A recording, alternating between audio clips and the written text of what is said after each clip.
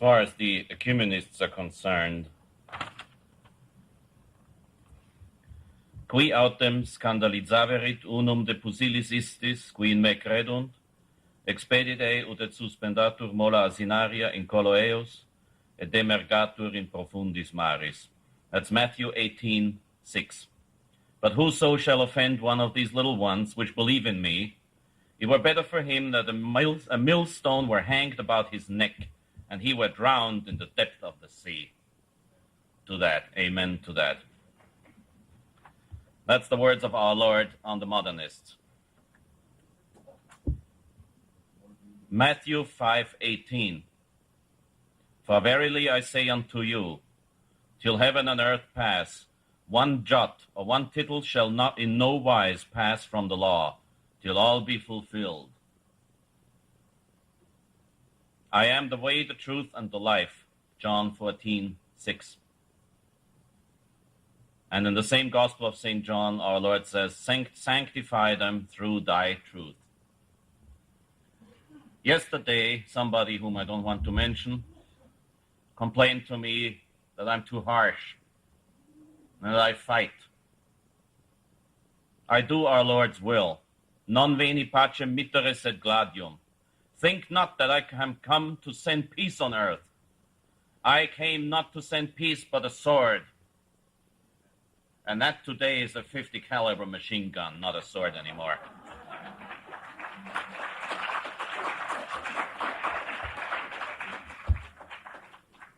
As Father Paul Kramer mentioned today in his conference already, towards the end of the 18th century, there was a so-called Synod of Pistoia going on.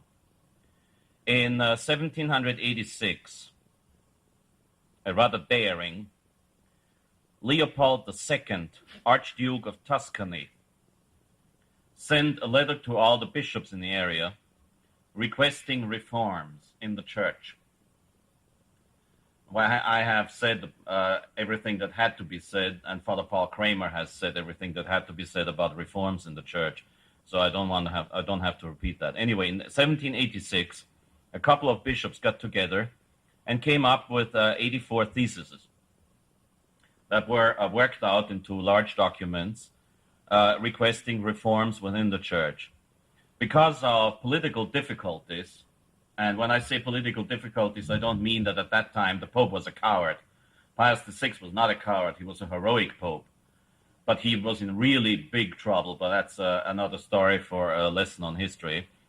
So because of that, it needed until 1794 that the proposals of the Synod of Pistoia were formally and solemnly condemned by Pius VI. In the introduction to his document, unfortunately, I don't have an English translation of the document, so I have to quote by memory. Don't shoot me if I make a mistake. In the introduction to his document, he says that the reformers, he still calls them the reformers, the liberals. The liberal reformers hide their intentions behind a duplicity of language, behind ambiguous terms. They deliberately use weak terms, ambiguous terms, and incomprehensible terms to hide their real intentions. Now, here's one thing that's very important. Most of the papal encyclicals are written to the bishops. As a matter of fact, all of the papal encyclicals that are quoted yesterday were written by the Pope, addressed to all the bishops. So he's trying to straighten out the bishops, and he tells the bishops what they have to do. Now, it's very important to notice that Auctorem Fidei in 1794 was addressed to all of the faithful. So what Pius VI says in this document is not only ordinary teaching, but it's directly addressed towards the faithful of the Catholic Church. And it tells them, he says literally, the praise of a synod is in clarifying the terms, not in coming up with ambiguous terms. That means without knowing what would happen in 1962 following, Pius VI in Auctorem Fidei already condemned Vatican II that is jam-packed with ambiguous terms, ridiculous terms, newspeak, and heresies and blasphemies and errors. Very soon I'm going to register a video in Los Angeles where I will tear apart Vatican II and put it where it belongs, in the trash can. And thank you.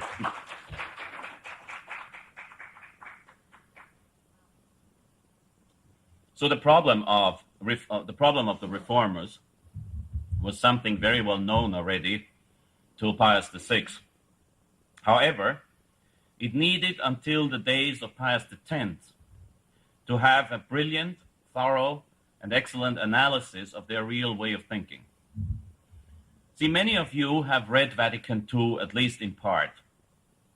I'm probably one of the few priests who has studied Vatican II every single line at least 4 times over. And believe me, it's a great nuisance to do so, but it has to be done. And this very contradiction between what Pius VI demands of a synod or a council and between what Vatican II actually did has a root. Now, as we will see at the end, I'm not taking away the punchline because you know it anyway, as we will see at the end, the actual root of reforms usually is pride, nothing else. Vainglory and pride and stupidity. As you always said, pride and stupidity are twin sisters anyway. But we have to go through a methodical analysis of the actual roots of modernism. And nobody has done it better than Pius X in his document on the doctrines of the modernist, Pascendi Dominici Gregis, encyclical letter of Pope Pius X. You can find that with the Angelus Press. And I recommend to everybody of you to get this document. Now, it is a difficult document. You will find it difficult reading. It's also the only long document that Pius X ever wrote. Now, in those days, popes were precise and to the point. They did not overindulge in endless blah blah like the present pope does. But Pius X's Pascendi Dominici Gregis is a very long and lengthy document. However, if you find the time and keeping the Catholic Family News article that will reproduce my speech today, it is worthwhile to study this document because you really penetrate the heart and the core of modernism with this.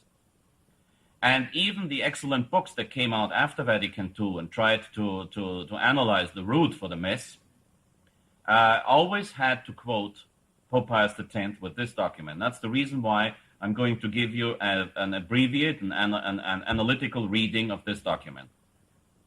I will proceed just in the same order that Pius X wrote it. That might be less entertaining, but it will be a lot more precise. Pius X, first of all, explains the duty of the Apostolic See. Then he talks about the necessity of immediate action. Why? Because in those days, as a matter of fact, as a repetition of what had been said and requested at the false synod of Pistoia, which sometimes is called the Synod of Robbers, Il Sinodo dei Ladroni. That means an unauthentic, non-approved, therefore illegal synod. In number 3, he talks about the characteristics of the modernist. I quote, "Although they express their astonishment that we should number them amongst the enemies of the Church, no one will be reasonably surprised that we should do so, if leaving out of account the internal disposition of the soul," this is what I said yesterday, you can never pronounce a personal judgment on anybody. We are judging facts. We are judging quotations, and we are judging decisions. If leaving out of account the internal disposition of the soul, of which God alone is the judge, he considered their tenets, their manner of speech, and their action. So he calls them the enemies of the Church. We are not discussing here if they want to be enemies of the Church, as I said. They are the enemies of the Church. Then he talks about the previous attempts by the modernists that have failed. He's talking about the Synod of Pistoia and what happened during the 19th century. He indirectly is also referring thus to the Americanist heresy, which has been condemned by Leo XIII in 1899. And then he comes to talk about the modernist personality. I quote, "The modernist sustains and includes within himself a manifold personality. He is a philosopher, a believer, a theologian, a historian, a critic, an apologist, and a reformer." You will find, if you waste your time watching TV discussions, as I have done in the past but don't do anymore, that the modernists are absolute and total know-it-alls. They know everything. God knows the rest. They know everything. They meddle within every single subject that could possibly concern the church. They know how to organize a parish. They know how to teach philosophy. They know how to teach theology. They know how to interpret the scriptures. And of course, they know much better than any pope ever what a dogma really means. These people assume an authority that is not even given to the Pope himself. The root, the philosophical root of their attitudes is indeed, and that might come as a surprise to you because we're talking about agnostic sect today. It's the conciliar church being agnostic sect. But the real root is agnosticism. We begin then with the philosopher modernists, place the foundation of religious philosophy in that doctrine which is commonly called agnosticism. According to this teaching, human reason is confined entirely within the field of phenomena, appearances. That is to say, to things that appear and in the manner in which they appear. This is the philosophical root of the writings of John Paul II.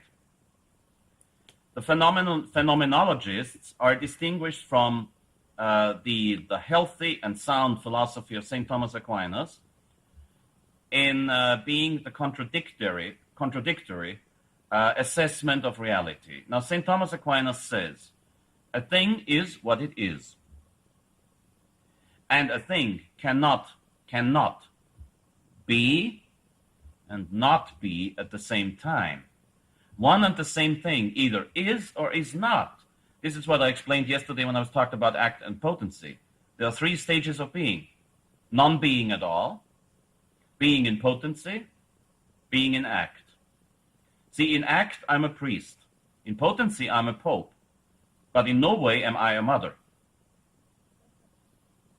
And this is an assessment of reality that will appeal to the common sense that God has given us. And if you see a car passing, you will say this is a car. Either it is a car or it's not a car. But it will not depend on its being car on what you think.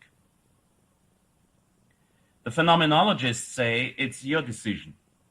It is what it is, appears to you. And this is what I call subjectivism. Because you look at an orange and you say, because you don't like it, you say, this is not an orange, this is trash. That doesn't change the fact that it is an orange. And if you use a beautiful Tuscany flower vase as ashtray, it doesn't become an ashtray. It's still a flower vase abused as ashtray. It doesn't become an ashtray. But according to the phenomenologist, it is just what you use it for. Pure subjectivism.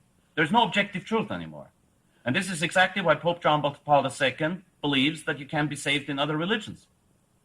All you have to have is your feeling for the truth. For what truth? Your feeling for being good and nice. And this is a result, this subjectivism is a result of the modernists' belief in what St. Pius X, who has read some of the worst modernist authors, calls vital immanence. The positive part of this agnosticism consists in what they call vital immanence. That will be an explanation for that, will be sought in vain outside of man himself. It must therefore be looked for in man. You see what I'm getting to? When people talk to you about experiences of faith, they do not talk anymore about having read a dogma or a doctrine. They will tell you this is just an experience of faith that I shared. So they're looking, instead of looking at objective facts on the outside, They look into their own religious feelings. And this is what they call the vital immanence. Immanence means it's remaining within you. It's a sort of vital principle that comes from your inside. Something which actually, for those who are interested in philosophy, that's exactly what the Stoics thought. This is what the beautiful old emperor Marcus Aurelius thought. Well, Marcus Aurelius was not a Christian. It must therefore be looked for in man. And since religion is a form of life, the explanation must certainly be found in the life of man. In this way is formulated the principle of religious immanence. You see, it's in man. It's not the objective revelation coming from God. It is not tradition handed down from generation to generation in the church, from pope to pope in the church. No, it is all within ourselves.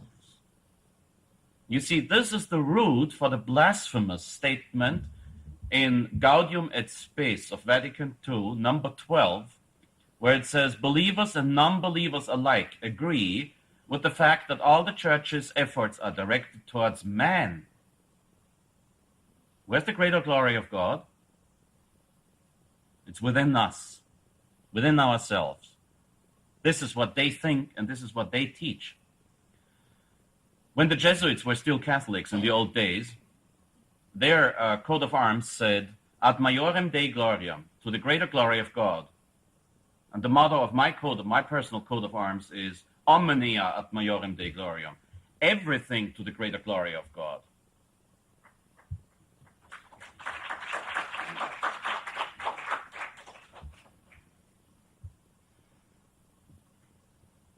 So when Gaudium et Spes talks about the efforts of the churches being directed towards man, it is pronouncing blasphemy, because it is substituting God with man, for which you will find innumerable other examples on my video that is still up to come, God willing. And this is why they say revelation for them is at the same time of God and from God. That is to say, God is both the revealer and the revealed. And if we look for this revelation within ourselves, then we are revealing ourselves to us. Does that sound absurd enough? Well, Gaudium et Spes number 22 says so. For in his becoming man, Christ has revealed man to himself. Gaudium et Spes 22. And the Pope quotes this a couple of dozen times in his encyclicals and letters and whatever else he writes. The Pope has a disconcerting habit of concentrating his quotations on the worst parts of Vatican II. And because man is really revealing himself to himself,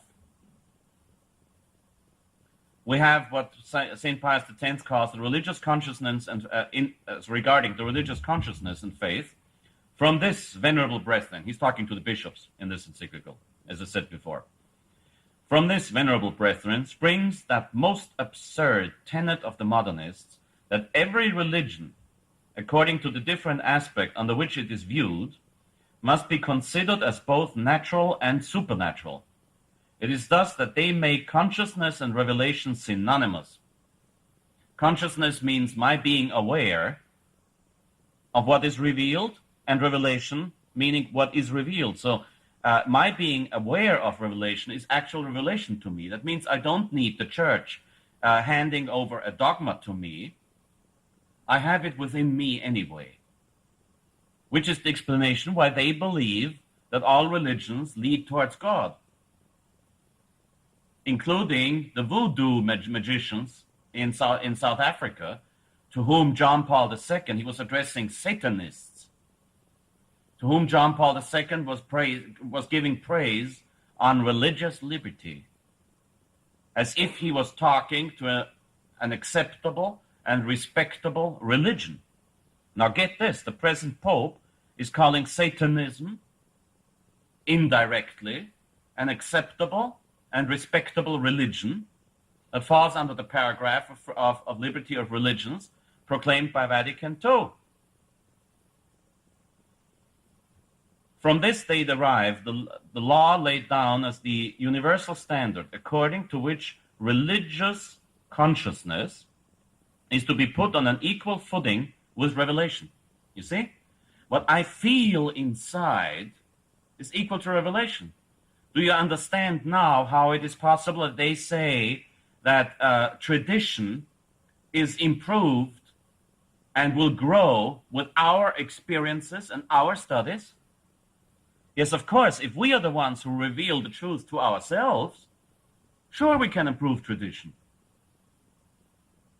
And that is, it must all submit, even the supreme authority of the church, and that to it all must submit, even the supreme authority of the church, whether in the capacity of teacher or in that of legislator, in the province or of sacred liturgy and discipline.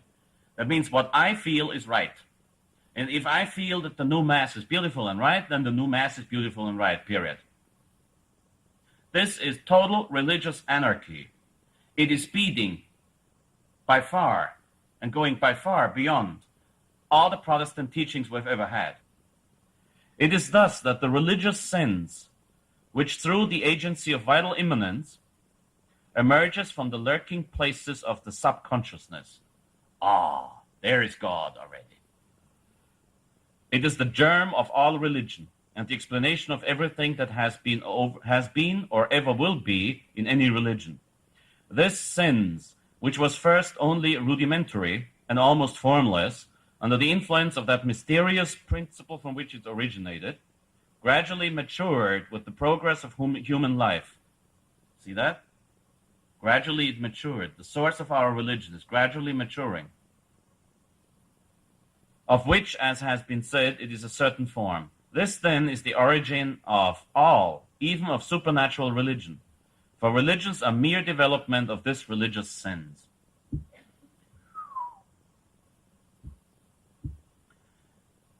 This is the explanation on why not only you can be saved in all the religions, as they say, but this is the reason why we are searching for the truth.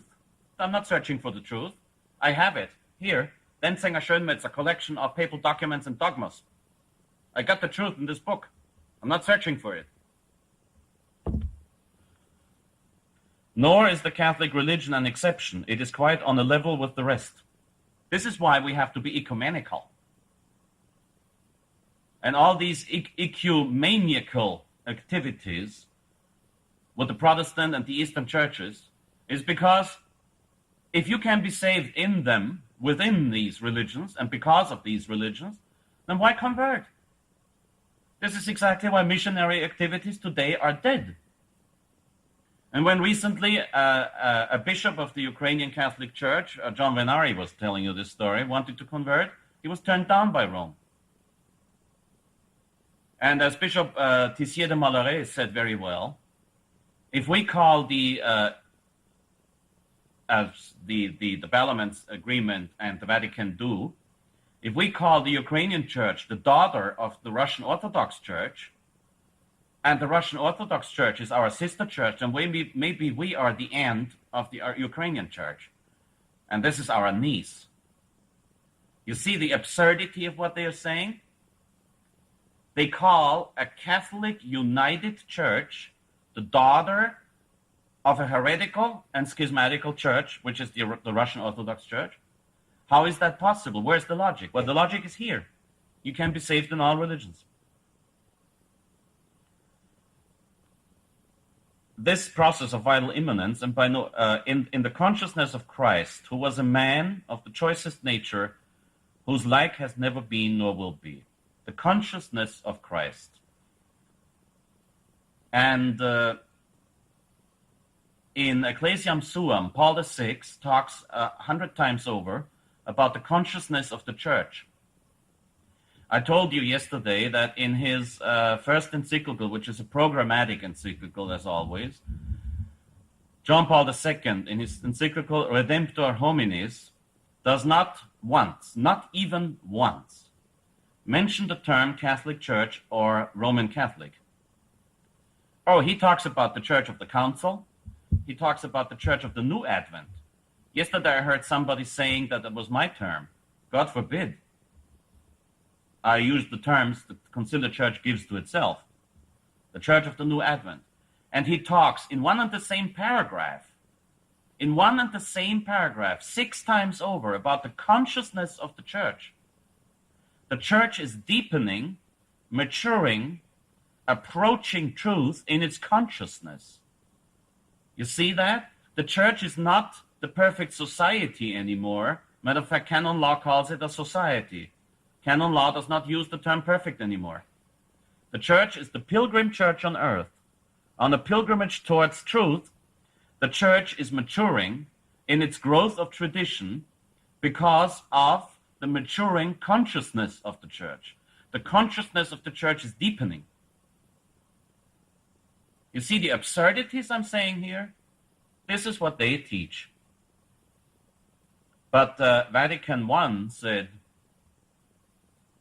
and this is Catholic doctrine now for change, if anyone says that man cannot be raised by God to a knowledge and perfection which surpasses nature, but that he can and should, by his own efforts and by a constant development, attain finally to the possession of all truth and good, let him be accursed. This is what Vatican II said about the idea that we are capable of arriving at the truth without revelation. Now, the same Vatican I said, the only thing we can recognize by the light of our reason is the existence of God. But if anybody says that you can arrive at the understanding of the Trinity, Father, Son, and Holy Spirit, just using your reason, let him be accursed. And because of this constantly growing consciousness of the Church that comes from the consciousness of the people, that comes from the principle of vital immanence, and that comes from our steadily growing subconsciousness, our religious experiences, and our religious and emotional, they don't call it emotional, but it is, of course, emotional development, we have an evolution of dogma. Dogma is not only able, but ought to evolve and to be changed. You remember what I said yesterday about those who attempt to change dogma. Let them be accursed. This is strongly affirmed by the modernists and clearly flows from their principles, for among the chief points of their teaching is the following, which they deduce from the principle of vital immanence, namely, that religious formulas, if they are to be really religious and not merely intellectual speculations, ought to be living and to live the life of the religious sense.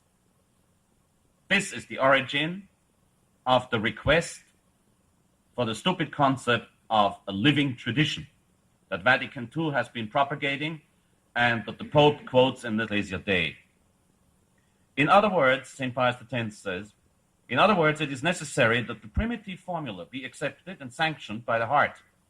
And similarly, the subsequent work from which are brought forth the secondary formulas must proceed under the guidance of the heart. The Holy Spirit is not mentioned here, just the guidance of our heart. Hence it comes that these formulas, in order to be living, should be and should remain adapted to the faith and to him who believes. This is why you don't have to care about the crumbs falling off a host at communion in the hand, because Christ is there anyway only for those who believe, as Herr Dr. Martin Luther said.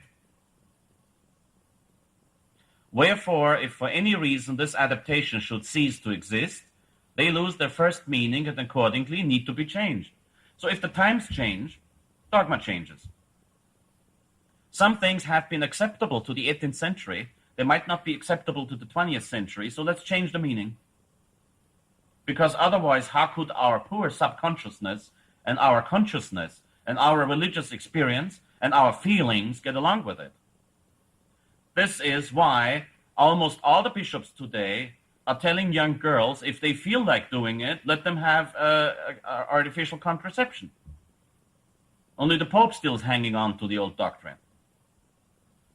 It's because you have to find yourself, you have to realize yourself, and you have to develop your subconsciousness, and you have to deepen your spiritual your religious and your supernatural, which of course they don't distinguish from a natural, experiences.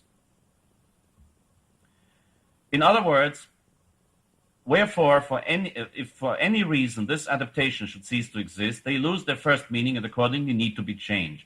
In view of the fact that the character and lot of dogmatic formulas are so unstable, it is no wonder that modernists should regard them so lightly and in such open disrespect, and have no consideration or praise for anything but the religious sense and for the religious life.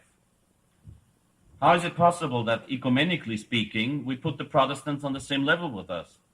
Well, because, listen, first of all, it's rude to talk about religion and politics. Don't offend the Protestants. See, we can share our beautiful religious experiences with them, and we can talk about the things that we share and the things we have in common. You think I'm making fun? No, I'm quoting our Pope. In his directory of ecumenism, when he says we should underline the things we have in common. That means forget about all the dogmas they don't accept. Forget about real presence in the Eucharist. Forget about the real priesthood of priests. Forget about one religion only that can save. Forget about everything the Protestants don't like. And remain with what we share in our religious feelings. This is what St. Pius X analyzes the downfall of tradition. For what is laid down as to experience is also applied with destructive effect to tradition, which has always been maintained by the Catholic Church. Tradition, as understood by the modernists, is a communication with others of an original experience through preaching by means of the intellectual formula. To this formula, in addition to its representative value, they attribute a species of suggestive efficacy, which acts firstly in the believer by stimulating the religious sense. You see, it's talking about religious sense stimulation. This is all equal to emotion. It's a whole subjective, emotional tohu wabohu of dogma and lie, which are not distinguished anymore. Should it happen to have grown sluggish, that religious sense, and by renewing the experience once acquired, and secondly, in those who do not yet believe, by awakening in them for the first time the religious sense and producing the experience. In this way is religious experience spread abroad among the nations, and not merely among contemporaries by preaching, but among future generations, both by books, by oral transmission from one to another. So tradition is not anymore the transmission of the content of Holy Scriptures and from what has been handed down from us to us after the death of the last apostle, when Revelation was concluded. It is not anymore the transmission of what the apostles heard out of the mouth of Christ and what the popes laid down through the centuries, but it is an accumulation of individual subjective experiences. Sometimes this communication of religious experience takes root and thrives. At other times it withers at once and dies. For the modernists, to live is a proof of truth, since for them life and truth are one and the same thing. Thus we are once more led to infer that all existing religions are equally true, for otherwise they would not survive. That goes to show you that the most true of all religions is Buddhism. It's going back to 500 years before Christ. And probably the truest of all religions then is Islam, because it's certainly the one with most membership, with the highest membership. So, okay, women among you, forget you have a soul. You don't have one, according to the Quran. But funnily enough, the Pope never mentions that fact. He talks about women's rights. He allowed altar girls. And at the same time he praises Islam and the Quran. He dared to call the Quran a holy book. The Pope of the Roman Church, the Holy Father, the Bishop of Bishops, had the audacity to call the Quran, in which it says that the infidels must be killed and women have no souls, he called that a holy book. Now, as far as the methods of the modernists are concerned, St. Pius X says, in their writings and addresses, they seem not unfrequently to advocate doctrines which are contrary one to the other. Does that ring a bell after you read Vatican II? So that one would be disposed to regard their attitude as double and doubtful. But this is done deliberately and advisedly, and the reason of it is to be found in their opinion as to the mutual separation of science and faith. That's one of the oldest problems in Christianity. Just recently, the Pope has dared to reconcile Galileo Galilei with the Church. Galileo Galilei was not condemned because he said that the earth revolves around the sun. Galileo Galilei was condemned to silence because he dared to say that modern science proves the book of Genesis wrong. You see, Pope Barberini, Urban VIII, the one who gave me my privilege, thank him for that, he discovered the completely unknown Galileo Galilei and appointed him to the chair of mathematics and physics at the University of Bologna. Now, at the University of Bologna, which in those days all universities were Catholic, Galileo Galilei was supposed to teach mathematics and physics. No, he didn't do that.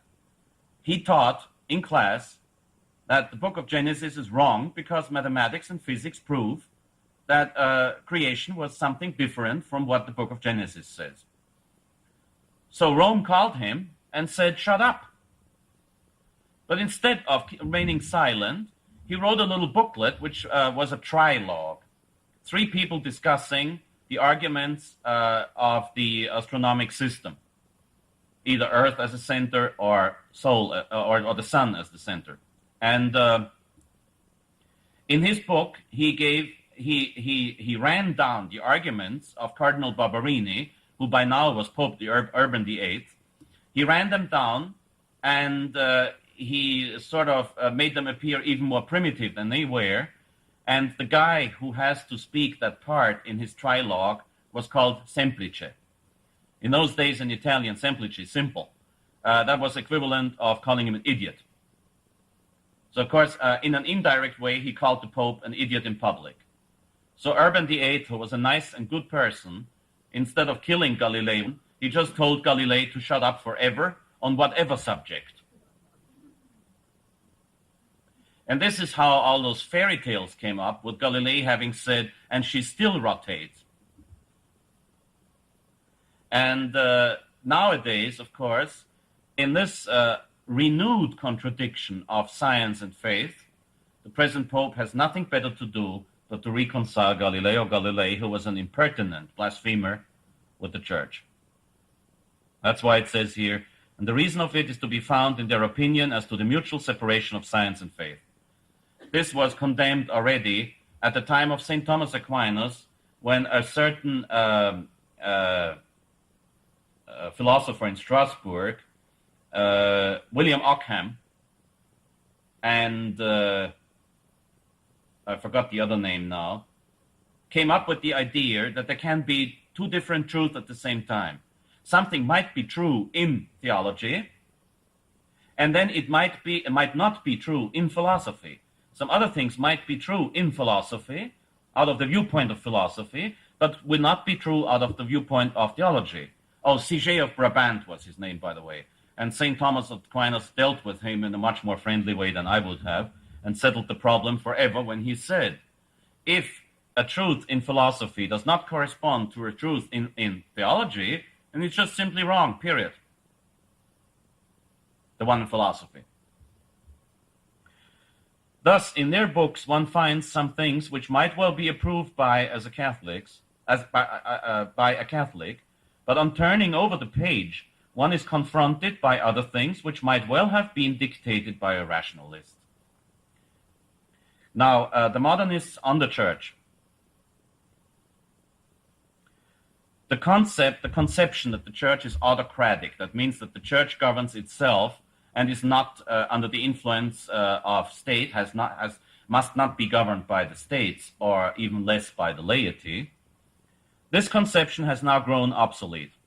For in the same way as the Church is a vital emanation of the collectivity of consciences, this is what I said before, all of our individual consciences and subconsciousnesses and our religious experiences build the Church. On that, the Church is growing. We are the fundament of the church, not God. This the vital emanation of the collectivity of consciences, so too authority emanates vitally from the church itself, not from Christ. You know as Catholics that the church is the mystical bride of Christ, and like in a good marriage, where wife will be subject to husband, the church is subject to Christ. But not for the modernists. Authority, therefore, like the church, has its origin in the religious conscience, and that being so is subject to it. Should it disown this dependence, it becomes a tyranny. For we are living in an age when the sense of liberty has reached its highest development. In the civil order, the public conscience has introduced popular government. Don't we know that? Now there is in man only one conscience, just as there is only one life. It is for the ecclesiastical authority, therefore, to adopt a democratic form, unless it wishes to provoke and foment an intestine conflict in the consciences of mankind. The penalty of refusal is disaster. So what the Republic did in 1789 and what the French Revolution did in 1789, now they are wanting to see in the church, and they have succeeded. They have succeeded. There's the principle of collegiality that you find in Lumen Gentium. There is all the bishops' conferences. There's all the synods. There's all the parish councils, the bishops' councils, the priests' councils. It's the Soviet church. The word Soviet means council. So you have a parish Soviet, you have a diocesan Soviet, you have a national bishops' conference Soviet, and you have the synod in Rome, which is a Soviet, of course. It has become a bureaucratic hierarchy of Soviets.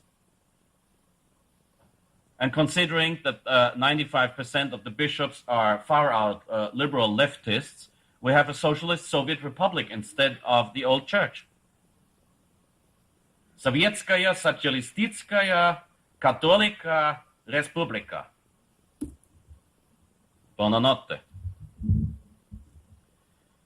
That explains why the church and the state have to be separated. You know that doctrine has been condemned by Gregory XVI in Mirari Vos. It has been condemned by Pius IX, by Pius Leo XIII, by Pius X, by Pius XI, by Pius XII. John the 23rd wanted it. Paul VI wanted it. John Paul I wanted it, and John Paul II is practicing it. Pius X knew that in 1907. The state must therefore be separated from the church, and the Catholic from the citizen. Every Catholic, from the fact that he is also a citizen, has the right and the duty to work for the common good in the way he thinks best, without troubling himself about the authority of the church, without paying any heed to its wishes, its counsels, its orders, nay, even in spite of its rebukes.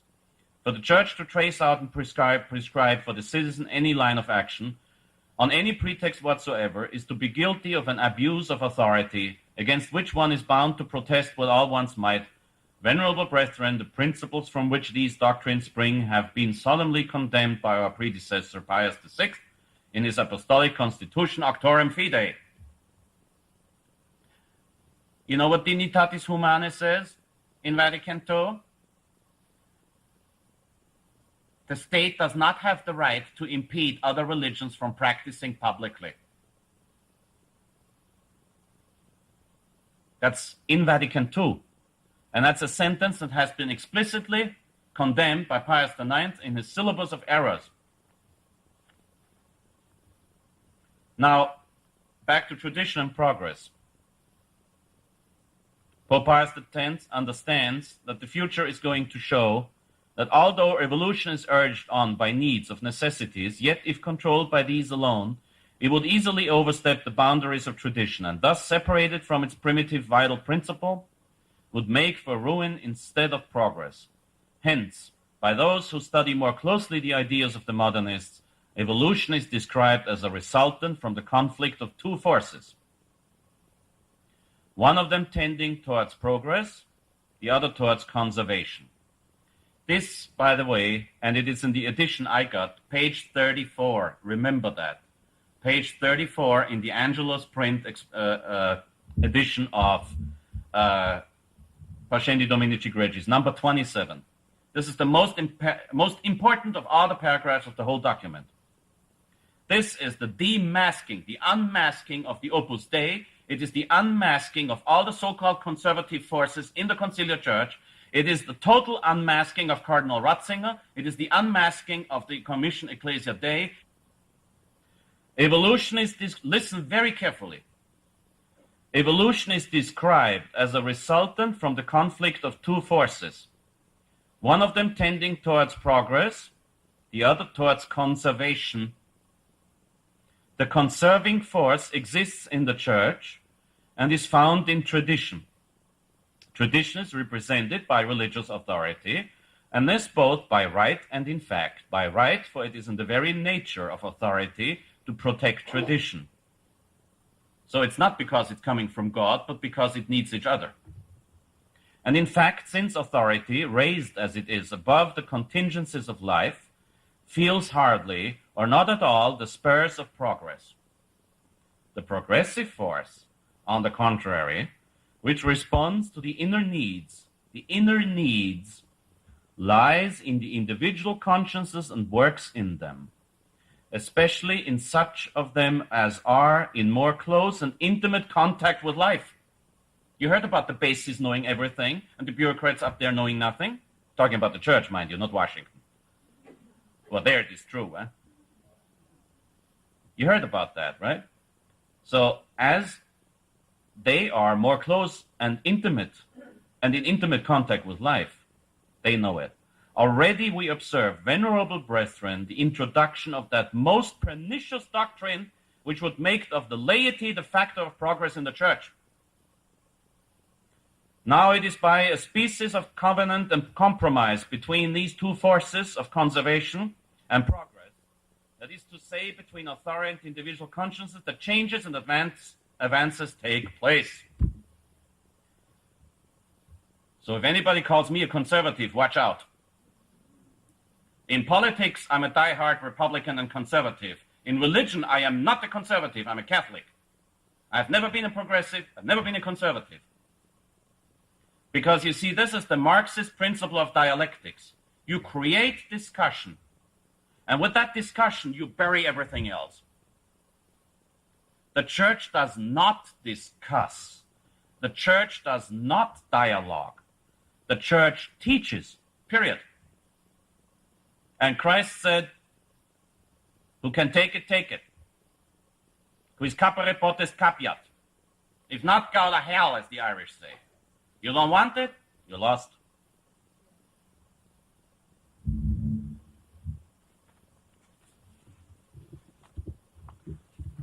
I will come back to this paragraph before I conclude, a little bit late, but this is very important. The modernist, as a reformer, wishes philosophy to be reformed, especially in the ecclesiastical seminaries. They wish the scholastic philosophy to be relegated to the history of philosophy and to be classed among absolute systems. They desire the reform of theology. Rational theology is to have modern philosophy for its foundation, and positive theology is to be founded on the history of dogma. This is exactly the thinking of our present Pope. He's grown up with the wrong philosophy of phenomenologism, and he's stuck to it. He does not understand the Thomistic system of theology that has been explicitly approved by the Holy Office under St. Pius X in 1910. Dogmas and their evolution, they affirm, are to be harmonized with science and history. This is why we have to adapt to present circumstances. Regarding worship, they say the number of external devotions is to be reduced and steps must be taken to prevent their further increase. Well, that happened, didn't it? All the processions are gone. All the devotions are gone. And we just say hi to each other and shake hands for a Sunday worship together. The rest of the encyclical talks about methods of healing the great problem. And before I conclude this with another quotation that will offend many of our enemies, I go back to the progressive and the conservatives. I read again. Hence, by those who study more closely the ideas of the modernists, evolution is described as a resultant from the conflict of two forces. So Cardinal Ratzinger is the conservative who believes in authority, therefore affirms everything the Pope says, and wants everybody else to think the same way. But at the same time, he does not condemn anybody, except Lefebvre. And then we have the laity as the basis of the church. They are the people out in real life. They are the ones to know what our consciousness and our conscience needs.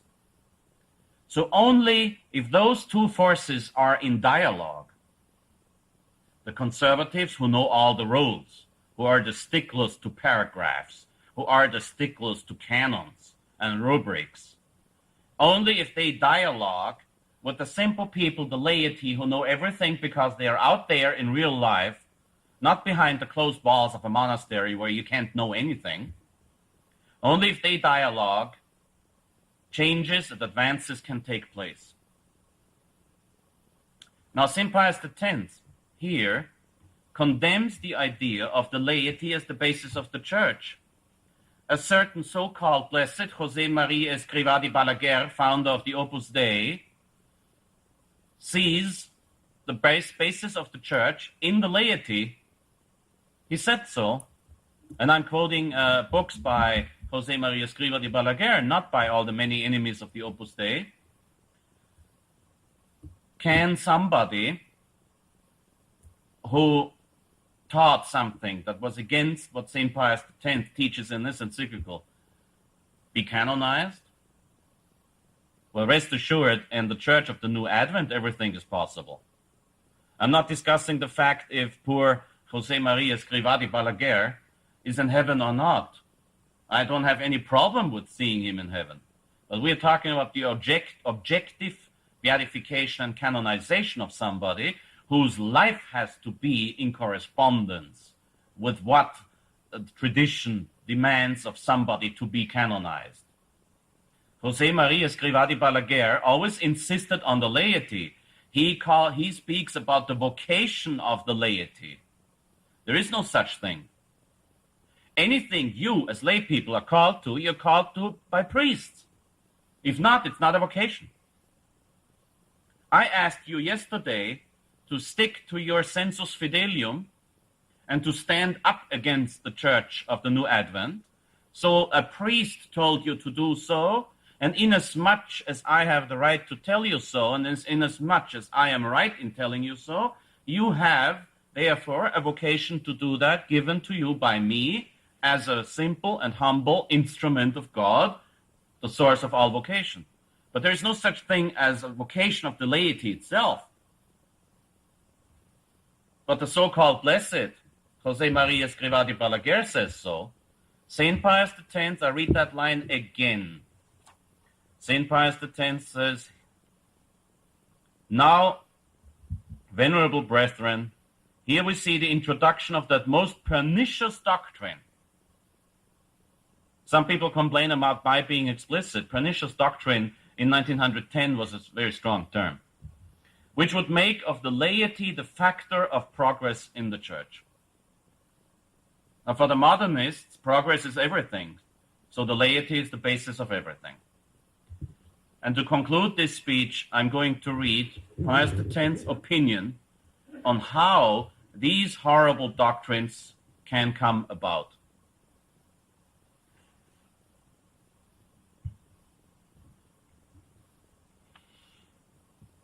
But it is pride which exercises an incomparably greater sway over the soul to blind it and lead it into error.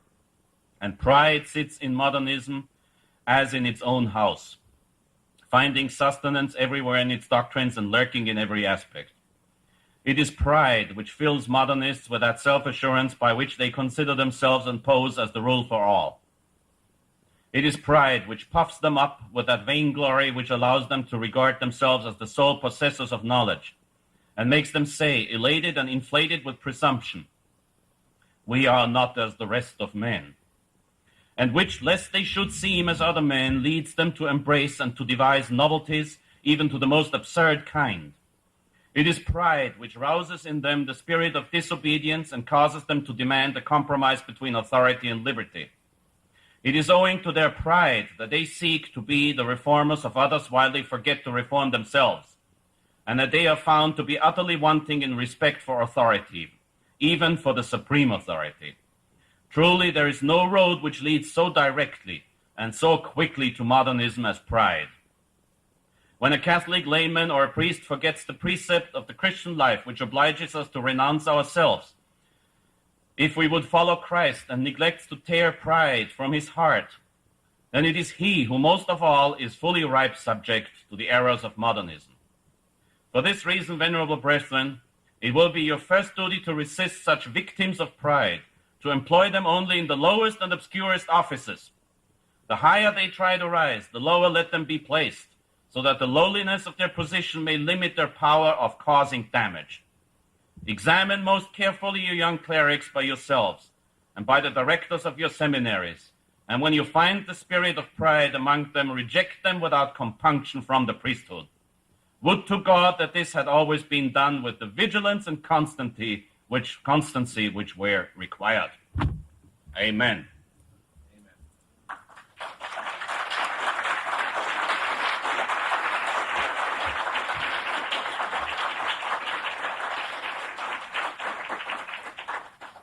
Thank you for having applauded St. Pius X.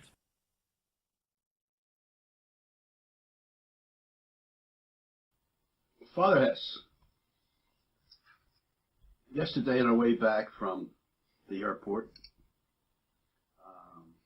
you clarified something to me that was sort of shocking, because I've always believed, or always taught, or thought I was taught, that to be canonized meant that you were a saint, and a saint was a very, very special person with special attributes that normal people did not have. You said, no, John, that's not so. Canonization merely means that someone went to heaven. Yes. Now, the present Pope has certainly made a lot of saints. Yes, more than all other popes ever together. Why do you think that, or did someone forget to make the saints and he figured he better catch up on it? Quite possible. Or does it give you more votes? I don't know which. He needs only one vote. All right. There's one that I get a lot of information on that was just made a saint. But I take the definition, this man was a very, very holy man, not that he just went to heaven. Yeah. In your definition, he could have repented and had the sacraments and became a saint. So each of us who attains heaven or purgatory could be called a saint. Am I correct in that statement? Yes and no. We always get the yes and no. You don't you know the joke about the Jesuits? When a guy comes up to a Jesuit and says, excuse me, Father, are you a Jesuit? Yes. Is it true that the Jesuit always answers a question with a question? Who told you that? Actually, the misunderstanding comes from the very fact that people very often forget to distinguish. One of the most important lessons that St. Thomas Aquinas teaches us is when he says, distinguendum est. You have to distinguish. A difference means that the two things are just different, as the English language. Look up the American Heritage Dictionary of the English Language, which I consider to be the best. Look up the term different. Two things are different. They are not the same. If two things are distinguished, they're basically the same, but under two aspects, they're different. I'll explain that. That's very important, a distinction. When you talk about a difference, your answer will always be yes or no, which is basically what Christ said, the way we should answer. Si, si, no, no. Yes, yes, no, no. Es to hologos humon, nai, nai, This should be your word. Yes, yes, or no, no. And so, talking about difference, is this, oh, by the way, John, you told me that some people complain about my drinking wine, so let me repeat here something. That's a nice word, Father, complain. Yes, okay. Well, they get mad at me, so they should be mad at Christ, who certainly didn't drink the disgusting water available in the Holy Land. But anyway, so he drank a lot of wine, he made wine, and he turned himself into wine. So I'm perfectly justified, and I don't even have to be justified. Heretics all, whoever you be, in Tarbes or Nîmes or over the sea, you never shall have good words from me. Caritas non conturbat me. But Catholic men that live upon wine are deep in the water and frank and fine. Wherever I travel, I find it so. Benedicamus Domino. If I may be allowed to quote Hilaire Belloc, Now, may I come back? who was a defender of faith, according to the Pope. So therefore, it is not that you enjoy wine, it's because really you're following Christ's footsteps in his drinking of the wine. Actually, I enjoy wine, Oh, you and do? that's the Oh. reason why I drink it. But I find myself in good company with that. And I do not desire necessarily the company who criticize my drinking wine. They just should not make my judgments and my conferences and my repeating, hopefully, faithfully, always, church doctrine, dependent on my holding a glass of wine or a glass of water. But you would say, Father, that you do enjoy wine. Very much so. Okay, so it's more than just something that Christ did that you're trying to emulate. I repeat, I'm not a hypocrite who says that he does the things because Christ did them. I drink wine because I love wine, and I happen to find myself in excellent company there. Yeah. I'm just off my head. I cannot remember the last Pope who didn't drink wine. But anyway, The point here, Father, is that I get the phone calls, and I have to keep on defending you. Because they all say, no, we love Father Hesse. Yes. But why does he have to drink on camera? For the simple reason that I will not be hypocrite enough to drink wine before the conference, to drink wine after the conference, and just to please some people who obviously don't have their moral standards right on these things, including Christ himself. I mean, they obviously don't have their moral judging of Christ somehow right, because they should really call Christ a sinner. He drank wine in public. Remember the wedding at Cana? He not only drank it, he made it. He right there made it. He didn't even have a license to make wine. But when we see pictures of Christ, yeah, we very seldom see him speaking to the children with a glass of wine in his hand. True, because we don't see the pictures of Christ the way he was. So if we didn't have the Shroud of Turin, we wouldn't even know what he looked like. So the point is, don't tell me not to do what Christ most definitely did. And if I drink wine before the camera, I simply drink wine before the camera because I drink my water in the morning, and this is a conference in the afternoon right now. Right. And if you want to make a conference at 7 in the morning, I will not be drinking wine. I will be drinking my coffee and give you quite boring answers. Because it's just not, as they say in the wonderful south of this country, it ain't my time. All right, Father. Okay, but see the distinction, the difference. The difference is, this is not blueberry juice, it's red wine. Because blueberry juice is different from red wine. If they made wine out of blueberry juice, would it be wine? No. It would be blueberry wine. That's not wine. The common definition of wine throughout the ages, it's also a legal definition, by the way, and an ecclesiastical definition, is wine. The Holy Office, when it still was a Holy Office and not a sacred congregation for the doctrine of the faith that has been lost, the Holy Office said, the matter for Mass is wine. And only in brackets it says, wine made of the grape. Because the word wine is to be understood that way. In Germany, where they make wine out of apples, horrible thought, they don't say, give me a glass of wine. They say, give me a glass of apple wine. The Elway. in a glass of apple wine. It's apple wine. Throughout history, it has been called wine when it was wine of the grape. The distinction would be, I enjoy drinking this wine, but do I enjoy drinking this wine? Yes and no.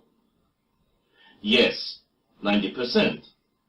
10%, it could be a vintage Cabernet Sauvignon from Napa Valley in California, which I would even more enjoy. So there's a distinction.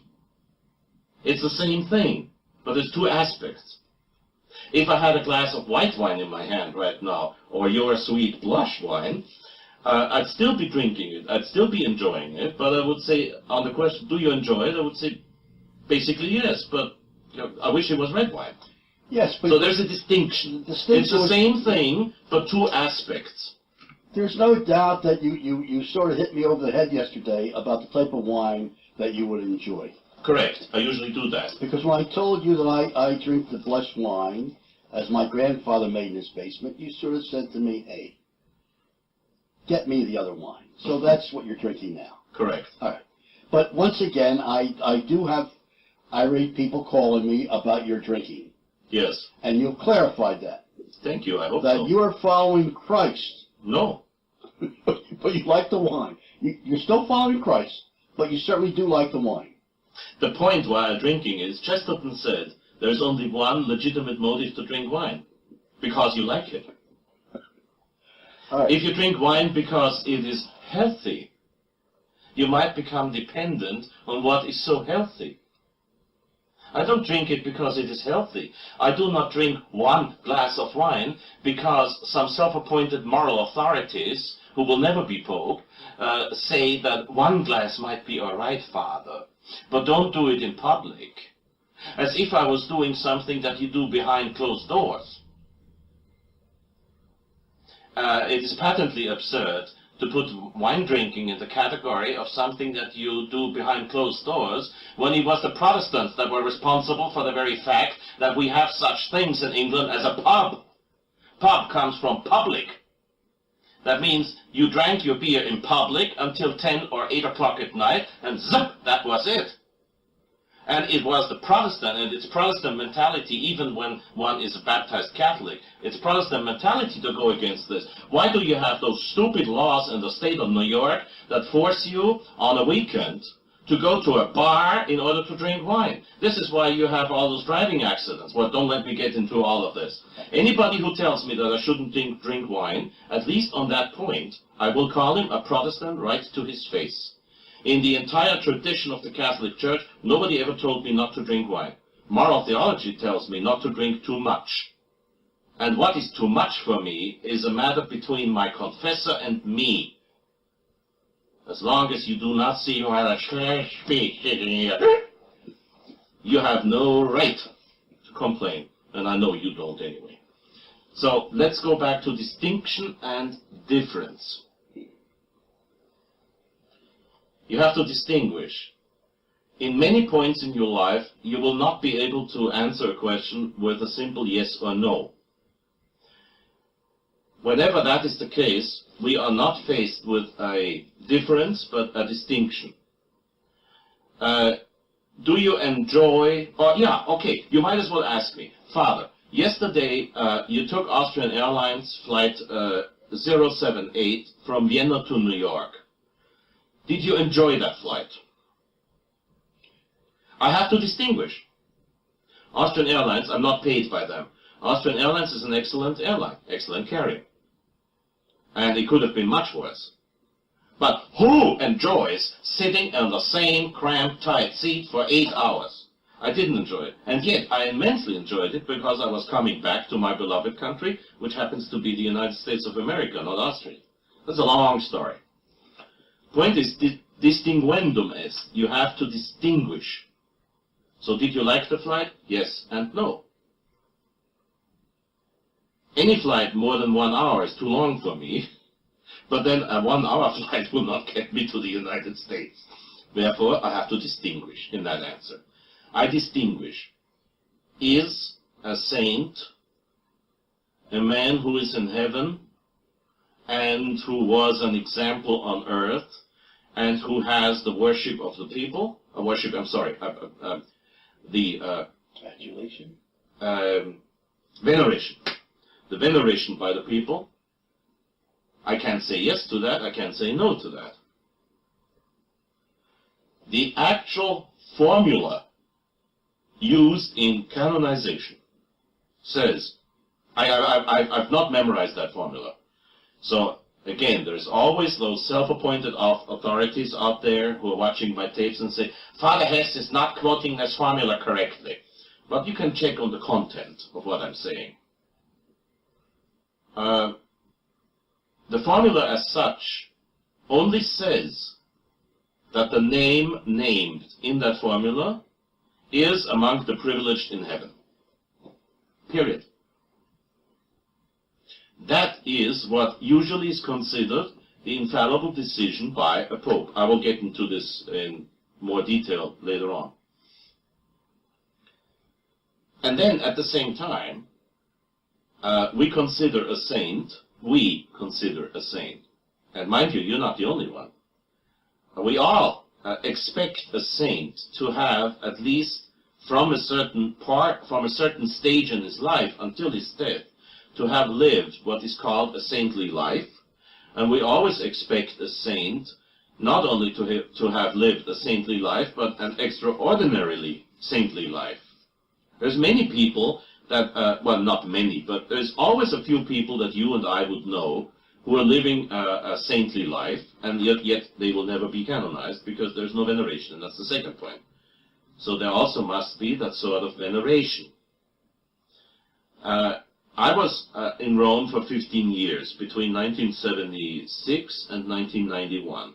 In those 15 years that I stayed in Rome, for 10 years, between 1976 and 1986, I would be attending the 5 p.m. Mass and assisting, and later on as a deacon and a priest be responsible for the Blessed Sacrament, which enabled me, even though that was a Novus Ordo Mass in Latin, but still a Novus Ordo Mass, at least it enabled me to avoid communion in the hand being given while I was there.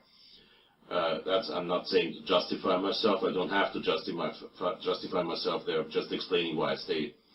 And in those 10 years, obviously, I saw all the graves of the popes downstairs in St. Peter's and upstairs every day, basically, or at least once a week.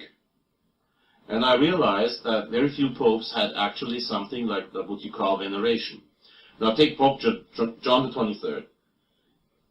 John the 23rd was buried in one of those niches under the papal altar in a marble box. That's what you would call it, a plain rectangular marble box. There was every day hundreds of flowers in front of his grave. There was not a one in front of Paul VI. There was maybe a bunch of withering away roses with Pius XII. There was absolutely nothing with Pius XI, nothing with Benedict XV, and then of course with Pius X it doesn't have to be, it can't be, because he's already upstairs in the altar of St. Pius X, raised, as it is called, to the honors of the altar, being canonized. So these are indications of veneration. When St. Thomas à Becket died in, what was it, 1179 or something like that, but anyway, he was canonized a few years later, because the moment he was dead and buried, people from all of England came to his grave to pray on his grave, in front of his grave. So that's what he called veneration. They didn't know the details of his life, but they had heard the stories of his working miracles. So in those days, it was not just a question of taking Amtrak in the United States, or Austrian Airlines to Europe, or British Railways to go to Canterbury. They undertook greatest efforts, incomparable to what happens today when you travel, greatest efforts to go and pray in front of the saint's coffin. So it was very easy for the popes to confirm this veneration by saying Okay, he's a saint. And this is bringing us to the history of canonization now. Before you could possibly understand what the church means when the church says this man has to be, or this woman has to be venerated as a saint, we have to understand what we're talking about. In the earliest centuries, the veneration of saints slowly grew. As I said on another occasion, the tradition of the church knows no change, but it knows a deepening, always in the same sense, but a deepening. As you say, a very beautiful word in Italian, un approfondimento. Profondo, profound, un approfondimento, a deepening of understanding. Same hole, so to speak. Same thing, but it's deeper and deeper and deeper with centuries passing. So in the beginning, the only saints that were venerated, except, of course, for our Lord and Our Lady and the Apostles, were the martyrs, because it was quite obvious. When somebody like Saint Stephen, the proto-martyr, called proto because in Greek the word protos means first, the first martyr, he was an obvious case because he had a vision, seeing our Lord sitting to the right of God, Jesus Christ sitting to the right of God, right hand of God, and the heavens opened before his eyes, and of course the Jews didn't like that, and correspondingly to their own laws, they grabbed stones and stoned the man.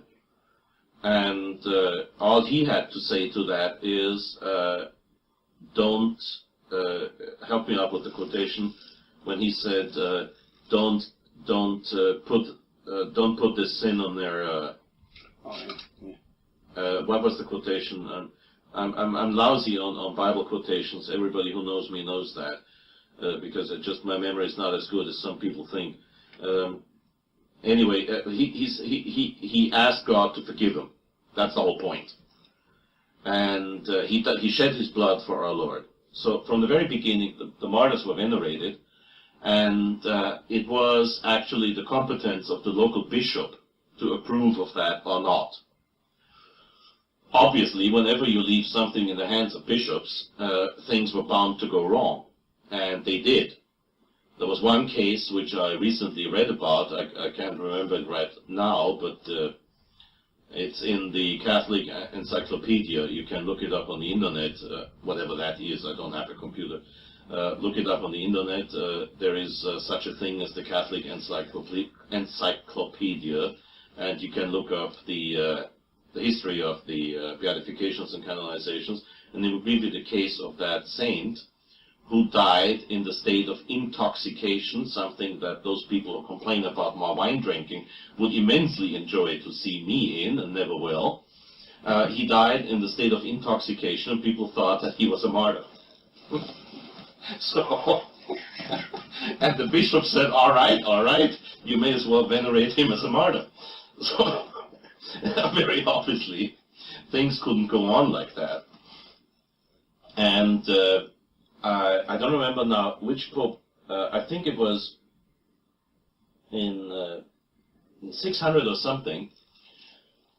The first time that the Pope said, the Pope assumed the authority for canonizing saints exclusively for himself. And ever since, there could not be a legal veneration of saints unless the Pope agreed. If you take the case of Charlemagne, the Emperor Charles the Great, who was canonized by the Bishop of Aachen, which was his last residence, was canonized by the Bishop of Aachen. It has to be considered a valid canonization for the simple reason that while the Pope did not canonize him, even though back then it was actually reserved to the Pope to be canonized, no Pope ever contradicted it. Until today, the Diocese of Aachen enjoys a special proper for Mass, for the Mass of January 28th, which I celebrate in my private chapel. I'm allowed to do that, with special prayers and sequence for Charlemagne. No pope has ever contradicted it, and therefore it has to be considered a legitimate cult.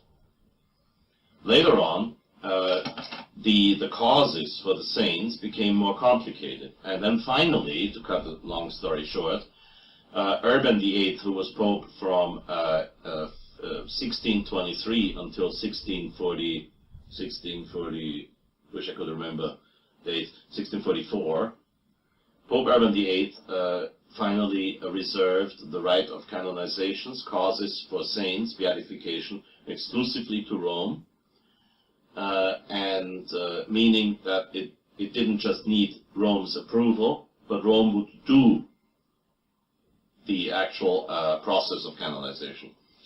And then one of the most learned of all popes ever, Pope Benedict XIV, Prospero Lambertini from Bologna, who became Archbishop of Bologna and then was elected Pope in the exact mid of the 18th century, but don't ask me for those dates, look them up.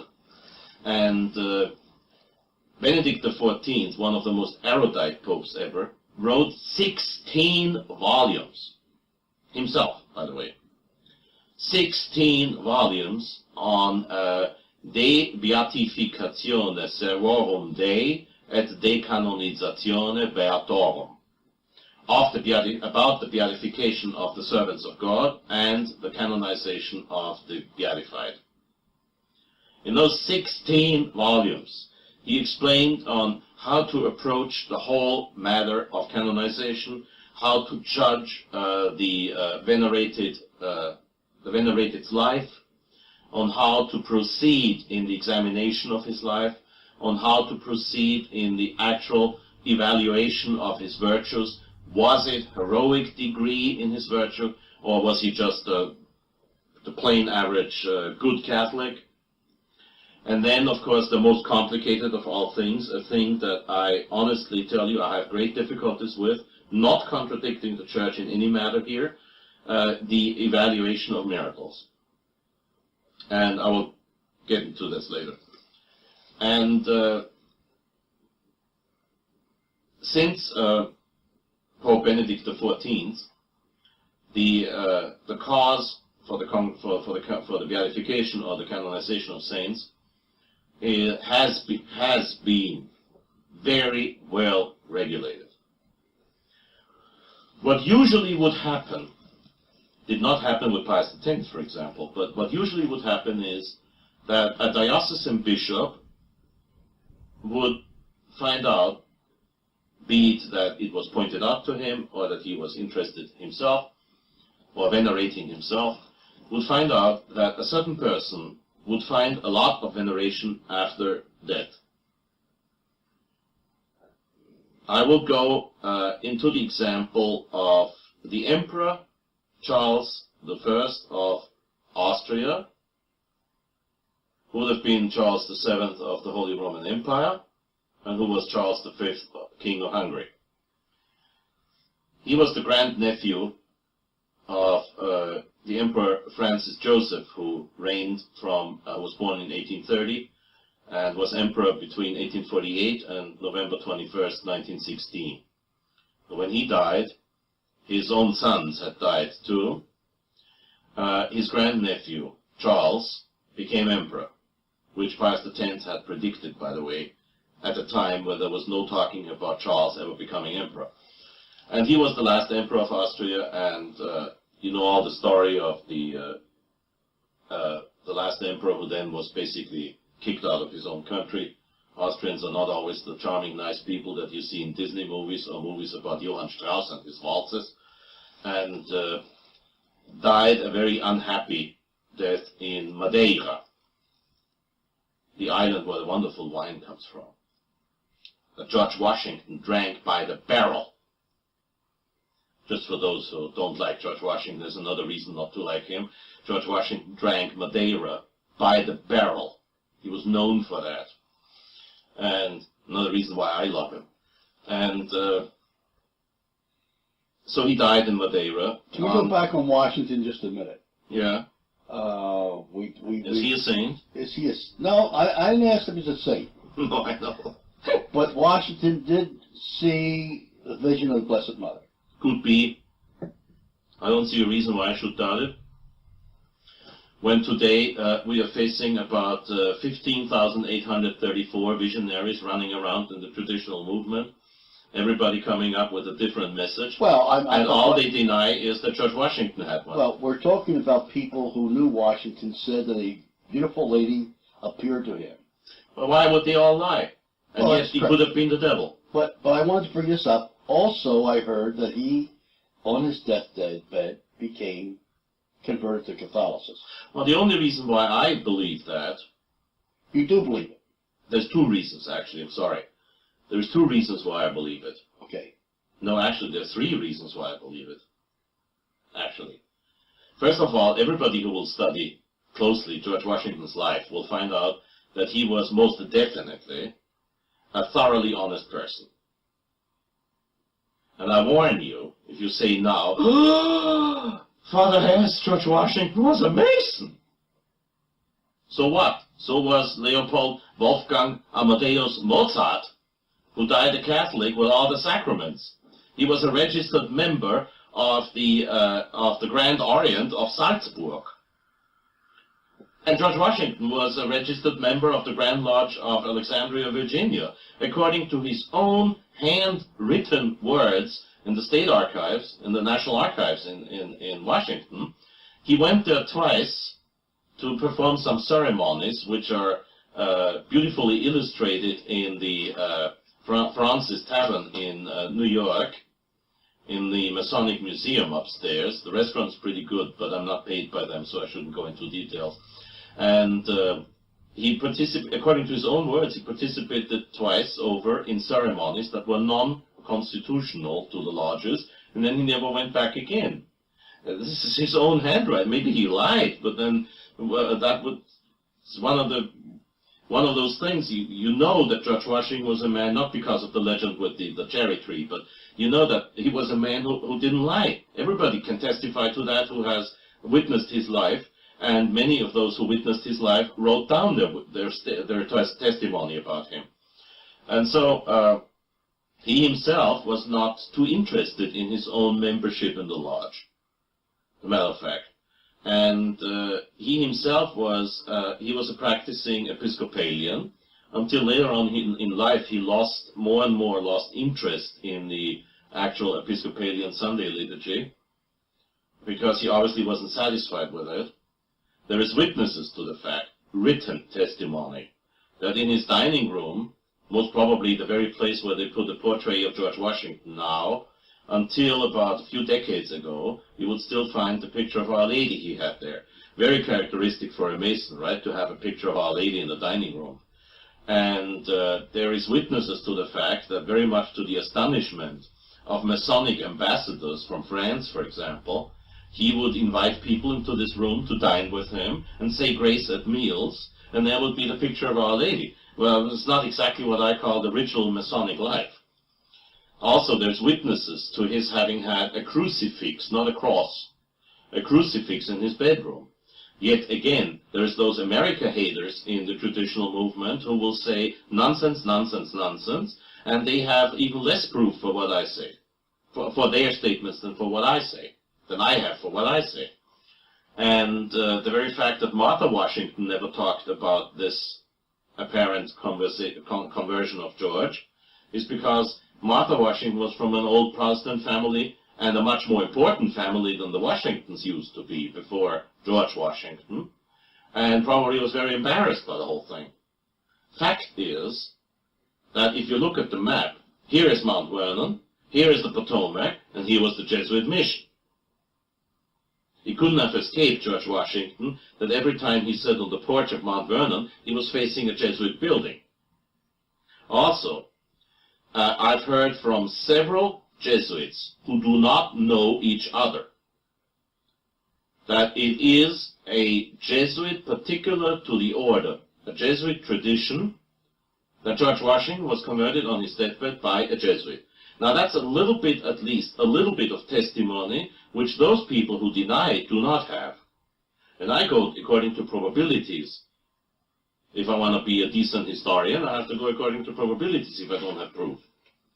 Also, why would Our Lady, forget a man who was honest, admittedly honest all of his life. Of course, there's people again who say that George Washington lied and betrayed this country, and they have testimony that he is falsified. I will give an example. In the so-called treaty with Tunisia, there supposedly was a point, I think it was 16, where George Washington supposedly said that this country, the United States, this here country, is not founded on Christian principles. Absurd statement if you think of the prayer in Congress and the prayer for the United States that George Washington wrote.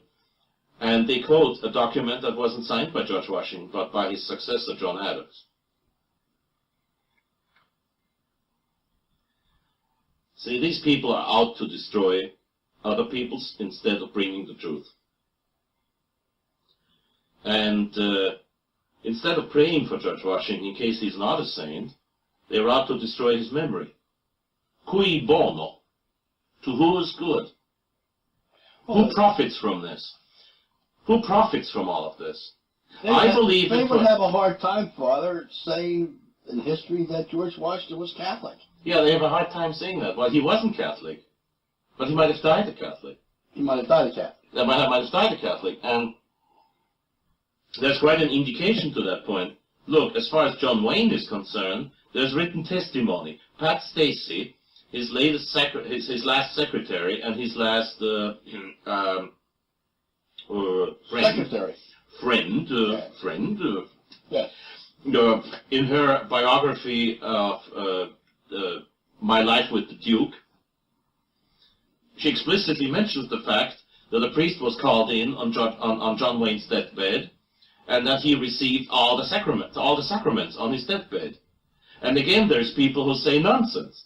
I mean, who would make it his own hobby to state that nobody converted on his deathbed? How about the Emperor Constantine, who waited until he was on his deathbed to get baptized, because he knew that baptism would also take away all the temporal punishment of sin. So the Emperor Constantine, it was never forbidden in the church to venerate Constantine as a saint. The Emperor Constantine deliberately waited all of his life until he thought he would know that he would die now, in order to get baptized as late as possible. Well, ensure of course. I wouldn't do that, but he did, and he succeeded. So the mercy of God, thank God, His mercy is not as narrow as the minds of those who contradict me on George Washington.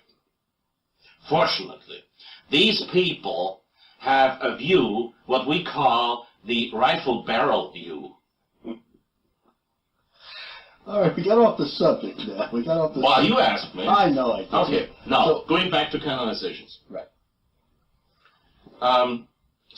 George Washington is a good example, and John Wayne is most definitely an example.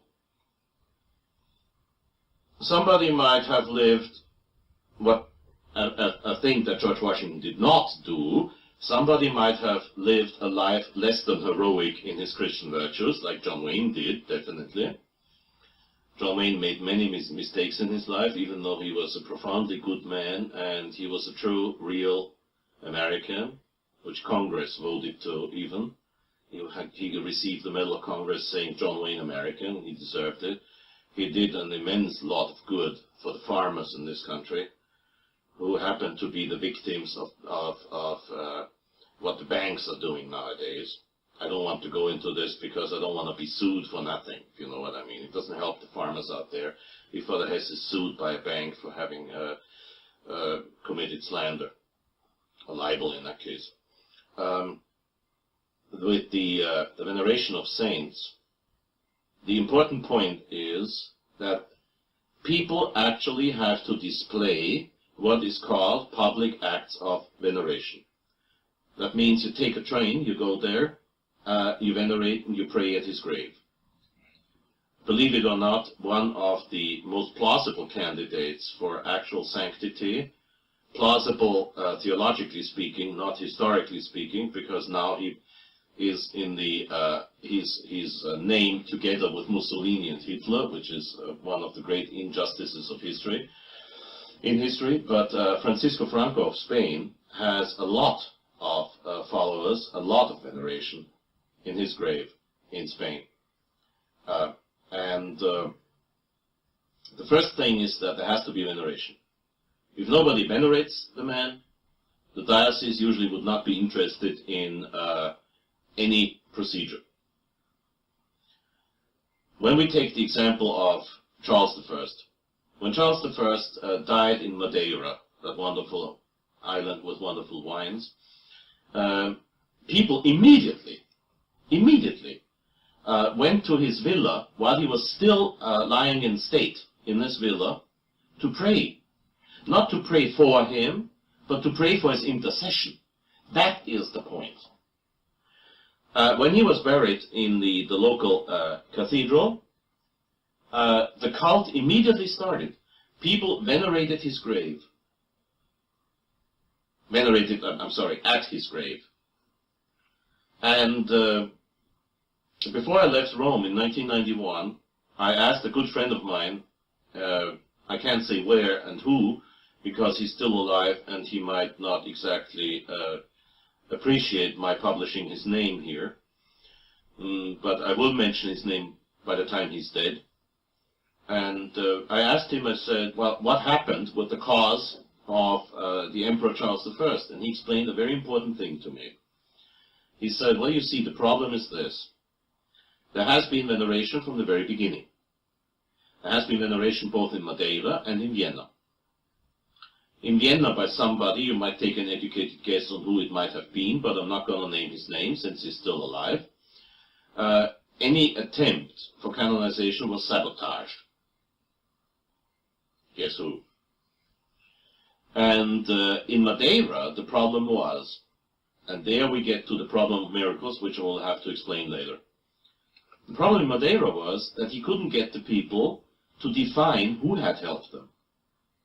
Because the moment you asked them, said, well, obviously you have had your bone cancer cured, we can see this from the x-ray pictures, and obviously we're dealing with a miracle. How did you get that? Did you say a novena to Charles?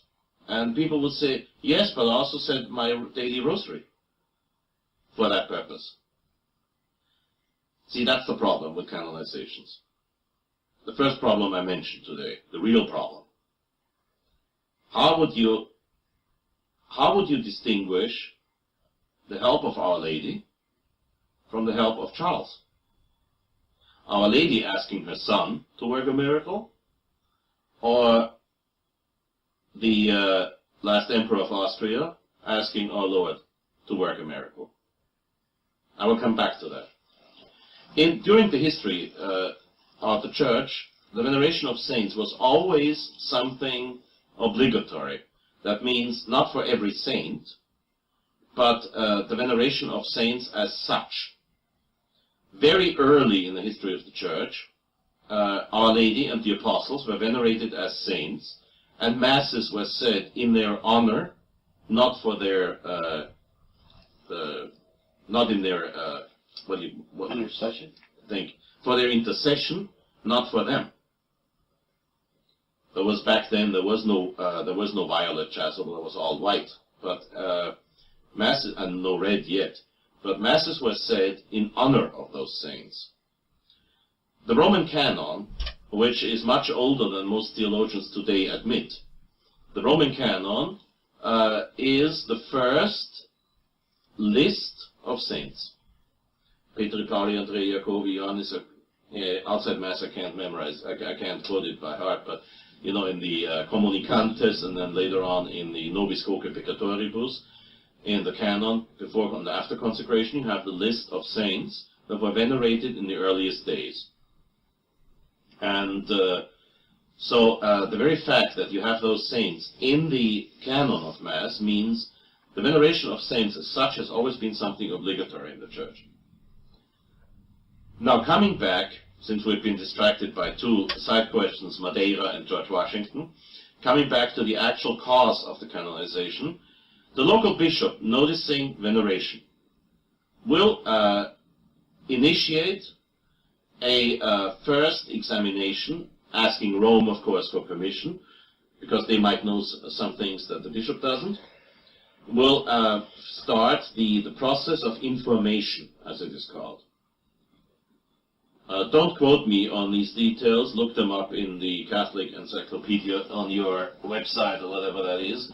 But basically, the way is this. The local bishop will start the process of information and will call testimonies.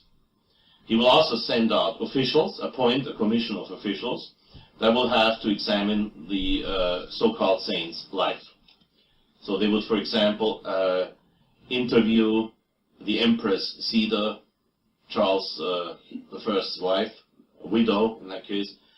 They would later on, when the children grew up, ask the children for their testimony on how their father had been. They would ask the local people in Madeira, how was he?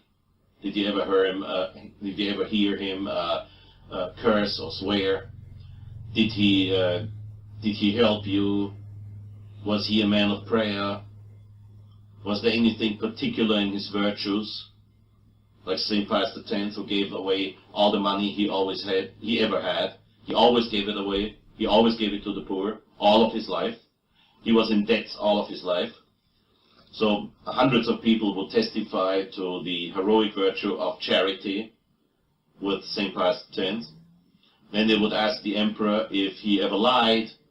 They would examine those famous letters that he wrote to his cousin Sixtus, where supposedly he was lying about the state of Austria and Germany in the war, which later on proved to be wrong, and he wasn't lying. They would always examine these things. You would get an actual thorough examination of your life if you were a candidate for beatification. Once the diocesan examination is concluded, the whole thing will be handed over to Rome, and in Rome there will be a promotor causae, one who promotes the beatification of the saint. Now we come to a critical point.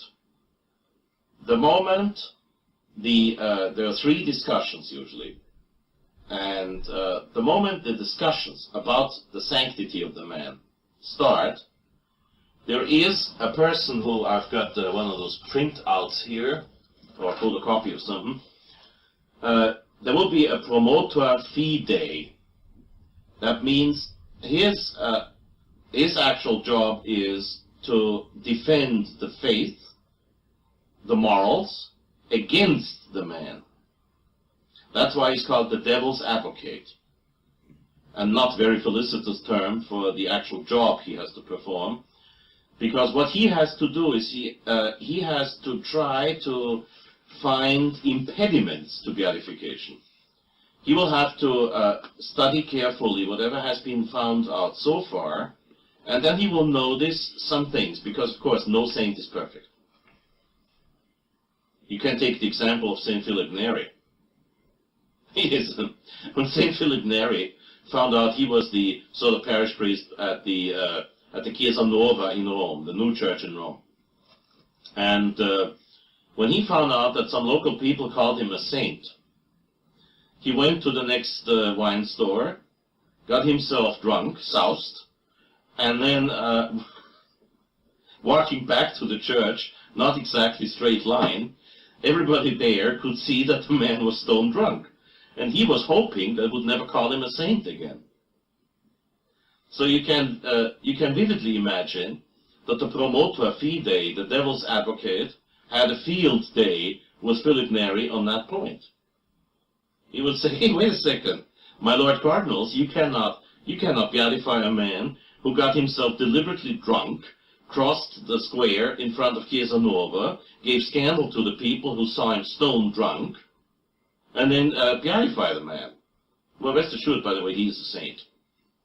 And then when he had one of his ecstasies on the altar during Mass, and he would take off and float around, St. Philip Neri, contrary to all those traditional visionaries today, did not enjoy that. They would enjoy that. But he did not. He hated it. Like many of those saints that had some of those gratiae, gratis datae, those special given graces of elevation. Levitation, it's called, actually. Levitation. St. Philip Neri really didn't like it. So he opened the church doors at night And at night, believe me, it can get pretty chilly in Rome. So he opened the church doors at night and all the cats came in. When St. Philip Neri was saying Mass, he'd have the cats running around on the altar. And he said, he admitted to this. He said, well, Lord, now probably you're not going to give me that gift of levitation anymore after what I did to you. That man was canonized. So don't tell me anything about my wine drinking, okay? St. Philip Neri got drunk deliberately and he was canonized. I never did that. Once in my life I got drunk deliberately. I confessed it the next day. That's the difference. St. Philip Neri, I'm not even sure if he ever confessed it, but he did it and it didn't work and he still got sanctified, canonized. So the Advocatus Diaboli, the devil's advocate, has to find those little things. Here's two amusing details on St. Pius X. The devil's advocate examined St. Pius X's life. And he found, among other things, he found two faults in his life, which of course he immediately brought before the commission, and he challenged the beatification by mentioning the fact that St. Pius X, when he celebrated Mass, here's some of those pious people out there who think that the longer you need for your Mass, the more pious you are. Well, in that case, St. Pius X was most definitely not a saint, because from putting on the amice until putting off the amice after Mass, St. Pius X needed 20 minutes for Mass. Face that. Face that, you judges out there. And then the devil's advocate noticed in the detailed descriptions of St. Pius X's life that St. Pius X, born in 1835, when he became a priest in 1858, he first did 9 years as a capellanus, as a chaplain, as an assistant parish priest in Tombola. That's up there in the area where he was born. 9 years later, so we are talking about 1867, he became parish priest of Salzano. At the time when he became parish priest, they had a plague in Salzano, one of those things that ever so slightly accelerates your digestive activities, if you know what I mean. And so we're talking about a somewhat odorous disease. And for Pius X, who had very fine senses, all 5 of them, very fine, very tuned senses, of course he had to give the last rites to these people who were dying in their own waste, so to speak, which is not exactly a happy affair for a sensitive nose. And then he saw the doctor right there, calmly smoking a pipe. He asked the doctor, does that help? The doctor, and how? Next day, St. Pius X, back then Giuseppe Sarto, sacerdote e parroco arciprete di Salzano, most probably for the first, definitely for the first, most probably for the last time in his life, bought a pipe, tobacco, pipe gadget, and matches. I say most probably last time in his life because the moment the parishioners found out that their parish priest was smoking, you can take an educated guess on what he got for his birthday, for Easter, and for Christmas. Tobacco, tobacco, tobacco. And he started to smoke the pipe. So he smoked the pipe, and he smoked cigars, and he took snuff for the rest of his life, until about 1.5 years before he died. The doctor told him to please discontinue this activity. St. Pius X did not loudly, like most of those self-appointed saints out there who criticize me all the time, he did not say, I'll offer it up. Well, he sure offered it up. He offered up all the suffering of his life. But he didn't say, I'll offer it up. He complained. The next day when the saintly Cardinal Mary del Val, who was his Secretary of State, came into Pius X's office, and this is in the biography that Mary del Val wrote, Pius X said to Mary del Val, can you imagine? The doctors, they don't leave me anything. Now I can't even smoke anymore. This was the reaction of the great saint. So of course, the Advocatus Diaboli, the devil's advocate, said, in the discussion, he said, well, I don't think you could really canonize you could really canonize Pius X, because instead of giving all of his money to the poor, he smoked. And then, of course, smoking, it's something like indulging, and of course, smoking. Probably back then he would not have been stupid enough to call it a sin, which is common nowadays to call smoking a sin.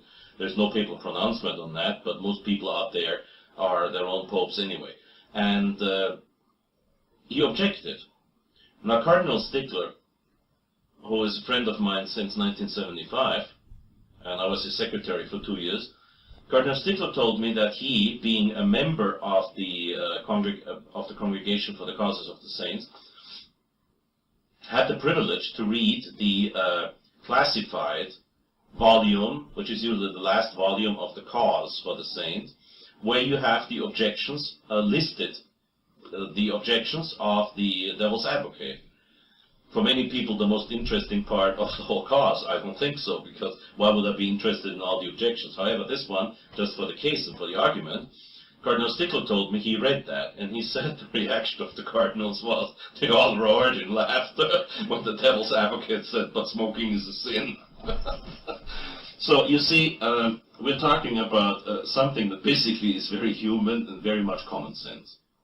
The Devil's Advocate has to make sure if there was something really against virtue, really vicious, or really sinful. What do you expect? Christ said that even the just will sin 7 times a day. So you have to find out not if the saint made mistakes. Saint Ambrosius, church father, said that if I baptize you in the name of Christ, it's valid. That's nonsense. So Saint Ambrosius, father of the church, was wrong.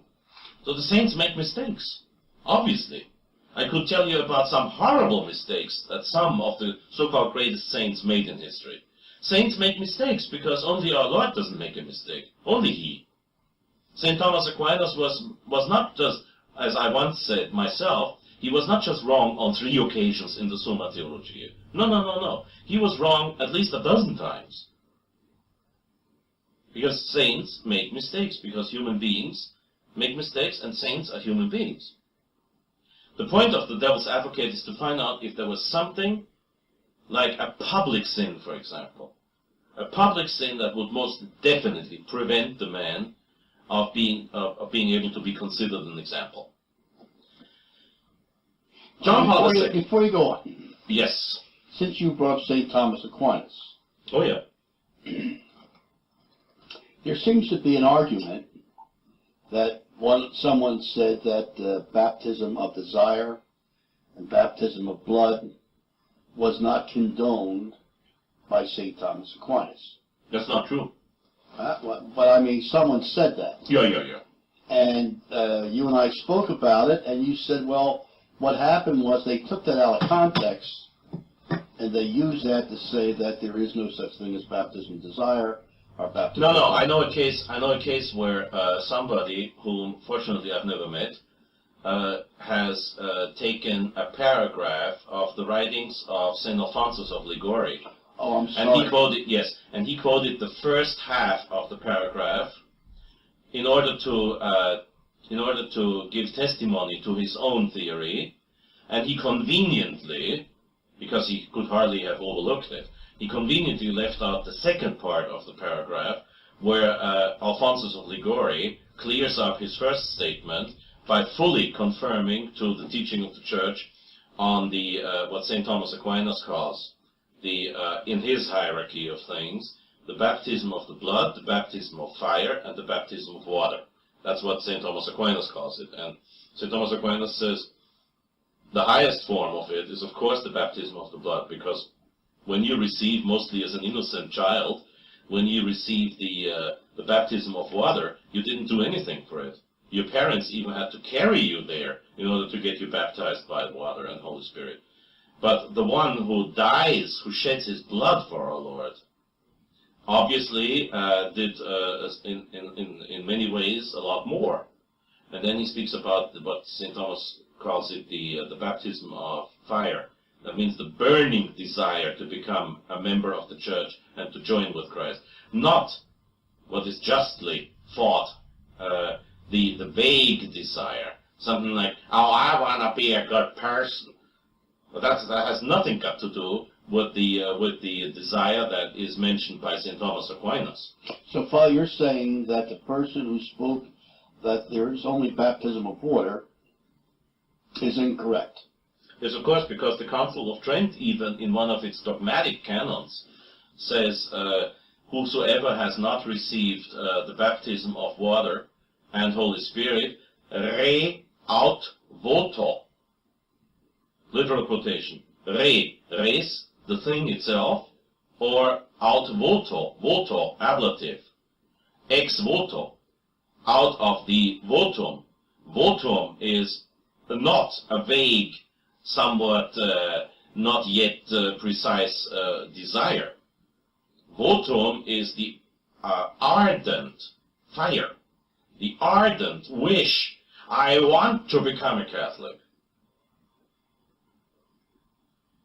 So, well, that's a canon of the Council of Trent. Interpret it however you want, but the Church has never, ever condemned St. Thomas Aquinas on that point.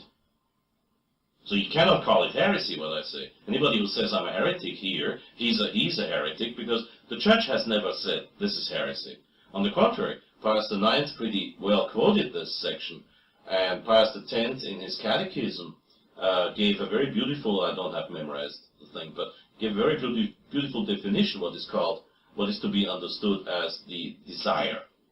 But I don't need to memorize Pius X on that, because let's go back to the canonizations, otherwise we'll be sitting here until 3 in the morning. And where were we at the canonizations? Beatification, canonization. Oh yeah, right. Now once if it happens that the devil's advocate does not find anything like public scandal, public mortal sin, or so, if the devil's advocate, the only thing he finds is that St. Pius X said Mass in 20 minutes and smoked a pipe, then of course you got the green light to go. Because obviously somebody will not miss heaven because he smokes. The above quoted Benedict XIV, Prospero Lambertini of Bologna, who wrote the 16 volumes on the beatification and canonizations of saints, explicitly forbade his priests, as Bishop of Rome, the Roman clergy, he forbade them to criticize anybody in confessional for smoking. He explicitly forbade that. And he himself smoked a cigar all of his life. Benedict XIV may never be canonized, but he is still respected as one of the most learned of all popes. And it would be kind of curious that the very man who writes 16 volumes on sanctity would commit that horrible and grave sin of smoking. So, you see, one of the reasons why the Church goes through such did go, the Catholic Church, of course, still does, but the Conciliar Church doesn't. One of the reasons why the Catholic Church goes through such an elaborate procedure in order to establish if somebody is a saint or not is because you got all those self-appointed authorities out there, all those moralists. You know what a moralist is? A moral person is one who keeps the 10 Commandments. A moralist is one who pays attention if you do it or not. Those are the people who don't keep a 1 commandment, but they are very, very attentive about your keeping the 10 Commandments. So the point is that they have to go through that elaborate procedure in order to establish if whatever could be criticized in that sin was actually a sin or not, or was a public scandal or not, or was, even worse, something that would cause an eventual beatification to be a scandal as such. But you made a distinction. Yes. And the distinction was that the conciliatory church, Conciliar Church, it's certainly not conciliatory, is not doing what the Catholic Church had done in the past. No. No, I didn't want to get into the question which we have discussed on another occasion, how much the Conciliar Church is actually the Catholic Church or not. That's not the point. No, the point I'm making Right. here is, Yeah. and then we start this, in this Pope has made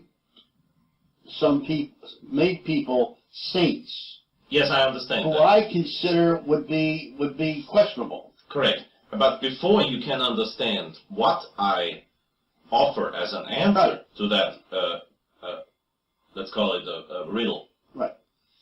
you have to understand how the process of canonization is going. Because, you see, the very fact of an elaborate procedure is needed because there will always be people who will be scandalized by things that are not sinful as such, while they would commit the most horrible sins at the same time. You have that duplicity of judgment in people. When people judge with two standards, a very lenient standard on themselves, Christ speaks about that in the Gospel, a very lenient standard on themselves and a very harsh standard on everybody else. The people who curse every day and then they chide people who use some average vulgarity, which is not sacrilegious at all. Or the people who have not a spark, not an ounce of charity, not one spark of respect for other people, but they will be scandalized by the vicious sin of Fr Hesse drinking wine in front of the camera. People who write their own commandments, they're my arch enemies anyway. The 11th, 12th, and the 13th commandment. How dare you? How dare you? And so the church always had to be very careful on how to judge things, because the church will always have to be very careful not to foster such horrible pride in people that they would be able to write up their own commandments. This is one of the reasons why we need the example of a saintly life in order to know what is saintly, in order not to have to rely on our own stupid judgments on what is actually corresponding to sanctity and what is not. Okay, so that was the purpose for the exact and difficult procedure. The Church, until John Paul II, the Church attitude towards beatification was, in case of doubt, we don't. That was the attitude. And that was a very healthy attitude. Because as long as the Church said, in case of doubt, we do not beatify, you could be reasonably sure, even with St. Philip Neri running around drunk, you could be reasonably sure that whosoever was proposed as an example of life would be such. Now, since 1978, Paul VI already did some minor changes in the procedure of canonization, but I don't think they vitiated the procedure. Not so with John Paul II. John Paul II, who obviously thinks that as Pope, it is his right to change whatever he wants to change, no matter what. John Paul II abolished the devil's advocate, which of course is one of the most grotesque absurdities in the so-called history of the Church, and of the so-called Church. And there was a political reason. The founder of the Opus Dei needed to be canonized. Now, when you talk about the founder of the Opus Dei, you talk about the founder of a group, which I do not want to go into detail to. I just mentioned a few things, that has to be counted among the most powerful groups in church history. In church history, not world history, but church history. Because of the policy of the Opus Dei to make sure that the more powerful your position is, the more they want you as a member. Which of course is a very clever approach to power as such, and to money, needless to say.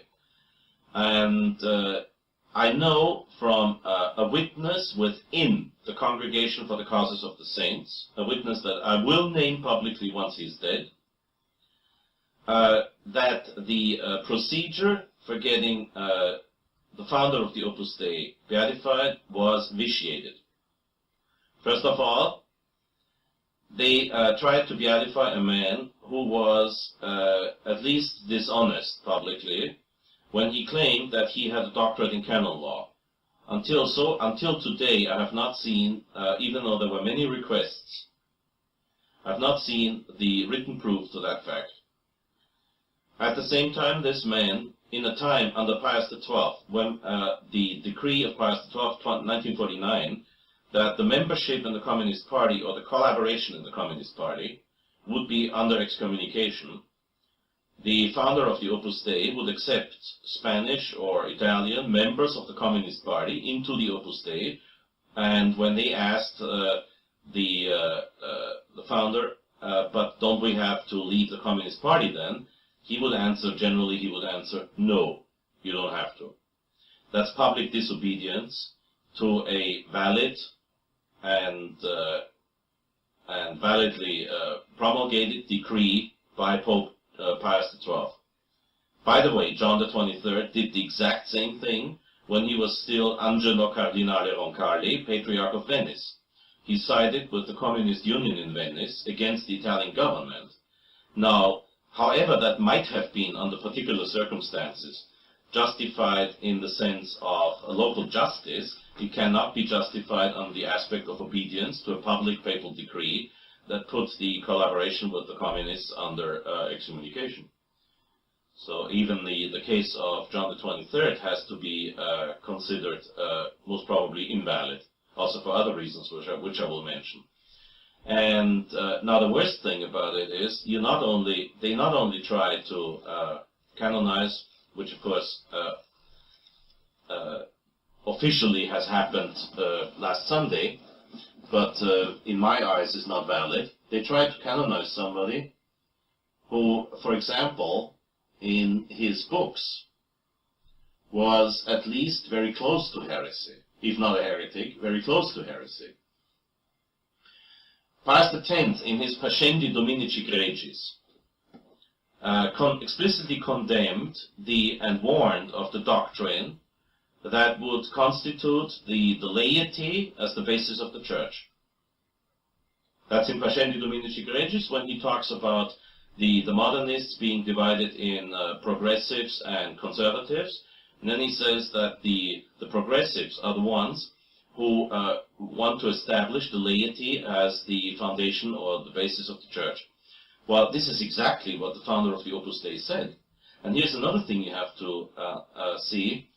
The former personal secretary of the Opus Dei, later the successor to José María Escrivá de Balaguer as the leader of the Opus Dei, now being under examination for the causes of the saints, mind you. That's how fast it goes with the Opus Dei. Alvaro del Portillo, in his introduction to the Footprints of the Sower, I think that's the English title of the book, I only have it in German, said that Gaudium et Spes of Vatican II, which is a blasphemous decree, by saying Gaudium Spes number 12, that the believers and non-believers unanimously agree that all the activities of human beings are directed towards man as its center and summit. This is a perfect substitution of God with man. And now here, the secretary and successor of the founder of the Opus Dei claims that this whole document, Gaudium et Spes, was actually the mind of the founder of the Opus Dei. And that again corresponds with his own statements in his own books.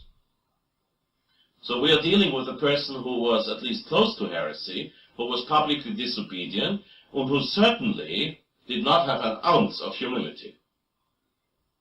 Because a humble priest, especially a Spanish priest, if he is humble, would never first of all, get rid of the name of his mother. It's a long-standing, I don't know exactly how long, but long-standing Spanish and Portuguese tradition that your family name is twofold.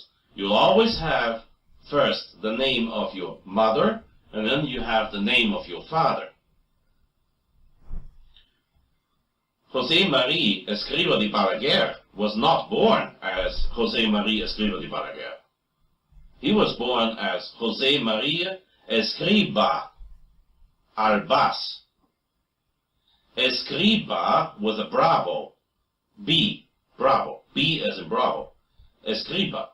And his second family name was Albás, A-L-B-A-S, Alpha Lima Bravo Alpha Sierra, for those who know how to spell. His name was Escrivá Albás. Albás was his mother's family name. The first thing he did, this inspired example of humility, he threw out his mother's name and assumed a de Balaguer, which is sort of local nobility. The perfect example of humility. This perfect example of humility later on, in an even greater display of humility, arrogated the title of the Marquis of Peralta for himself. This is all in documents, what I'm saying. Now how come that a humble Spanish priest, the Grand Master of Humility, founder of the Opus Dei, would request the title of a Marquis for himself, higher than a Count, just between the Count and the Duke? Not John Wayne, but the Duke. I mean, the noble title, Duke.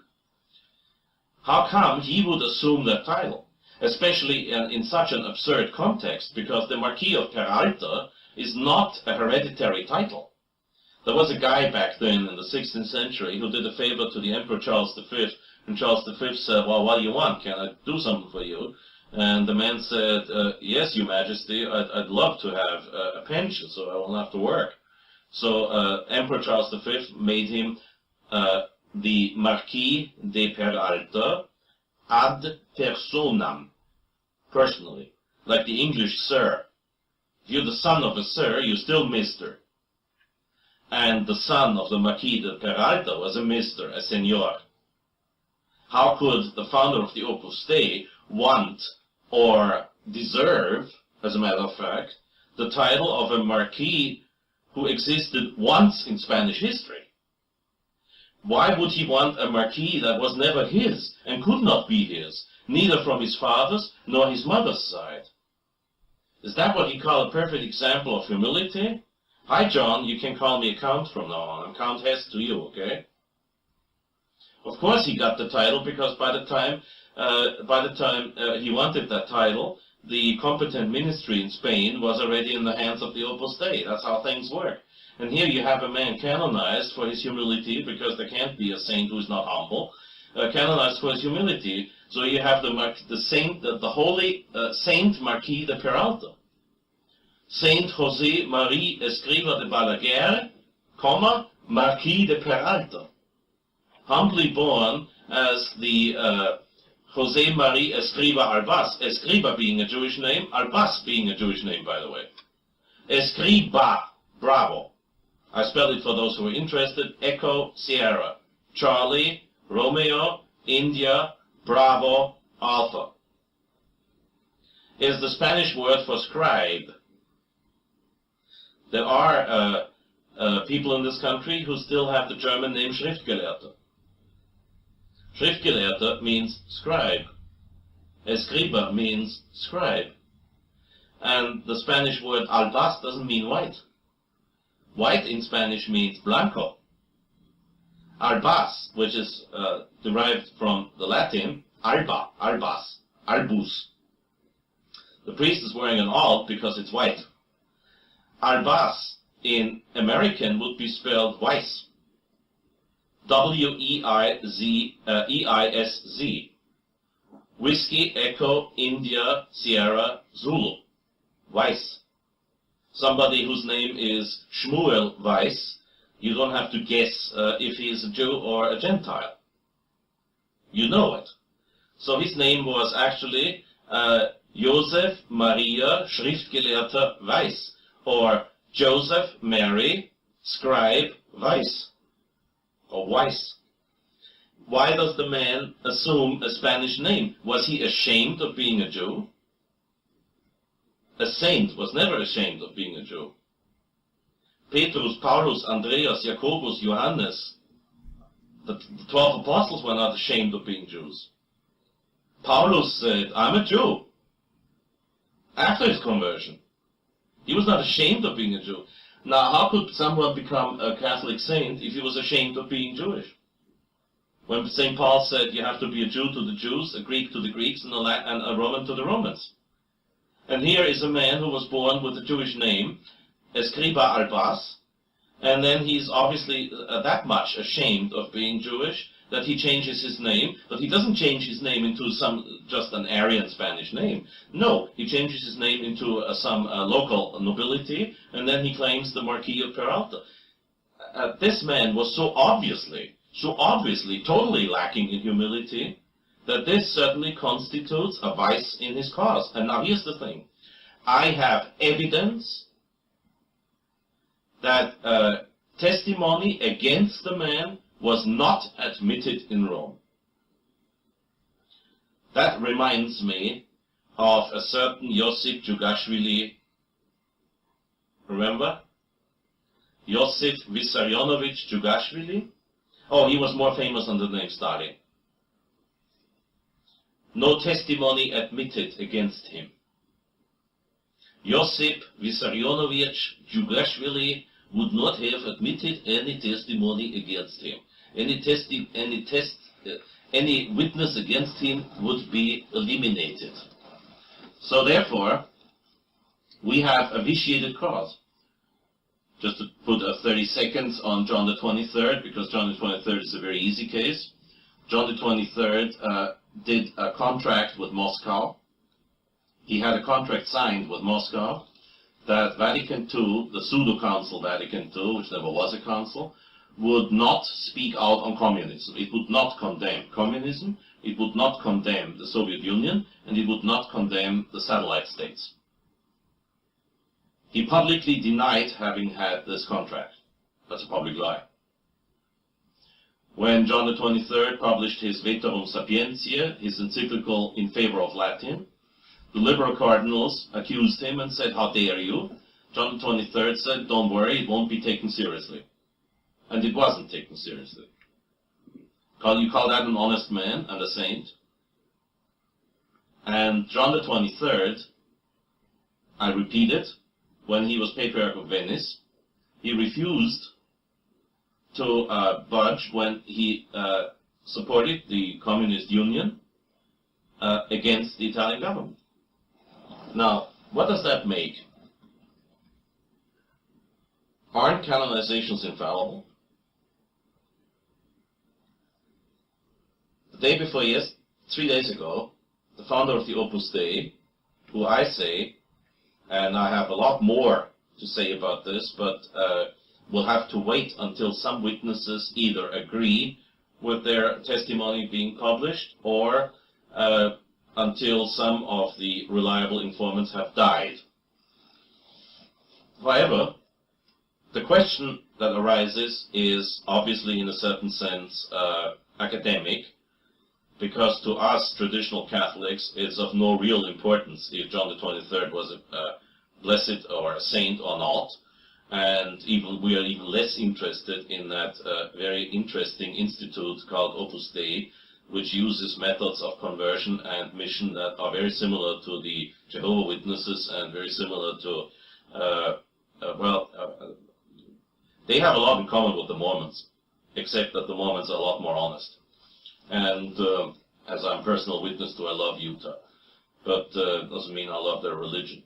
But the Mormons are, in comparison to the Opus Dei, the Mormons are very honest people, I tell you that. But that's a polemic aside from our academic question. Is it possible that the Pope makes a mistake in canonizing someone? There are three answers. The first answer is, the first possible answer, not probable, not definite, but possible. The first possible answer is, the present Pope is not Pope. If I would testify to that fact, a lot of people in this country would go, "Yoo-hoo, finally Father Hesse sees the light." Well, in their eyes, I still don't see the light, because I agree with St. Antonine of Florence that even if a Pope preaches heresy, the fact that he's obnoxious in his heresy, which is the only way that he could lose his papacy, the fact that he is obnoxious in his heresy would have to be judged. Now, since the Pope cannot be judged by anyone, this is Canon 333 in the New Code, and it's almost identical wording in the Old Code. Since the Pope cannot be judged, it would have to be the almost full College of Bishops to state that fact. You can imagine, you can do your educated guesses on the probability that the present College of Bishops would do that. So we cannot establish the fact that the Pope is not Pope, because we are not his judge. We can judge his actions, we can judge his words, but we cannot judge his position, because that would be judging him. On an occasion that I cannot possibly define, some people say that John the 23rd never was Pope, and therefore we haven't had a Pope ever since. That, of course, is totally illogical. The conclave, the papal election, is an act of administration, and not a dogmatic happening. And I know all the arguments like the Cum ex Apostolato, all these bulls and encyclicals, and of course there we are faced with contradictions within church history, because obviously Leo XIII did not believe in the binding value of Cum ex Apostolatus Officio by Paul IV. Paul IV, if you have the time for a close study of the personality of Pope Paul IV, you will find that he was actually, am I talking about Pius Paul IV, the man from Naples? Paul IV, that he was a maniac. I mean, he really, seriously, I'm not joking about popes of the past. And he was a maniac. And Leo XIII, in his regulation of the papal election, made it pretty clear that this document is not to be taken seriously. So most of the objections against the present Pope being Pope, most of them I say, are simply based on what you call legalism. A rigid and, like most rigid interpretations when you're not talking about dogma, a rigid interpretation of some canons that are not to be applied anymore. Some other theories say that Paul VI ceased to be Pope the moment he signed religious liberty. That, at least, is a lot more profound as an argument, and correspondingly, I've heard it only twice. And then some other people say that we've had popes until Paul VI was kidnapped, and of course, this is... And then some people say that John Paul II even was Pope until he had the meeting at Assisi. So what happens is that obviously these experts on who is a Pope and who is not a Pope are capable of substituting the Episcopal College's judgment. I don't believe so, and as long as nobody can prove to me, as long as anybody can prove to me, as long as nobody can prove to me that John Paul II is not Pope, I will formally recognize his papacy, even though there's one thing that one has to understand. First of all, the greatest mistake about the papacy made is to think that the Pope can do everything.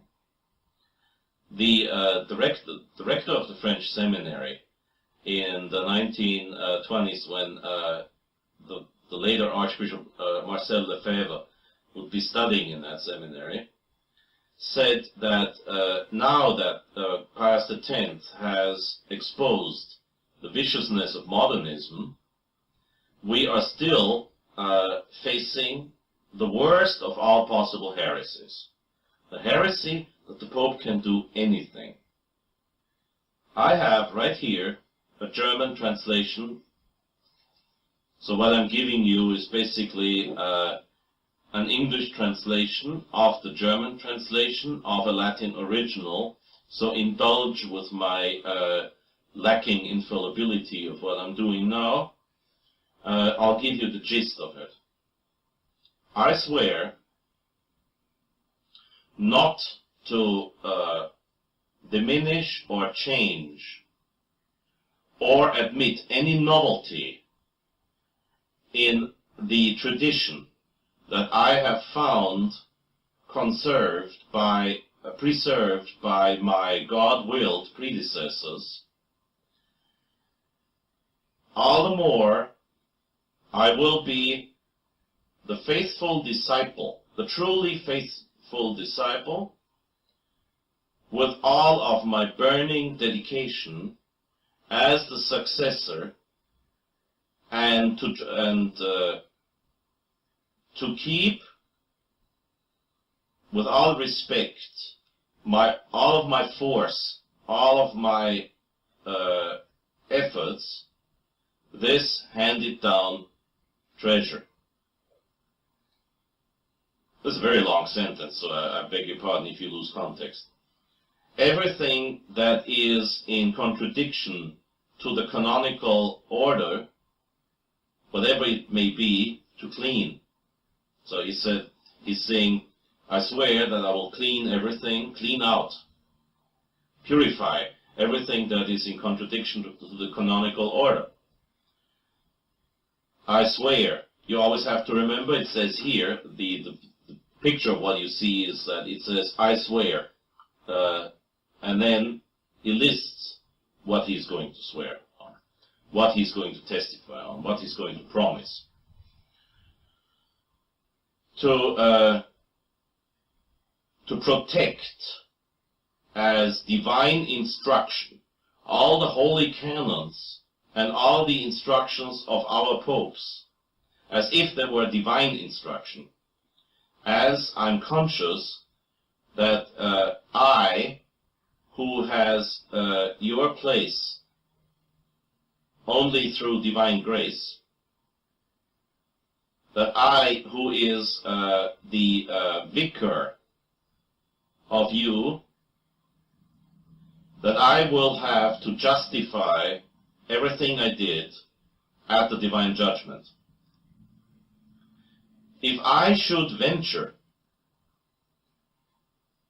to do anything in another sense, or to admit that it is going to be done, then on that terrible day of judgment, you will not be very graceful to me, very gnädig, very indulgent with me.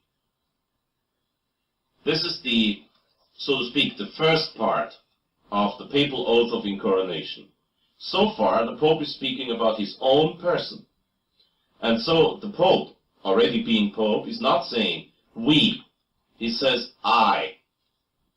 The rest here now is the Pope speaking already as Pope. So he says now we. Therefore, we submit to the excommunication in the most stricted banning whosoever would dare, be it ourselves or somebody else, to introduce anything new in contradiction to this evangelic tradition, to the purity of the Orthodox faith and the Christian religion, or anybody who would, in his contradictory efforts, try to change things, or to withhold the purity of the faith, or to agree with those who do. I understand if you don't understand much of this ad hoc and very lousy translation, but what the Pope actually is saying is that he swears that he's not going to change anything in tradition, that he will accept anything that has been handed down from his predecessors, that he's going to cleanse every contradiction to this tradition, that he's going to safeguard the canons and the instructions of the popes, his predecessors therefore, and that he submits himself to the most harsh judgment by God if he should do something to the contrary. And then, speaking in papal authority, he puts everybody else under the same ban, may it be himself or somebody else. This oath of incoronation is to be found in writing for the first time in church history in 678. I think it was Pope Agatha I. Was Pascal? No, Agatha, I think. And it has been submitted in writing to all the heads of state in Europe. That means the the emperors of the Holy Roman Empire of the German nation, and it has been submitted to the kings of France until Boniface VIII, who was Pope until 1303. Boniface VIII, for political reasons, didn't sign this. However, it's still to be found in the Liber Diurnus Romanorum Pontificum. That's sort of the diary of the popes. So this thing here has been signed. Over 600 years it has been signed by the popes, and ever since then it has never been contradicted. This is what you call church tradition. The Pope has to submit to tradition. Therefore, the Pope cannot do everything. Matter of fact, papal authority, ever since people started to misunderstand the infallible definition of infallibility, most people are under the common error of thinking that the Pope can do everything. If the Pope dyes his hair green, you will do so. You will do the same. If the Pope says that you must not eat apples, you won't eat apples. That's not the way it is. The Pope is entirely subject to his predecessors unless you talk about discipline and church government. In matters of faith and moral, he's bound. He's also bound in matters of canonical tradition. Example, the question if a priest may marry or not is certainly a disciplinary question and not a question of faith. And yet, it has been recommended ever since St. Paul, and it is a law for almost 1,000 years now. So a pope could not, in the future, abolish celibacy because it has become part of what you could call the status ecclesiae, the state of the church. In a way like we have the United States Constitution, which unfortunately is step by step done away with, thanks to the recent presidents and you know what. And in the constitution of the church, there are certain things that, while they were only recommended at the beginning, they have become a law long ago, and popes cannot change that. If you think that the Pope can do anything, you will either have to follow him into his heresies, or you will have to declare the see vacant.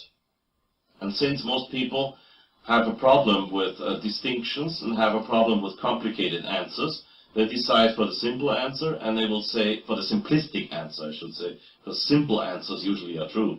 But they decide for the simplistic answer by saying, oh, we don't have a Pope, and the others say, well, you just got to do what he says. Therefore, I think that this point is not a solution to our question. There is a second possibility of solution, a very, very daring one. Very daring one. And I challenge anyone out there who says that Fr Hesse said, I challenge anyone to have to retract publicly and even have to go to court if you claim that what I say now is my conviction. I offer a possibility of solution. I do not say that is the answer. The Church teaches as a certified doctrine, sententia certa, that declarations of sanctity, that means canonizations, are infallible, because in such an important matter, when you talk about somebody being ascribed to the calendar of saints, and very often his veneration being made obligatory. See, that's the difference between beatification. Beatification means you may venerate him. Canonization means very often you must venerate him. And it sounds, of course, highly improbable that the Church would be capable of forcing the veneration of somebody who is most definitely not a saint on everybody. One could argue that, and that's the reason why I went into such an elaboration to explain that the procedure of examining a future saint's life and his miracles. One could argue that since the whole procedure is what you call it's not evidence and proof, but it's circumstantial proof. You're talking about circumstantial proof. I mentioned the example of Emperor Charles I, when some people in Madeira who were asked if it was actually the novena prayed in honor of the last Austrian emperor would be the cause of their miraculous, cure, or the miracle that cured the bone cancer. They would say, well, yes, Father, but you see, at the same time, I was saying 3 rosaries instead of 1. And then, of course, he would say, okay, was it Our Lady who did the intercession, or was it the emperor? You have circumstantial evidence. It would be much easier if you're faced with something that a whole village, the parish priest publicly announces that the whole village is going to say a novena in the honor of St. Charles, Emperor of Austria, in order to have the child of Mrs. Schmalzhuber being cured of its bone cancer. And on the 9th day of the novena, the child suddenly is cured. See, this is something that you would easily consider as evidence. But mostly things are more complicated. And whenever you face the final papal approval that yes, his life was a saintly life, and very obviously he must have been the one whose intercession we have to thank for as regards the 2 miracles confirmed, we are lastly dealing with circumstantial evidence. Obviously, the Holy Spirit can give his inspiration and his sort of guarantee also for the results of circumstantial evidence. Yet, somebody could argue and say there have been cases when something that had the status of certified doctrine of sententia certa later on was contradicted. I don't know of any case, but there might be an argument. Possibly one could say, well, we have to face the fact that canonizations are not infallible. I am not saying that. I believe that canonizations are infallible, so I do not accept solution 1 and I do not accept solution 2. Solution 3 is, in my eyes, the most understandable. How can a pope, whether he's pope or not, because he doesn't have he has universal power, but he's not omnipotent. There are many things the Pope has no right to decide about, and there are many things that the Pope will vitiate his own decision if he does it under certain circumstances. The Pope most definitely sort of revolutionized the procedure for the causes of saints. He abolished the devil's advocate. He did not admit contrary testimony in some of the cases that he had to deal with. Doesn't matter if it was him or some official in the Roman Curia. The Pope is always responsible for everything that happens in the Roman Curia. And so you could say, because of a defective procedure, he cannot come to a decision.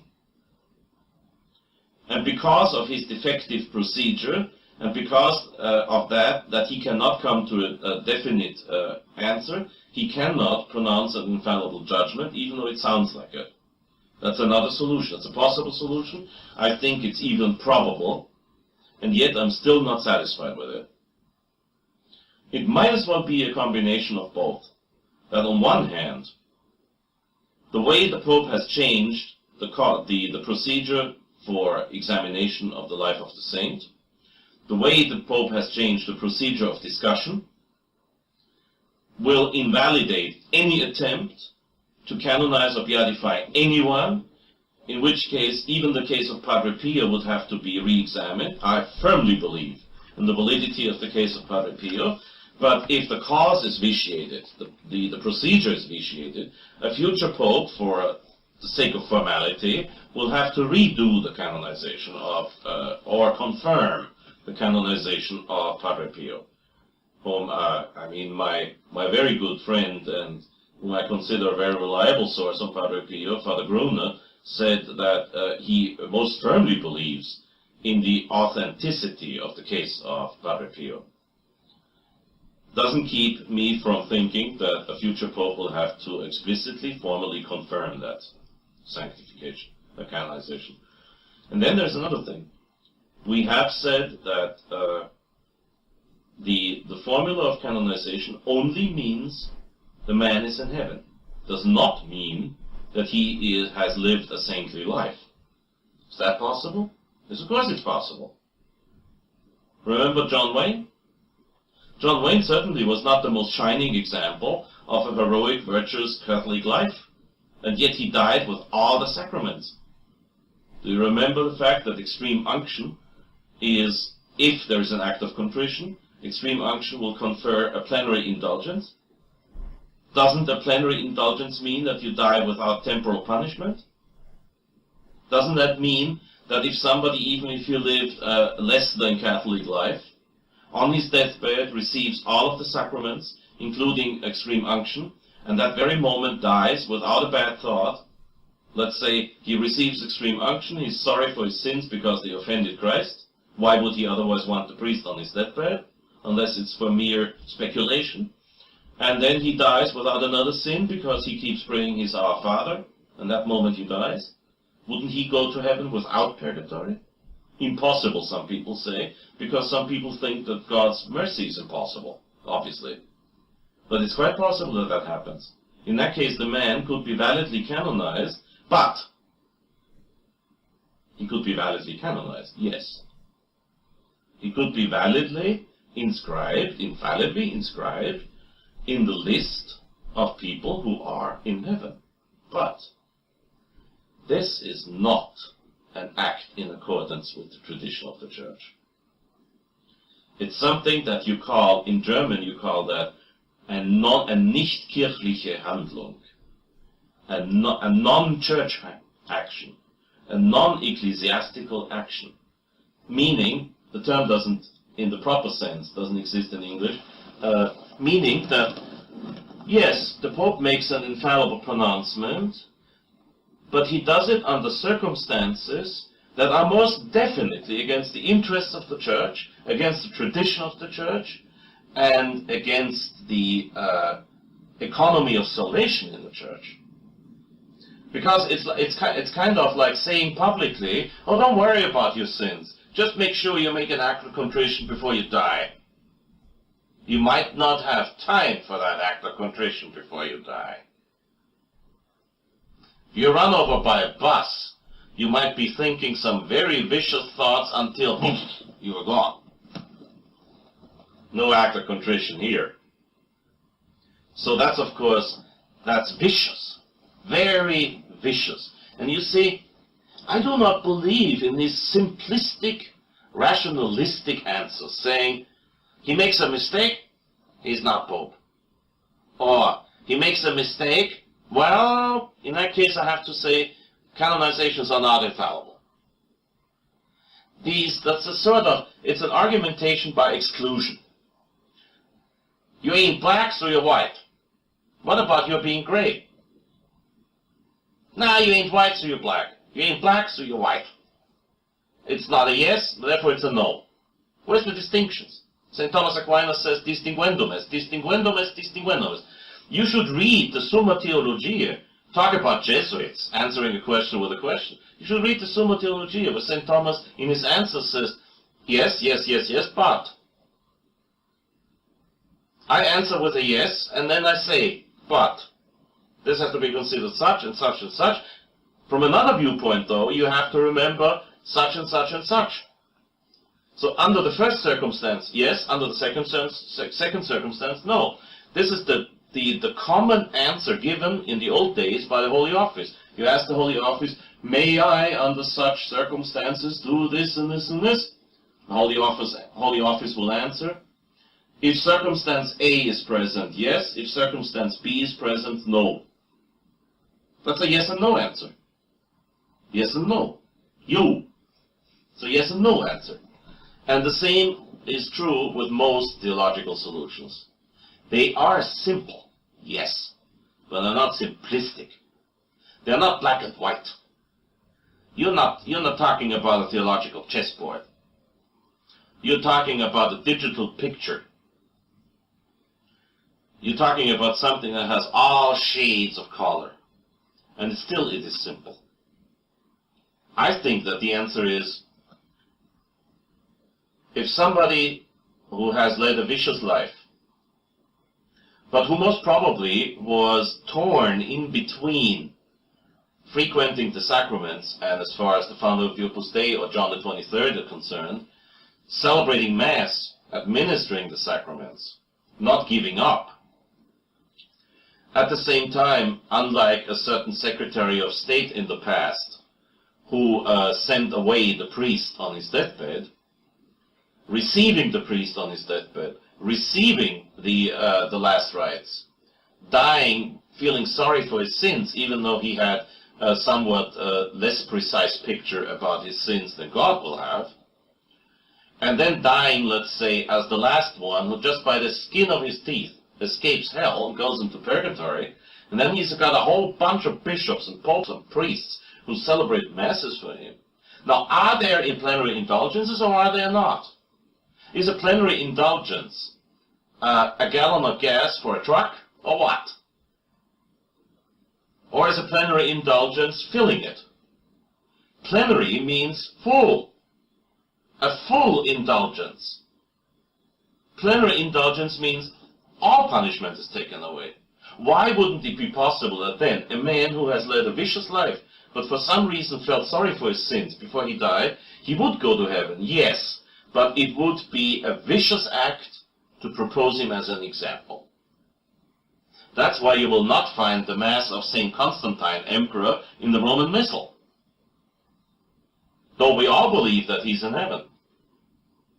But he was not exactly the most perfect example on how to reach sanctity. See, the Church knows an economy of salvation. Economy of salvation, not in a financial sense, obviously, but economy is a somewhat larger and greater and bigger term than the term money. And the economy of salvation means you do not give people their favorite person as saint, but you give them their favorite saint as an example. You show them, okay, not everybody can imitate St. Francis of Assisi. I mean, in my case, forget it. I'll never be like St. Francis of Assisi. So I need some other example. One of my favorite examples is St. Pius X. I'm not up to that standard, but he's one of my favorite saints. And he's an example that I'd look on as an example, as teaching me how to lead the life as a priest. But to proclaim somebody, just to reduce such a beautiful thing as the canonization of a saint to a mere idiotic statement, this man is in heaven, is something that's very typical for the present Pope. But it's not impossible, but very typical. In the conciliar church, usually things are done on that level. And it's a very, very low, it's a sub-level of theology. But it doesn't mean that because of that, we have no Pope, no infallible beatification or canonization. It just means that we have something that is called vice. We had that before. Alexander VI abused his priestly authority to legitimize his own physical daughter. That is making fun of priesthood. Yet nobody has ever said he wasn't Pope. Nobody has ever even doubted the validity of that legalization of his daughter. It has been accepted in history and by the state in those days. To me, the canonization of the founder of the Opus Dei is a worldwide scandal. But what do you expect from a man who kisses the Quran in public? He kisses the holy book that says you may not drink wine. Such a book cannot be holy.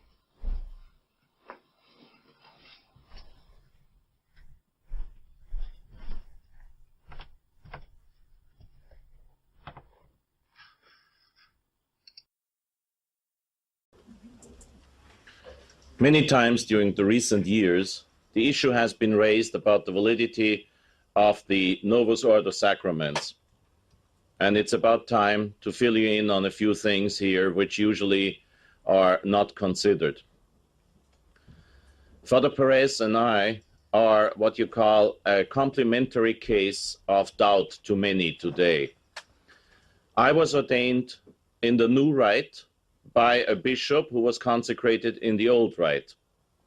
And Father Perez was ordained a priest in the old rite by a bishop who was consecrated in the new rite. So there's enough people running around in this country who declare that Father Perez is not a priest and Father Hesse is not a priest. Well, just to forego a conclusion, I've never had any doubts, and the more I look into the thing, the less doubts I have. There are several things to be considered with sacraments: matter, form, and intention. The church teaching on the sacraments is not always clear, so there's usually room for a certain generosity. That's what the church always said. Let us see how the church teaches about the sacraments. Now, first of all, we have to consider the matter of a sacrament. You very well know that in baptism, the matter of the sacrament is water. The church had to examine in the past, quite often, she had to examine the question, what is borderline water? Is a shallow tea to be considered water or not? And the church will examine these questions because sometimes you will have to perform baptisms in a case of emergency, and you won't have pure crystal spring water, but some other substances.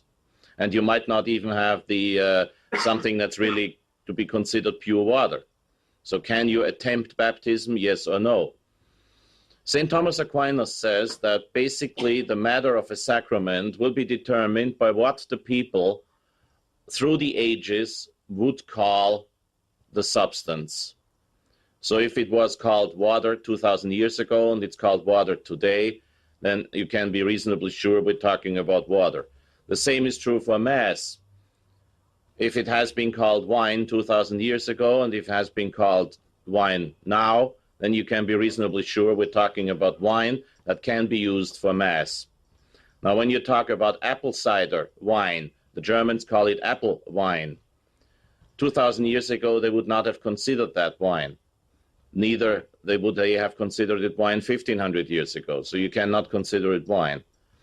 Now, as far as the matter of sacraments is concerned, there is reason for doubt nowadays with a few sacraments that involve oil.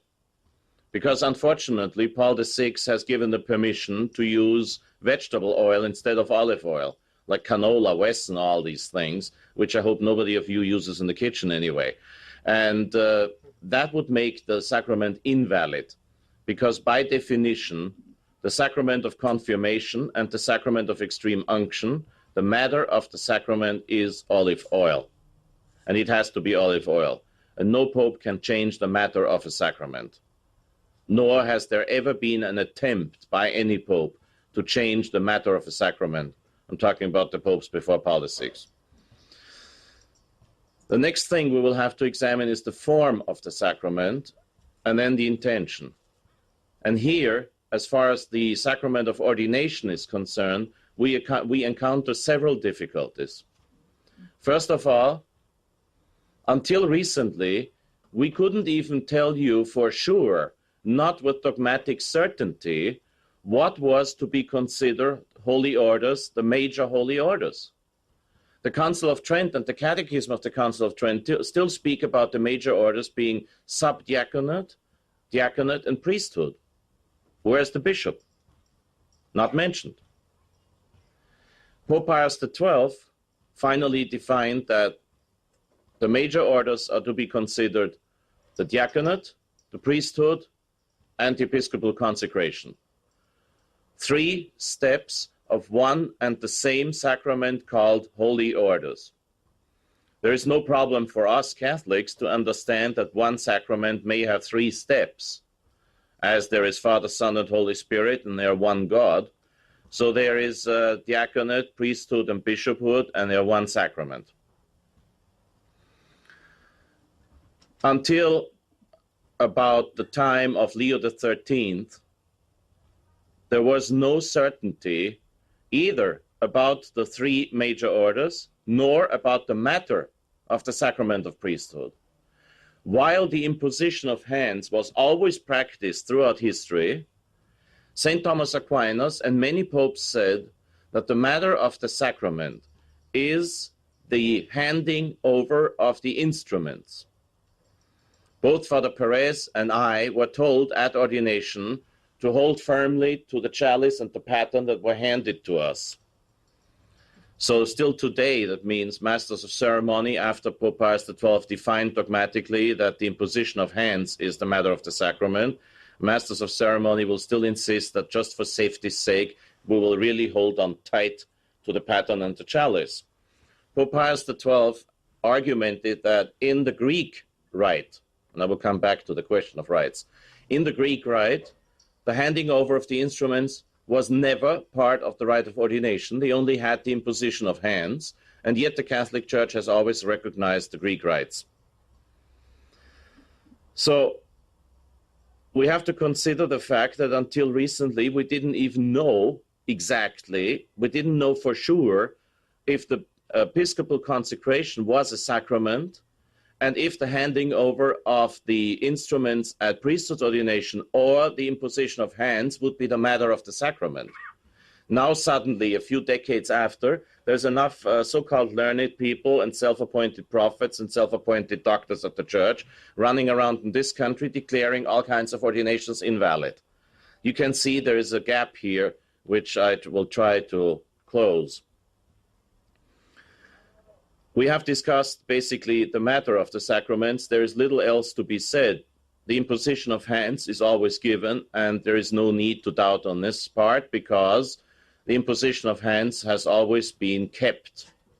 Even the Anglican heretics who do not ordain validly have always kept the tradition of the imposition of the hands. The problem that we face is with the form of the sacrament and the intention. The form of a sacrament are, without exception, the words that are pronounced during the administration of the sacrament as such.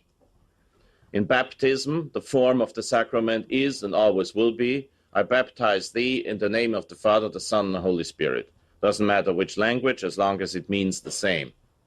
It could only be a problem in the Papua New Guinea dialect, for example.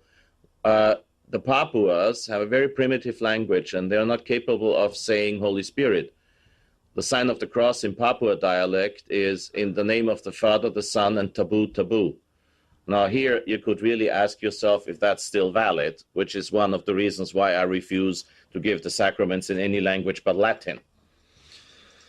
The form of confession is, I absolve thee from your sins in the name of the Father, the Son, Holy Spirit. No matter what language, as long as it comes out to mean the same thing, it's a valid absolution. The form of ordination is the words that the bishop and the bishop alone will pronounce after having imposed his hands on the one to be ordained. Now here we face a few difficulties. I will, for simplicity's sake, not talk about the diaconate today. The Council of Trent did not want deacons to be deacons forever. And the fact that in the Novus Ordo Church there are deacons, married deacons, and deacons forever is something that doesn't concern us. So I will not talk about the diaconate ordination or the question of validity of the diaconate's ordination for the simple reason that it is the teaching of the Church that if, say, somebody would have been ordained a deacon invalidly, then ordained a priest invalidly, and then he's consecrated a bishop validly, he will be consecrated a bishop, because the higher order always includes the lower. You can become a priest. Theoretically, you're not allowed to, but you could become a priest without having been a deacon before. Out of respect, that's never done. And even in the old days, like when St. Thomas Becket became a bishop, he was a deacon. So they had him ordained a priest on one Saturday, and they had him consecrated a bishop on the next Saturday. We will talk about the priesthood's ordination, the form of the ordination, and the form of episcopal consecration. And here it is where the ones who will tell you that Father Perez and Father Hesse are not really priests make their first mistake. They say that Pope Pius XII, in his decree Sacramentum Ordinis of 1958, dogmatically defined that the words of priesthood ordination and episcopal consecration must be exactly as in his document as to the validity of the orders conferred. Now, the mistake is not to think that Pius XII's decree would be anything but infallible. It is infallible. Pius XII said, in virtue of my apostolic authority, I herewith define and declare. And that's enough. The mistake is to think that that would apply to the cases in question. You have to understand that there is not just one rite in the church. There are several rites in the church. For example, the Oriental rites. The Oriental rites not only do not speak Latin, their words are entirely different from what we know to exist in the Catholic Church. So when Pius XII declared dogmatically that the words of ordination must be such and such, he was speaking about the Latin Roman rite. He was not necessarily speaking of the Latin rite in Portugal, the rite of Braga. He was not necessarily and certainly not speaking of the Latin rite in Spain that is called Mozarabic Visigothic. They have a mass that you wouldn't recognize.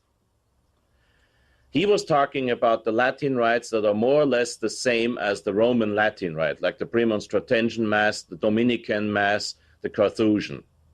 Basically, that's it. He was in no way talking about either the Greek United Liturgy, nor the Ukrainian United Liturgy, nor the Byzantine Liturgy, nor the Syro-Malabaric, nor the Coptic. And he was certainly not talking, as the Pope would not really dogmatize things for them, he was not talking about the Greek Orthodox, schismatic and heretics. He was not talking about the Russian Orthodox Church, which is schismatical and heretical. He was talking about the Latin Roman rite. And I say, and I will prove it to you today, that what Pius XII said about the Latin Roman rite does not apply to the Novus Ordo. Why?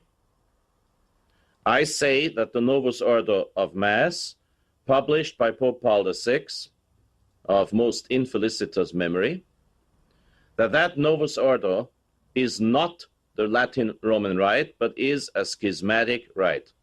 Why? We have to go back into church tradition here. In the history of the church, many popes made mistakes. That's one of the things that all Catholics finally should come to understand. The Pope is hardly ever infallible. Now, to say the Pope is never infallible would be heresy. To say that the Pope is always infallible is even a worse heresy. So you have to understand that the Pope is hardly ever infallible. The Pope is only infallible when, in the spirit of tradition, in virtue of his apostolic authority, he will define, decree, and statute something to be held the truth by all Catholics. I have been studying the dogma of infallibility now for 26 years, and I can tell you that it is very clear on that point. The fourth chapter of the Constitutio Prima Dogmatica Pastor Aeternus de Ecclesia Christi of the 18th July of 1870, the fourth chapter is the only chapter of the four chapters that deals with infallibility. And in that fourth chapter, it says explicitly, the Holy Spirit has not been given to the successors of Peter so that under his revelation they will proclaim a new doctrine. But it has been given to them so that with his help, they will faithfully explain and saintly safeguard the deposit of faith, the tradition handed down from the apostles.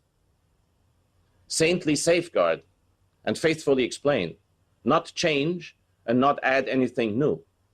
It says explicitly, they cannot proclaim anything new. And that's a dogma.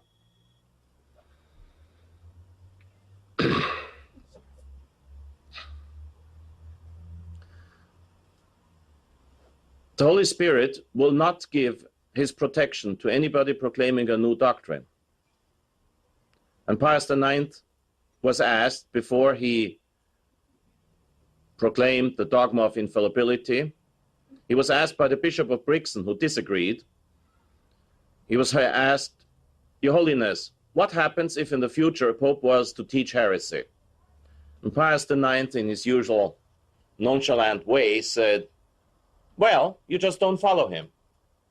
So Pius IX was quite aware of the possibility that a future pope might teach heresy. But you will see that that's not new either. The popes have always made mistakes. Pope Nicholas I, now he was pope when he said that. He was not a cardinal. There were no cardinals back then. He was pope when he said, I baptize you in the name of Christ is a valid baptism. All of you know that it is not valid. Whoever baptizes, doesn't matter if it's a layman, the only sacrament a woman can give except marriage to her husband, whoever baptizes has to pour the water so the water will touch the skin of the one to be baptized and say, I baptize you in the name of the Father, Son, Holy Spirit. Or, I baptize thee in the name of the Father, Son, Holy Ghost. Same thing. Ego de baptizo in nomine Patris et Filii et Spiritus Sancti. Amen. And yet, Pope Nicholas I, first, as a pope, in a letter to two bishops, said, I baptize you in the name of Christ is a valid baptism. Pope Nicholas I was simply, plainly, totally wrong. And he quoted St. Ambrosius, who is a church father, who said the same nonsense. So mistakes occur. Pope Nicholas I was wrong. And that shows you that the Pope is not necessarily infallible, even when he writes an encyclical or a papal document. There were several other mistakes made by popes which are not of no interest to our topic today. And it was in the 12th century when Pope Innocent III said, if a future pope was to change all the rites of the sacraments, he would put himself outside the church. Now, these are not my words, but these are the words of Pope Innocent III. If a future pope was to change all the rites of the sacraments, he would put himself outside the church. At the Council of Florence, 1441, Pope Eugene IV held the same. And at the Council of Trent, finally, this was made a dogma. In the 7th session of the Council of Trent, on the sacraments in general, the Canon 13 reads, if anyone was to say that the traditionally handed down rites used in the solemn administration of the sacraments can be held in disdain or be shortened or be changed into new ones by whomsoever of the pastors of the churches, may he be cursed. If anyone was only to say that, he would already be outside the church and cursed. And the Latin word for whomsoever is absolutely without a second meaning. It is very clear. The Latin word quiscumque. You can look that up in the dictionary if you don't trust me. The Latin word quiscumque, in classical Latin as in medieval Latin, has only one translation. And the translation is whosoever, brackets, no exception granted. Whosoever. Quiscumque is absolutely exclusive. Now, whosoever of the pastors of the churches includes the Pope. The Pope is the Bishop of Rome, the Archbishop of Latium, the Primate of Italy, the Patriarch of the West. That's a lot of pastors in one person. So anyone, whosoever, of the pastors of the churches includes the Pope. Even my friend Thomas A. Nelson, 10 books, has that translated wrong, probably not his fault, in the documents of the Council of Trent, where it says every pastor. Quiscumque cannot be translated with every. Every would be something like quisque or omnes. But quiscumque means whosoever. The Council of Trent fathers knew Latin. They were not like the fathers at Vatican II who didn't know a thing about Latin. At the Council of Trent, the only language used was Latin. They didn't speak anything but Latin. Of course, they spoke Italian. They spoke Italian when they were running over for a coffee. But in the Cathedral of Trent, Latin was spoken. And everybody back then knew his Latin. And when they formulated that canon, believe me, they were back then, they took the truth seriously. They were fighting over every single word. And if the word quiscumque was chosen, that meant the Pope too.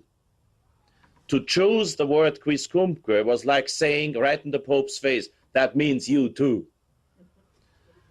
And that's absolutely in accordance with church tradition, as you will see, because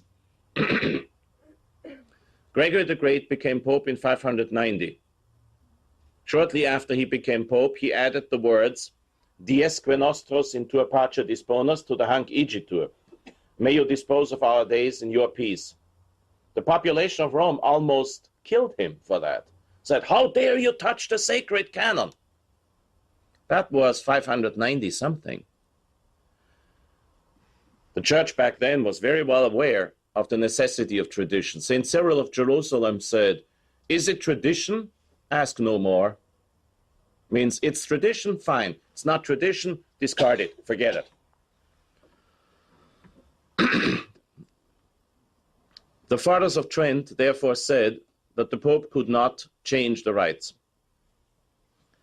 Is that my interpretation or is it papal teaching?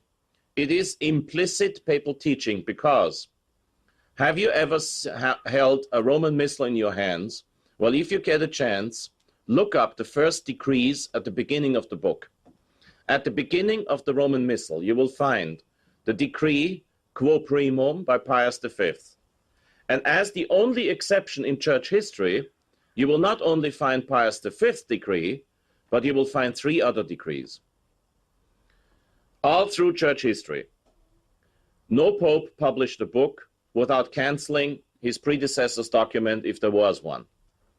The typical way, for example, of publishing the Code of Canon Law or the Corpus Juris Canonici that was the predecessor before 1916 would be to authorize a new edition and put in one's document, like Pope Urban IX would put in his name and throw out his predecessor's decree. The Roman Missal, since 1570, is the only exception in church history. Why? Because Pius V did nothing else but respect the Council of Trent when he codified what was there. When Pius V, Saint Pius V, in 1570, published the Roman Missal, he did not change anything. He changed a few little rubrics that were kind of, how do you say, they were not clear. They were kind of confusing, and so he changed them. But the book as such was the missal that had been used for centuries by the Roman Curia. And he canonized it with the decree Quo Primum, in which he says, not only the book must never be changed in the future, this Mass must be said by all priests in the future, but the decree as such is irreformable. Some people now argue that the Pope cannot bind the Pope. They argue in what you call legalistic nonsense. They quote Roman law and they misquote Roman law because they quote Roman law well, but they quote Roman law on a wrong level by quoting the old line, par in parem potestatem non habet. An equal has no power over an equal. The Pope, at first sight, may seem another Pope's equal. But then, how about the dogma of the Immaculate Conception? Can a future Pope take that back? No, you know very well he can't. So that means that the popes have to respect their predecessors. And as a matter of fact, that's exactly what the old oath of incoronation says. Don't be mistaken by the fact that the oath of incoronation was signed in writing by the popes only between the year 781 and 1302. But the text of the oath of incoronation is still today to be found in that singular collection of rights that pertain only to the Pope called Liber Diurnus Romanorum Pontificum. The text is still there. No Pope has ever contradicted that text. We are talking about basically 1500 years approved theology. That means it's the faith of the Church that the Pope cannot change things. And there, in the oath of incoronation, it says, if I was to betray the handed-down tradition of my predecessors, God shall not be a merciful judge to me at the last judgment. So tradition binds the Pope, especially in liturgy. Why? The oldest liturgical principle that has been written down the first time in the year 250, exactly 1750 years ago, is Lex orandi statuat legem credendi. The law of what has to be prayed will determine the law of what has to be believed. Do not confuse the law of what has to be believed with the deposit of faith. The deposit of faith is at the very beginning of everything. But the law of what has to be prayed, that is the Roman Missal, for example, will determine the law of what has to be believed. What is the law of what has to be believed? The Creed, for example. Every time you recite the Creed at Sunday Mass, at the same time you recite what you have to believe in order to remain a Catholic. Now, in the liturgy, you always found the Feast of the Immaculate Conception. You talk about lex orandi, the law of what has to be prayed. In an ancient missal of the 14th century, or in a handwritten missal of the 8th century, you will find the Feast of the Immaculate Conception on December 8th. That's the law of what has to be prayed, because the priests had to celebrate that feast. However, it only became the law of what has to be believed in 1854, when Pope Pius IX proclaimed the dogma of the Immaculate Conception. So you can easily see in history that the law of what has to be prayed will determine the law of what has to be believed. Lex orandi statuat legem credendi. Until Pope Pius XI included, no pope ever misquoted that line.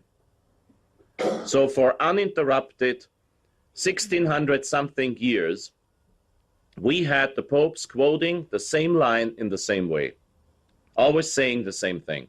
Then Pius XII in 1947 turned this line around, which I don't think he had the right to do. It's a theological mistake, but it's not our topic today to talk about Pius XII. You can see from this principle that the Roman Missal cannot be considered a mere disciplinary law.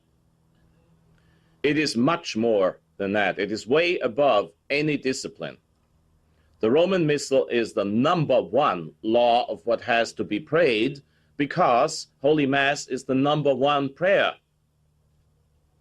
Therefore, when Pius V said this Missal cannot be changed, and this decree confirming that is irreformable, he did in fact bind his successors.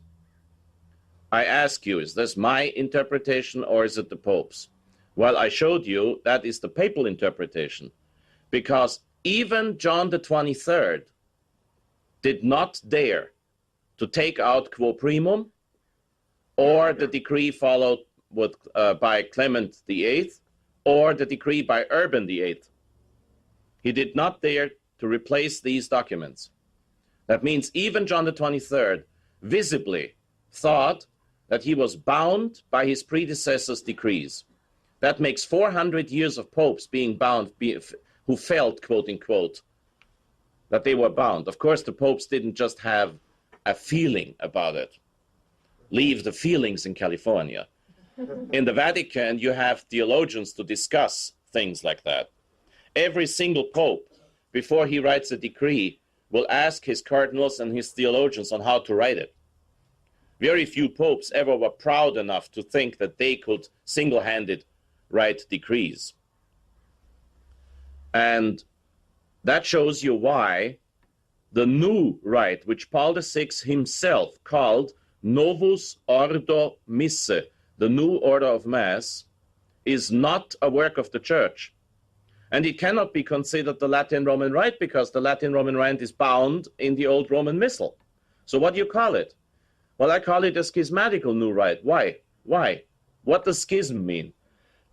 Literally, in Greek, schisma means to cut, a cut somewhere. Schism, to go into schism means you cut yourself off the Church. You do not split the Church, as John Paul II says, or wants you to believe. You cut yourself off the Church. You cut yourself off from the Church. You leave the Church, in short. A schismatic act is not necessarily a formal schismatic act by declaration, so that you're really to be considered a schismatic, but it is something that cuts off something of the Church. Now, against Church tradition and against the Council of Trent, against Quo Primum, and against the interpretation of 400 years of papacy, Paul VI wrote up a new rite. Therefore, that has to be considered a schismatic rite. If it is a schismatic rite, it cannot be considered the Roman rite. If it's not the Latin Roman rite, but a schismatic rite, you cannot apply Pope Pius XII's decree Sacramentum Ordinis to examine its validity. You will have to examine the validity of the Novus Ordo rite the same way the Church has always examined the validity of schismatic rites. How did the Church go about it?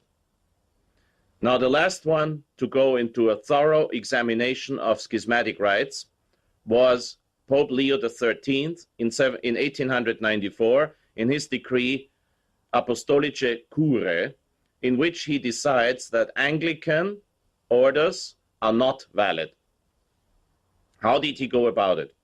First of all, he studied the history of the Anglican rites, as we all, willingly or not, have studied the history of the Novus Ordo, as we are witnesses to its, most of us are witnesses to its publication. Most of us are witness to the disaster it caused, and most of us are witnesses to the heresies and the apostasies that are a result of the Novus Ordo Misse. The second thing to examine was the matter. That hasn't changed in the Novus Ordo, it's no problem. The third thing to examine was the form of the sacrament. That has changed.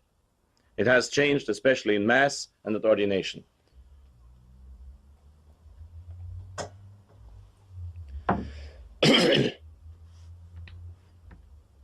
Before we examine the validity of ordinations, I will shortly tell you what I think about the validity of the new Mass. It's not our topic really today, but as long as bread and wine is used, we have no reason to discuss the matter. How about the form? Now, in Latin, the essence of the words are still kept, not in the translations. In Latin, it says, hoc est enim corpus meum in the old rite, and hoc est enim corpus meum quod pro vobis tradetur in the new rite. For the chalice, the only thing that changed was that the Mysterium Fidei is kept out, which is not essential to the transubstantiation. Moral theology has never held that in the days before the council. The problem is the translations. In the Latin original, it says, hic est enim calix sanguinis mei novet aeterni testamenti mysterium fidei qui pro vobis et pro multis et pro multis effunetur in remissionem peccatorum. Christ gave his blood for the many, not for all. In the English translation, it reads for all. In the German translation, the same, für alle. In the Italian translation, per tutti. In the Spanish translation, per todos. In all the translations except the Polish translation of all, the translation changed from for the many to for all. How do you judge such a change? There's two ways. First of all, you look up old moral theologies. In the old moral theologies, you will find that many moral theologians say it is enough for the validity of Mass to say, this is my body, and then to say, this is my blood. That is something to be looked at very carefully. What was the problem they discussed? When you find a moral theologian given an answer to a problem, you also have to ask yourself, what was the problem he discussed in the first place? Now, the problem was accident. What happens if an old priest is saying Mass? While he says Mass, he gets kind of sick, but he continues with Mass. At the consecration, he pronounces the words of consecration over the bread. Then he picks up the chalice, and he starts to pronounce the words of consecration over the chalice. And all he manages to say is, hic est enim calix sanguinis mei, and that moment he drops dead. Now that is a problem. What is it now? Wine or the blood of Christ? What is it? So moral theologians had to examine that problem. And within that context, they said, with the utmost probability, it is the blood of Christ. And that's why you read in the old moral theologies that it is the blood of Christ. However, the point is, we are talking about a problem within the frame of the traditional liturgy. We are not talking about a problem outside it. What if you talk about something outside the traditional liturgy? What if you talk about something outside Mass? Now, as you will see when we discuss the intention of the sacrament, the intention of a sacrament always has to be to do what the Church does, not to do what the Church wants, or to do what the Church did, or to do what the Church will do in the future, but to do what the Church does. What is it, what the Church does? Well, what the Church has always done is what the Church does. What the Church has always outlawed is what the Church does not. In the Code of Canon Law, be it the new Code of Canon Law or the old Code of Canon Law or all the books before, it says to attempt to consecrate outside Mass is nefas, sacrilege. Nefas is a very strong Latin word, derived from fas, F-A-S. Fas is divine law. Nefas, therefore, is not divine law, the contrary of divine law. Therefore, something extremely evil. So, the canon in the old or the new Code of Canon Law should be translated, to attempt to consecrate outside Mass is extremely evil. It is not the purpose of a law book to define if that is possible. It's only the purpose of a law book to say if it's allowed or not. Now, if the Church for 2,000 years has called the attempt to consecrate outside Mass a sacrilege, then you cannot say the Church does it. That means if I was to play a terrible joke on our Lord, and if I attempted to consecrate the wine contained in this carafe, nothing would happen, because it's outside Mass, except that I would be in mortal sin. But otherwise, nothing would happen. So you have to see the difference between the context of outside Mass and the context of within the traditional frame of Mass. Therefore, I side against those who say, with the old moral theologians, that it is sufficient to say this is my body and this is my blood in order to have the sacrament take place. And I side with those who say that the new Mass in English is not valid because in the Roman Missal, in De Defectibus, it says so. I agree with that. In the Roman Missal, at the beginning of the Roman Missal, there is a decree, usually 2 pages, that speaks about what happens if something goes wrong at Mass. De Defectibus in celebratione missarum occurrentibus. That decree was published and signed by Pope Pius V in 1571, 1 year after the Missal came out. And there it says, if the celebrant was to be distracted or interrupted at the words of consecration, and if these shortened or changed words of consecration contain a change of significance, and if the celebrant does not repeat the words of consecration fully and correctly, the sacrament does not take place. Now, to change for the many to for all, as you can easily see, is a change in significance. And please do not say, like some learned scholastic scholars, pseudo-scholastic, pseudo-scholars say, that in antiquity they didn't know the difference between many and all. That's absurd. That is to deny reason to all antique cultures. In all the antique languages, you will find a word for all, like in Latin, omnes, and you will find a word for many, multi. Therefore, those are 2 different things. The many and all is a different thing. Many people in this country are Democrats. Thank God, not all. So there is a difference. Now, to change the words of consecration from the many to all is a change of significance. Now, the Roman Missal says, in that case, the sacrament doesn't take place. Now, how about the consecration of the bread? It still says, this is my body. Well, we have to apply the principle of the intention again. The Church does not consecrate outside Mass. But if the words of the chalice are invalid, and if the words of the chalice are invalid right away from the start, that means if the words for the consecration of the chalice are invalid in the book, then before Mass starts, you know, or it is evident, you might not know, but it is evident that there will be no consecration of the chalice. If there is no consecration of the chalice, there is no Mass. But as it is not possible to consecrate outside Mass, in that case, even the words of the consecration of the bread are not valid, not because of a defect of form, but because of a defect of intention. If the Church does not consecrate outside Mass, then I cannot have the intention to do what the Church does if I want to consecrate the bread and not the bread and the chalice and communicate it. You see, to have Mass, it needs 3 things: consecration of the bread, consecration of the chalice, and communion of the priest, which is the annihilation of the victim, the completeness of the sacrifice. If it is guaranteed that that will not take place, then it is guaranteed it will not be a Mass. If it is guaranteed that it will not be a Mass, there cannot be consecration at all.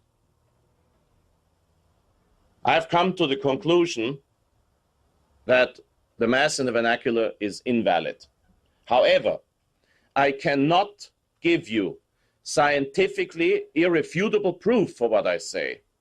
Neither could you altogether give me scientifically irrefutable proof that the new Mass in the vernacular is valid. Therefore, we face certainty on doubt. We have the proof that the new Mass is doubtful.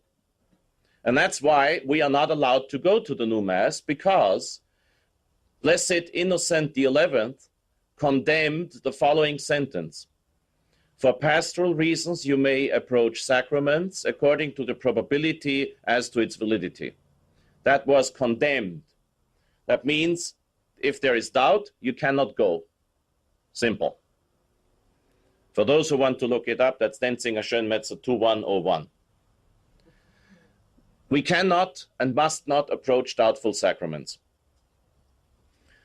As far as the new Mass in Latin is concerned, at least if the priest follows the book, if the priest says the so-called Roman canon, and if the priest says the whole Mass in Latin, I cannot see any possible reason to doubt the validity of the Mass, simply because we are facing the same problem that we have with the Masses in the Russian Orthodox Church or the Greek Orthodox Church.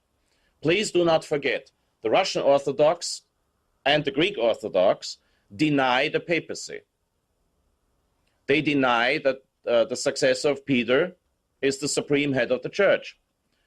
They are even much worse than that. They are real heretics. Some people today, because of their delusion with the new liturgy, lean towards the Oriental rites. Well, that's first of all against tradition. Second, they lean towards heresy, because the Russian Orthodox and the Greek Orthodox fight each other if they would accept the first 4 councils or the first 7 councils. Big deal.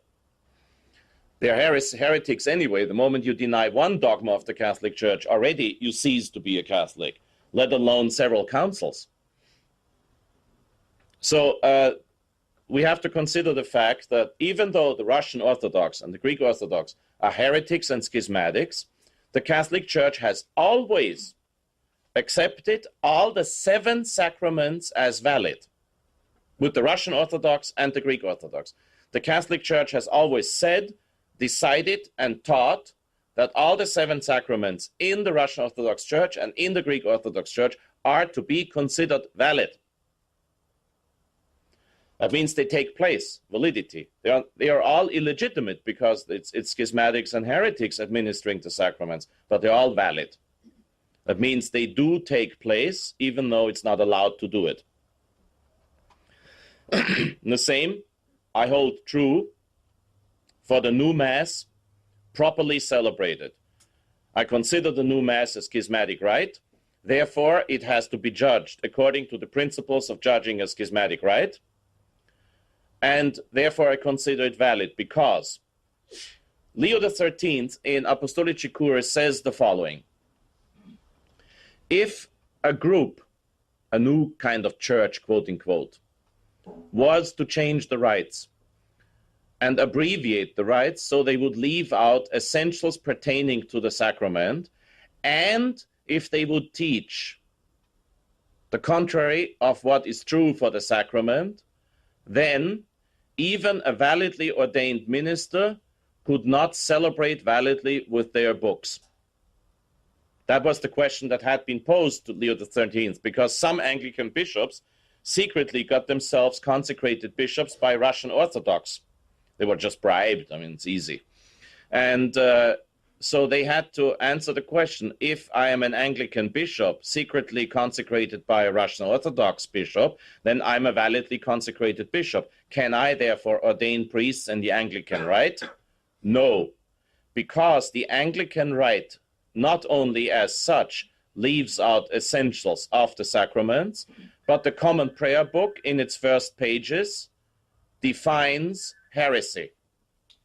In the first pages of the Common Prayer Book, in some editions in the last pages, it says explicitly that the real presence and the sacrificial priesthood are to be considered popish superstitions. So that's direct heresy, explicit heresy. And that is the difference to the conciliar church. The church, that church, quote unquote church, the sect that was a result of Vatican II, never officially denied the real presence or the priesthood. Not officially. Well, most bishops don't believe it. And I don't know if the Pope believes it. It is very difficult to say what the Pope believes. It's very difficult to say what a Pope who kisses a Quran would really believe, except in himself. But on paper, and this is what concerns us, we're not concerned with people here, we're concerned with documents. On paper, the Catholic, the so-called Catholic Church, the counterfeit church, as Father Paul Kramer calls it, the new church, the Novus Ordo Church, or the Church of the New Advent, as our dear Pope calls it, on paper, that sect believes in the real presence and the priesthood. Therefore, one of the 2 conditions named in Apostolici Curae by Leo XIII, does not apply. Because while Pope Paul VI, when he changed the Mass and when he changed the sacraments, he left out some important things. He did not leave out the form, and he never said it is not a sacrament, and he never said it is not true, and he never said it's not a sacrifice. Paul VI was a heretic. He said Mass has the character of a meal. That's heresy. But he never said that Mass does not have the character of a sacrifice. According to Pope Leo XIII, that would be needed in order to invalidate the celebration. And here now we have come a lot closer to the question of ordination. First of all, I already said that Pope Pius XII, when he defined exactly what has to be the form of the ordination to the priesthood and the consecration of a bishop, he only spoke for the Latin Roman Rite. I think that's pretty evident because he couldn't speak for the Greek Rite. That does not apply to the new schismatic rite. Therefore, we have to examine the form as to its content, as to its message, as to its words. What are the words of the new and the old ordination and the new and the old consecration? Now, first of all, both the ordination to the priesthood in the old rite as the consecration to bishophood in the old rite are not clear. I'm not surprised that the church needed almost 2,000 years to be able to define what exactly is a bishop and what exactly is the matter of priesthood, because the form doesn't tell you much. It might come as a surprise to you, but it doesn't. Nowhere does it say that you really will become a priest, so in order to celebrate the sacrifice of Mass. See, when the form of priesthood was established, the Council of Trent had not yet defined Holy Mass. And yet it was always valid. And believe it or not, the old form of episcopal consecration is even less clear. You can read it 5 times over, as I did, not know what it is about, except that you receive the Holy Spirit for teaching and preaching, which is mainly the bishop's job. He's the supreme teacher in the diocese. Now, funnily enough, in the New Rite, not in Latin, but in the New Rite, in the German translation, everything is clear. Receive the spirit of leadership, it says. Well, that's what it is. The first purpose of a priest is to celebrate Mass. The first purpose of a bishop is to lead his diocese. And there it says, spirit of leadership. So as far as the contents of the form are concerned, Paul VI claimed that he just copied an old Byzantine form. I'm not interested if that's the truth or not. The point is, the new form of consecration to the bishophood is clearer than the old one. And the form for the priesthood has hardly changed. The only 2 changes are, in the old rite, the actual form of consecration. The moment the bishop holds out his hand, says the prayer, and that's when all priests present who have received the imposition of the hands will really become priests. He says, per omnia saecula saeculorum, amen. Dominus vobiscum et cum spiritu tuo, sursum corda habemus Domino, gratias agamus Domino Deo nostro, dignum et justum est. Sounds familiar, doesn't it? It's a preface. Now it says, oremus, let us pray. What's the big deal? Nothing, no change. I mean, it's a change in rite. The old one was more beautiful, as usual. But, I mean, it's nothing important taken away. And then they put in an ut. The word ut in Latin has so many meanings that you could consider it a change, but you cannot. And that's the only difference. So, when I asked Bishop Felay, Superior General of the Society of St. Pius X, I asked Father Schmidberger, before that, Superior General of the Society of St. Pius X, I asked Bishop Williamson, I asked Bishop Tissier de Malaret, not because I had doubts, but because I'm a theologian and have to ask questions. They said, what? You want to get yourself reordained? No way. I never wanted to get myself reordained because I never had the slightest doubt whatsoever about my ordination. As I never had the slightest doubt, I did not receive a doubtful sacrament. Therefore, I did not commit that sin that we talked about first regarding Mass. And if I have no doubt about it, then it is not legal to repeat it under condition. If you know you are baptized, you cannot ask for conditional baptism. Impossible. The church has always denied that. Also, the church has always given the benefit of doubt. The church in doubt usually will be in favor of validity. In the Code of Canon Law, it says, if there is doubt about the validity of marriage, validity is presumed. Only if you have positive, reasonable doubt, then it is not presumed. But if you go about and say, I wonder if I'm really married, the church presumes you are married, period. So I never said, I wonder if I'm really a priest. And believe me, that might sound superstitious, but as much as I will never know what a mother is, you will never know what a priest is. A priest sometimes can feel his priesthood, and that's not superstition. Many saints have said that. I know I'm a priest. I have no doubt. So I will never ask for conditional reordination because that's a sacrilege. And the reason why I will never ask for it is not only because I have no doubt, but I have theological evidence that as long, mind my words, as long as the one who will ordain a priest or consecrate a bishop is a bishop himself and administers the sacraments according to the books, old books or new books, but according to the books, he will consecrate validly. We are talking in general, of course. There are cases in which the ordination is not valid, but then the condition I have just given does not apply. Example, recently a priest joined the Society of St. Pius X in Germany. He was, quote unquote, ordained a priest in the diocese of, not allowed to say. The bishop there changed the rite of ordination to a point that Bishop Fr Hesse said we have to do a conditional reordination. That's different then. I've heard the rumor, I haven't seen anything yet. I've heard the rumor that the American Bishops' Conference has come up with a new rite of ordination that would be invalid. Possible. But so far it isn't. Of course, we always had cases in the church that the sacrament would have to be doubted. That's why the Holy Office had specialists on the validity of sacraments, not just for the last 50 years, but for the last 1500 years. Because there were always borderline cases. We always had that. So that hasn't changed.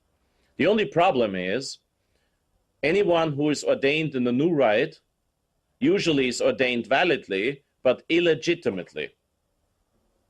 Now, when I was ordained a priest, November 21st, 1981, in the Basilica of St. Peter's in Rome, I did not know about this.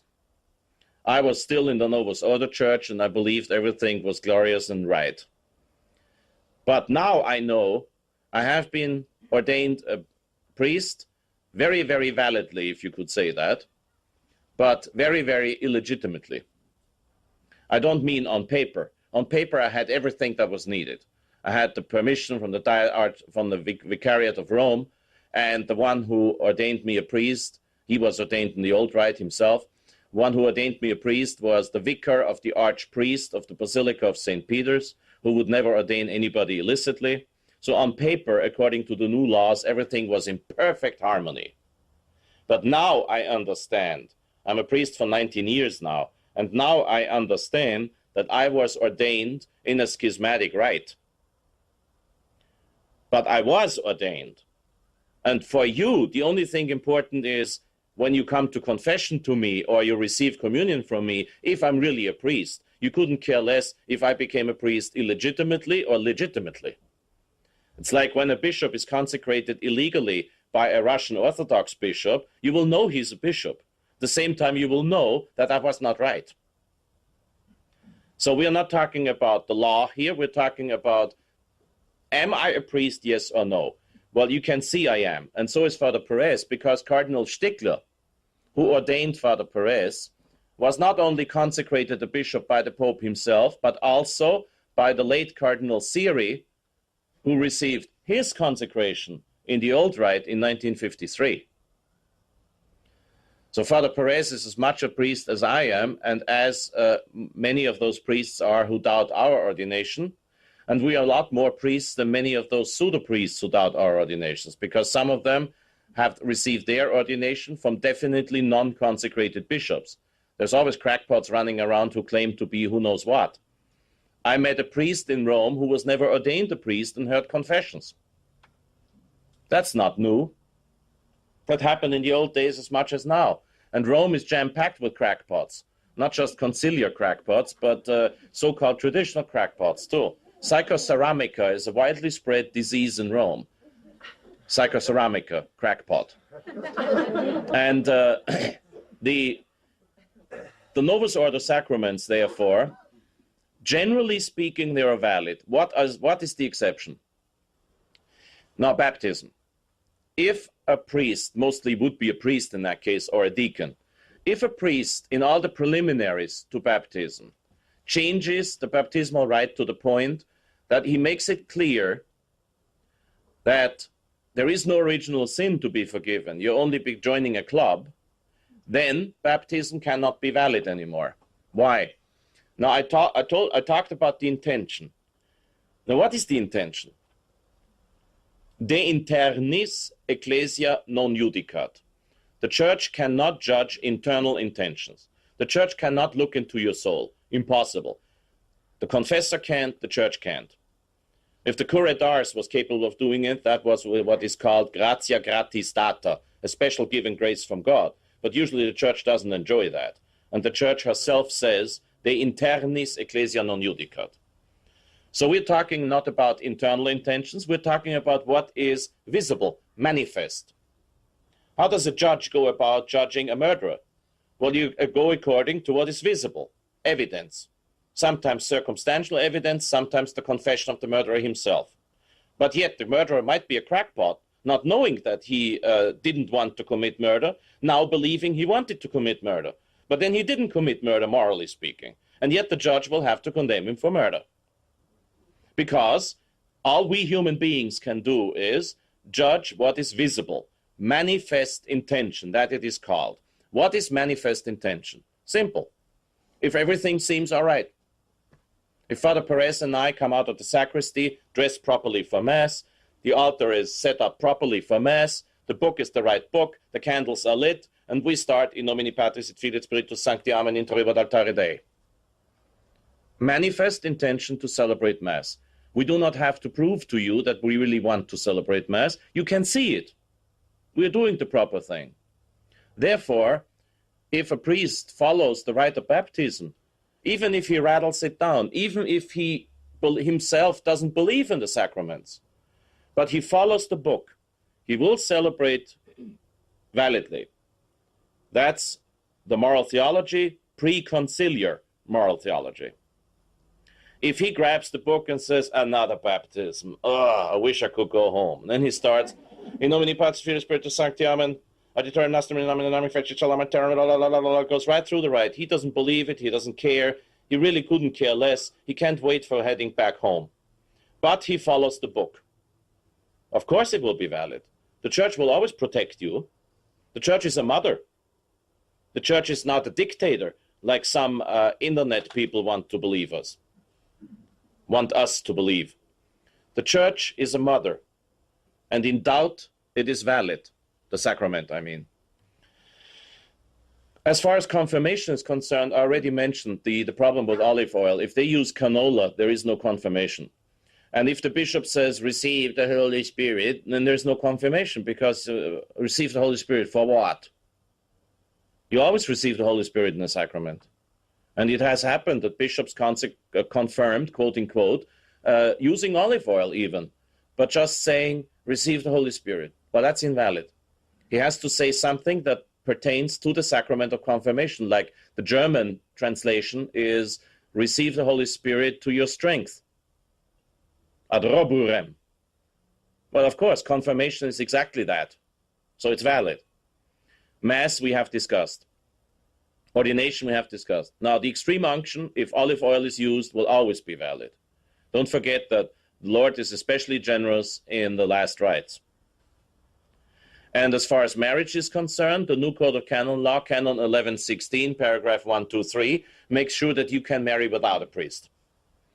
So again, the church will protect your marriages. Well, it's not as easy as I said right now, but we are not discussing marriage here, and marriage is as complicated as 700 other sacraments together, if there were that many. So the church protects the sacraments, and therefore we have usually no doubt. As far as confirmation is concerned, we do not need it. I do not run down confirmation. But if somebody dies without confirmation, as long as he's in the state of grace, he will go to heaven without confirmation. What is needed for salvation is baptism, period.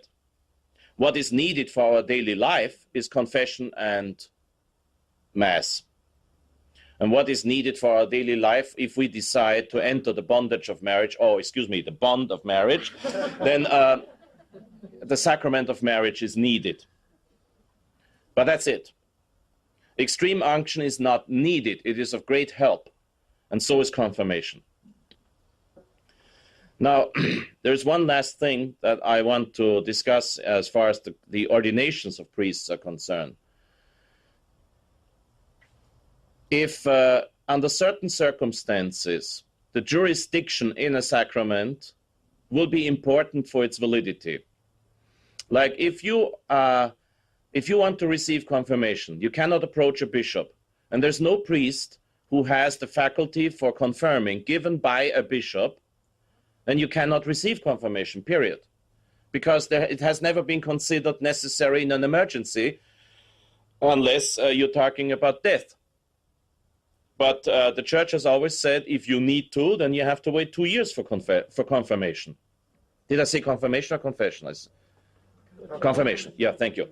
Now, confirmation, there's no immediate need for the sacrament of confirmation. And that's why the church has never been generous on the sacrament of confirmation. Only if the priest receives a direct personal delegation from his bishop or the bishop of the territory, then can he administer confirmation validly. Otherwise, he cannot.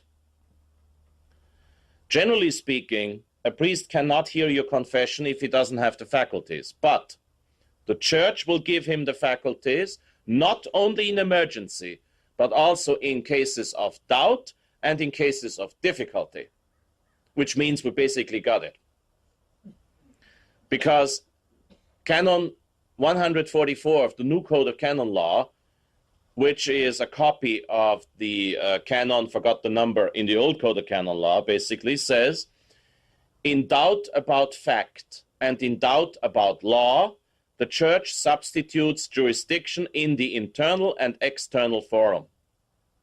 What does that mean in proper English? Well, if you have a doubt, like has Fr Hesse received the faculties for confession, yes or no? And you say, I presume he will have it. If he's hearing confessions, then I presume he has received it. So you're pretty sure. Even if I didn't have it, you would give it to me in that sense, because the church would give it to me because you doubt. If I was in doubt about it, positive doubt, the church would substitute.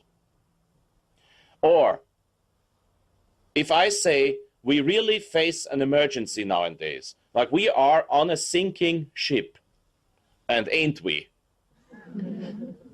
We are on a sinking ship. And I do not even have doubt about that fact. The church will substitute the jurisdiction, internal and external forum. So when you go to confession with Father Perez, you don't have to ask him who gave you the faculties for confession. The church did. If you wanted to confess to Father Hesse, I'm here. You don't have to ask me who gave you the faculties for confession. The church does. Canon 144, Canon 844, several canons in the old Code of Canon Law, several canons in the new Code of Canon Law. One of the priests of the Society of St. Pius X has written a treatise on this subject, and he can show you that even if I was officially an excommunicated heretic, I could hear your confessions, if there was a need. Because of difficulty. That's another condition. what is called sub gravi incommodo, if it is gravely inconvenient to go elsewhere. That usually means if you have to drive up to San Fernando Valley in order to go to confession, you don't have to. Any priest here can substitute. Because to drive up to San Fernando Valley, that's grave inconvenience. Officially, by the way. I'm not just cracking a joke on Los Angeles traffic. San Fernando Valley is more than an hour away. And the church always said 50 miles, 1 hour. That's the border limit. So you don't have to. You can always, without asking where he received his faculties, go to confession to my dear friend Father Benjamin sitting right here. And go to confession to him. He's a good man. So the church will provide jurisdiction. Now, is jurisdiction needed for the priesthood as such? No. I told you that all the Russian Orthodox priests are illegitimately ordained, and they all are priests, as far as we know. So the question is not, Father Perez, did he receive his ordination legitimately? Well, according to the Conciliar Church, he did. But Cardinal Stickler didn't, according to the old church. Are Father Hesse ordination legitimate? No. Are they valid? Yes. Because ordination does not depend on law. If the bishop does it, it doesn't matter if it's allowed or not, it's valid. When Archbishop Lefebvre consecrated 4 bishops, it was explicitly against the explicit wish of the Pope. They all 4 are bishops. Definitely consecrated bishops, and even the Vatican has never dared to deny that.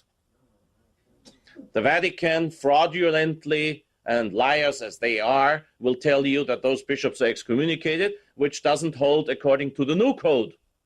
Canon 1324 and Canon 1325 say the contrary.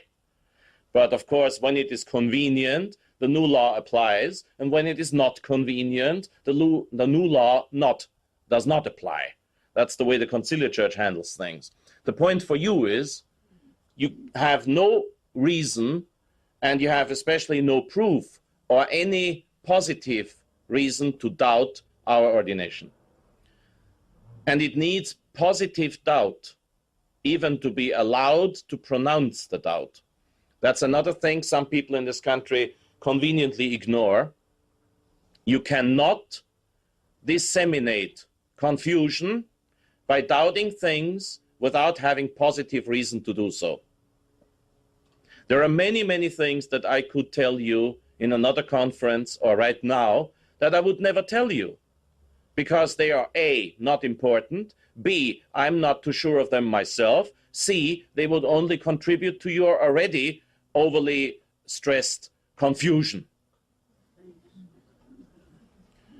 And that's the reason why if somebody tells you, you know, this man is not really a priest, you just stop him short and say, who says so?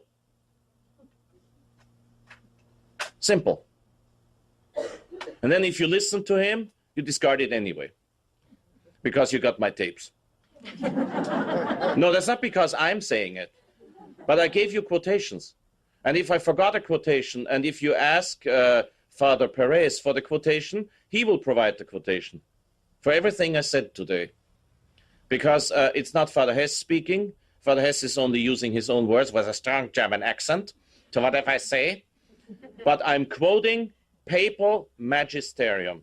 And I'm not quoting self-appointed prophets out there somewhere on the internet and in another 47 states of this country. The point is, anyone says anything to you and somehow it seems either strange or somewhat lacking of proof to you, ask him, excuse me, who said so? Where can I find it? Would you help me to look it up myself? Thank you. That's how you proceed. Anything I left out? Good, okay. Now, while I have another glass of my spritzer, here in California, at least you understand the term spritzer, which is coming from Austria. You can ask questions.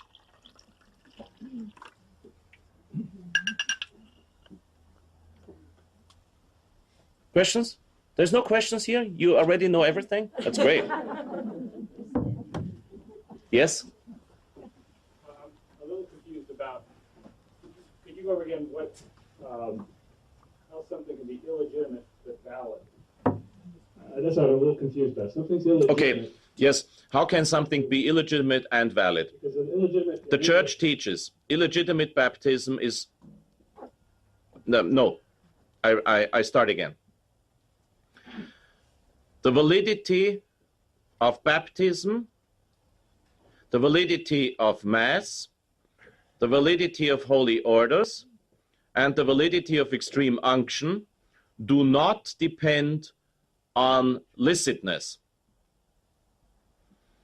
If anyone who baptizes illegitimately, like the Protestant pastor does every time, will baptize validly if he follows the correct rite. If I was to celebrate Mass illegitimately, like if I'm in mortal sin, or if the bishop has told me explicitly, I'm talking about the old days, if the bishop has told me explicitly that I must not celebrate, or if I'm suspended a divinis, I celebrate validly. I told you already that the sacrament of holy orders is always valid if properly done, even if the bishop doesn't have the permission, like in the case of Archbishop Lefebvre. I believe that the church gave him the permission. However, according to the book, the Pope did not. And as it is the case with the Russian Orthodox and Greek Orthodox Church, there's only 3 sacraments where you have, 4, where you might have a problem with jurisdiction. Now, the jurisdiction, as far as marriage is concerned, is very complicated, and I cannot go into it right now. But if you read Canon 1116, Canon 1116 of the New Code of Canon Law, you can find out yourself what the conditions are. As far as confession is concerned, I already told you that the church basically provides jurisdiction all the time. If she didn't, it would be invalid. Because in confession, validity depends on jurisdiction. And as far as confirmation is concerned, the same holds true. If the priest does not have the delegation, and if nobody is close to death, he cannot do it, period. The bishop has to do it. Have I answered your question? You want to? Wait. To a certain extent. Yes. These are very hard for me to understand. These are legal terms I know, but... The legal terms I can explain. Valid means it takes place. Licit means it's allowed. Okay. If something's not allowed, but it does take place? Yes, of course, like murder.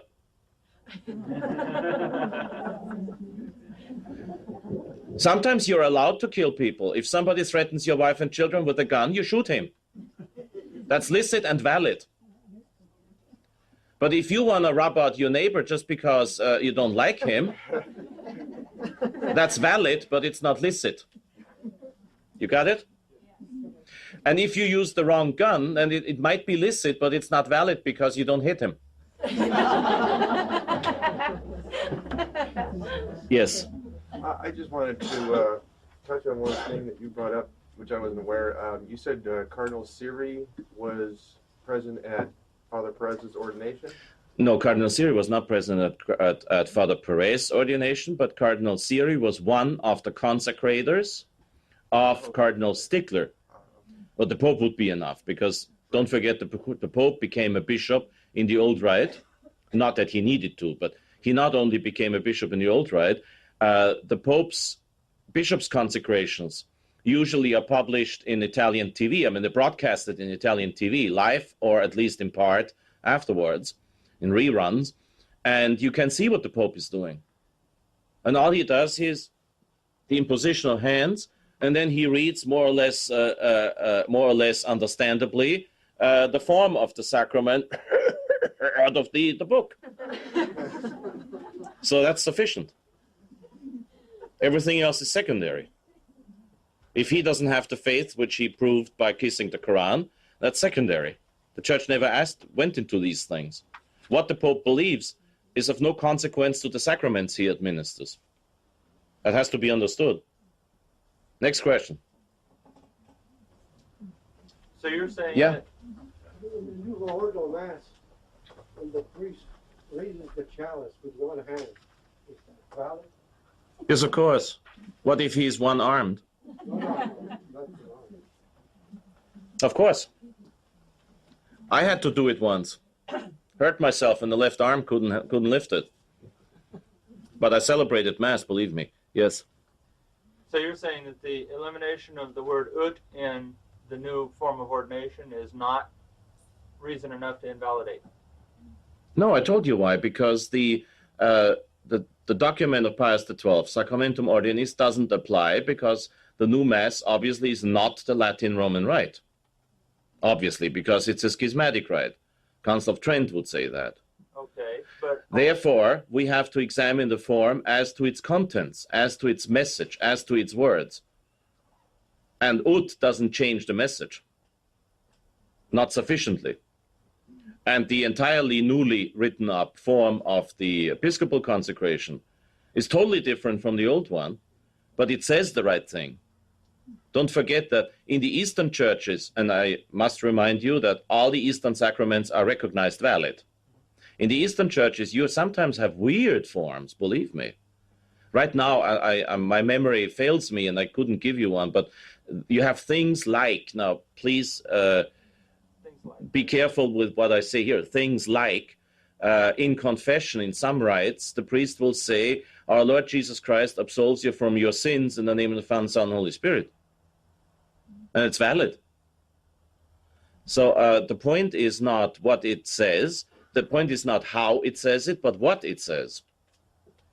And that's the reason why we are priests. See, the people who apply Pius XII, Sacramentum Ordinis, to today's sacraments, they put themselves in a trap.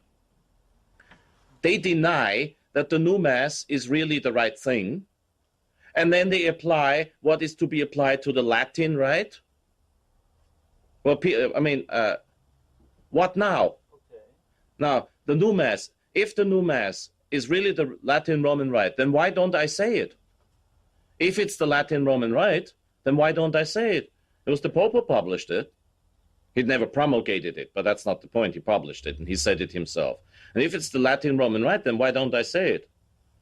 Then Sacramentum Ordinis by Pius XII would apply. But you see, we are in a, what you call in Italian, strada senza uscita, a dead end. But the Italian word's better. Strada senza uscita, a way without exit. But I said it cannot be considered the Latin Roman Rite. Therefore, whatever Pius XII said about it doesn't apply. Okay. See, sometimes, and that's why I doubt the wisdom of the whole thing, sometimes something can be infallible and yet impractical. I mean, Pius XII went into great length of trouble to define the form of diaconate, priesthood, bishophood as in an infallible document that only applies to the Latin Rite. It doesn't apply to the Coptic Rite. It doesn't apply to the Syro-Barbaric Rite. It doesn't apply to the Greek United. It doesn't apply to the Ukrainians. It doesn't apply to the Mozarabic Visigothic Rite. So how about them? Totally different forms. All invalid? No, of course not. Church has always recognized it. Okay. Then does it mean that any priest that's validly ordained in any of those other rites can come and say the rite of the Roman Latin Mass? No, it's two different questions. If ordained in a valid rite, I have to return the question to you. If ordained in a valid rite, he is a priest. But what about those so-called priests in the Anglican Rite or the Episcopalian Church? Well, they are not, because Leo XIII said so, and it's evident why they are not priests. If he can celebrate the Latin Roman Rite, that's a different question. One of the oldest traditions in the Church is you do not choose your rite. God will give you your rite. You are baptized into a rite. Depends on where your parents are at home, where you're born, where you grew up. And generally speaking, I'm giving you the principle and the exceptions.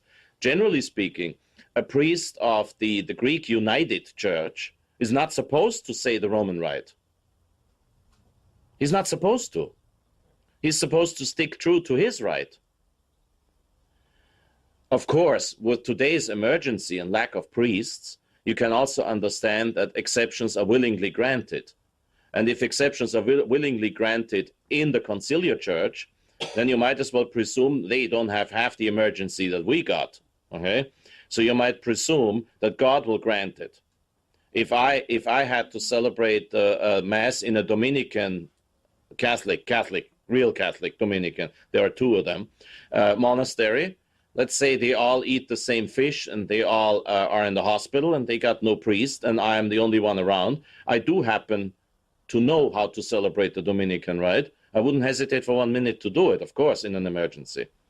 But I'm not supposed to celebrate a rite that I don't even know, like the Greek United or the Byzantine liturgy. I don't know it. I wouldn't know how to go about it. Mozarabic, Visigothic, I would have to study that missal for about 3 days before I could really attempt to celebrate Mass in that rite.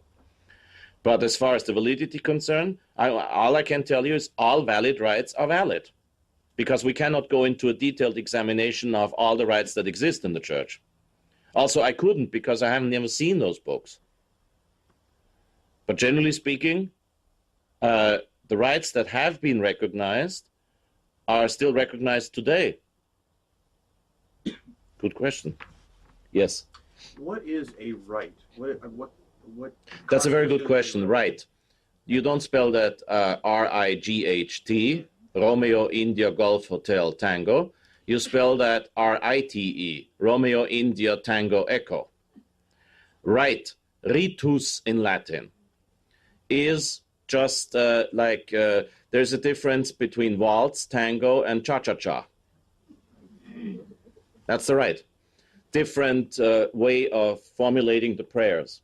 Like I forgot to mention the fact that the unity of the church, I'm glad you, John, by getting my thoughts back together here. I talked about the new rite being schismatic, and I said schism means to cut yourself off the church. Now, a schismatic act is an act against the unity of the church. What does the unity of the church consist in? Same faith, same worship, same leader, the papacy. I'm not going into the problem if John Paul II is Pope or not. I'm talking about the papacy as such. Okay? And what does same worship mean? Now, the same worship does not mean the same rite, and that's why I'm grateful for your question. The same worship can be in different rites, but it is what these different rites have in common.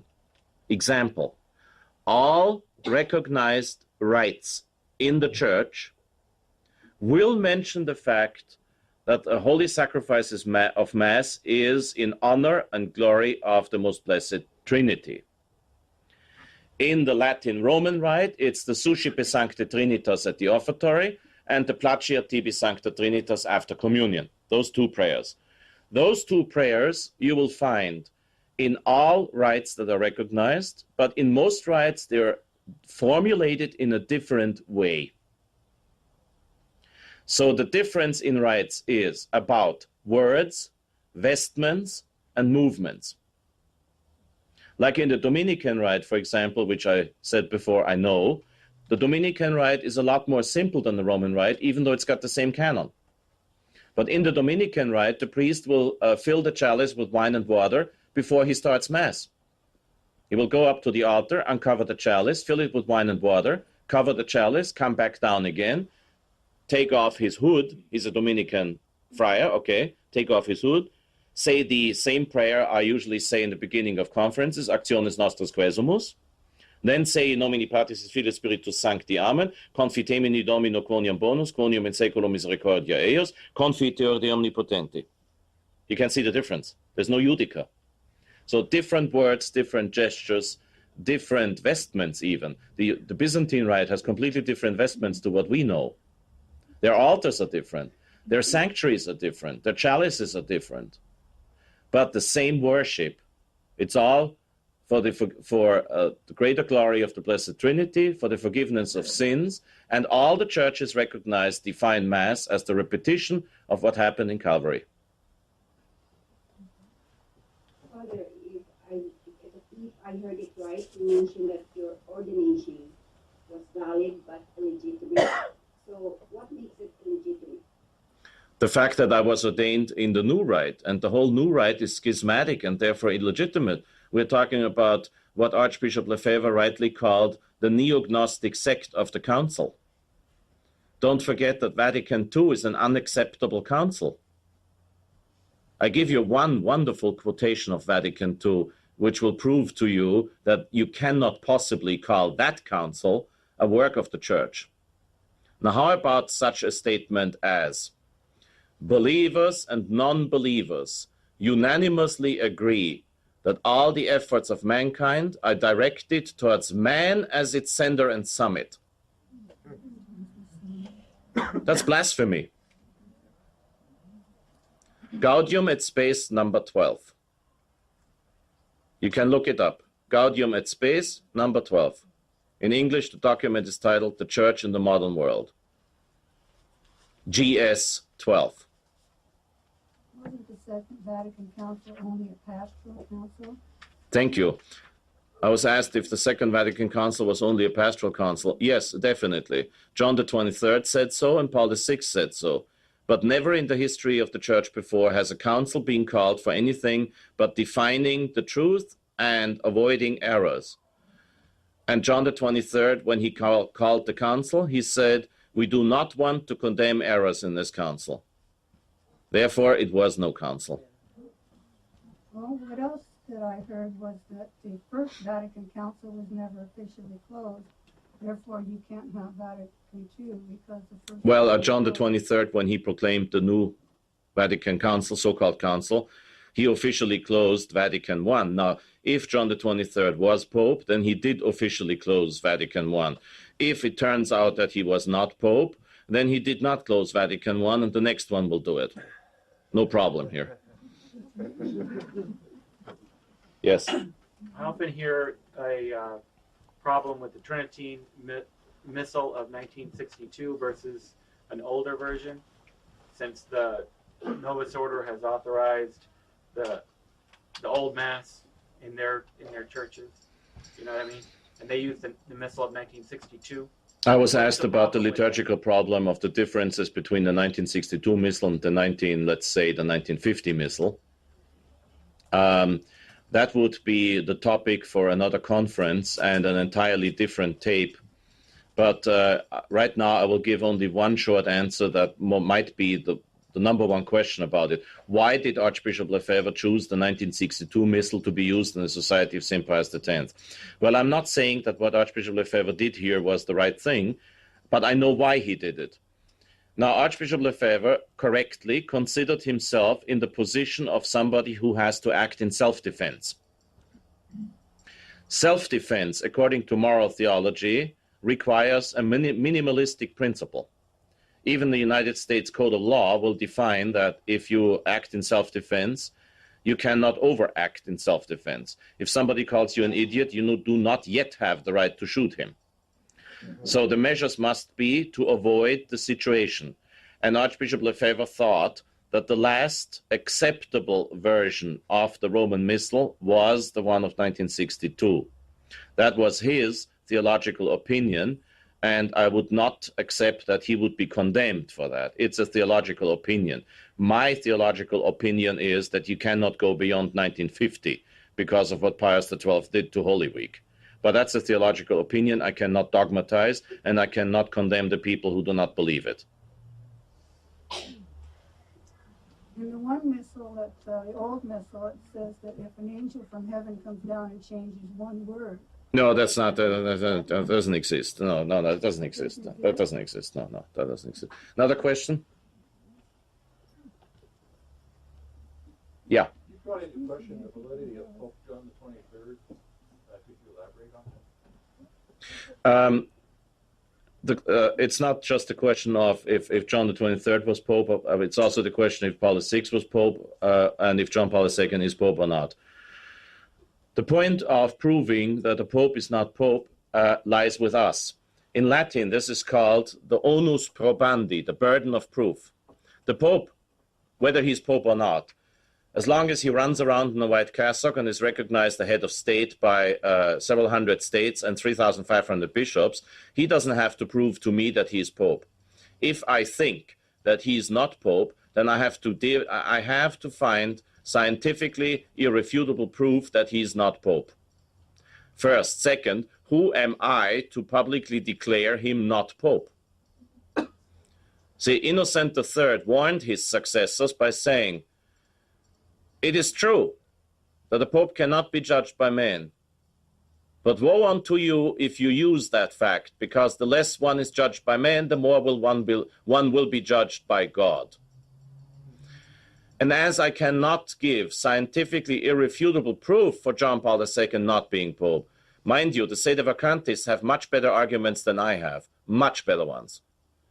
But I do not consider it scientifically irrefutable proof. As long as I do not have it, I will not say it. Also, it's a question of prudence. If I mention the Pope at the Roman canon every day of my life, and at the Last Judgment I find out he was not Pope, what's going to happen? Nothing. But what if he was Pope and I did not pray for him? Our Lord might decide to zap me. Another question?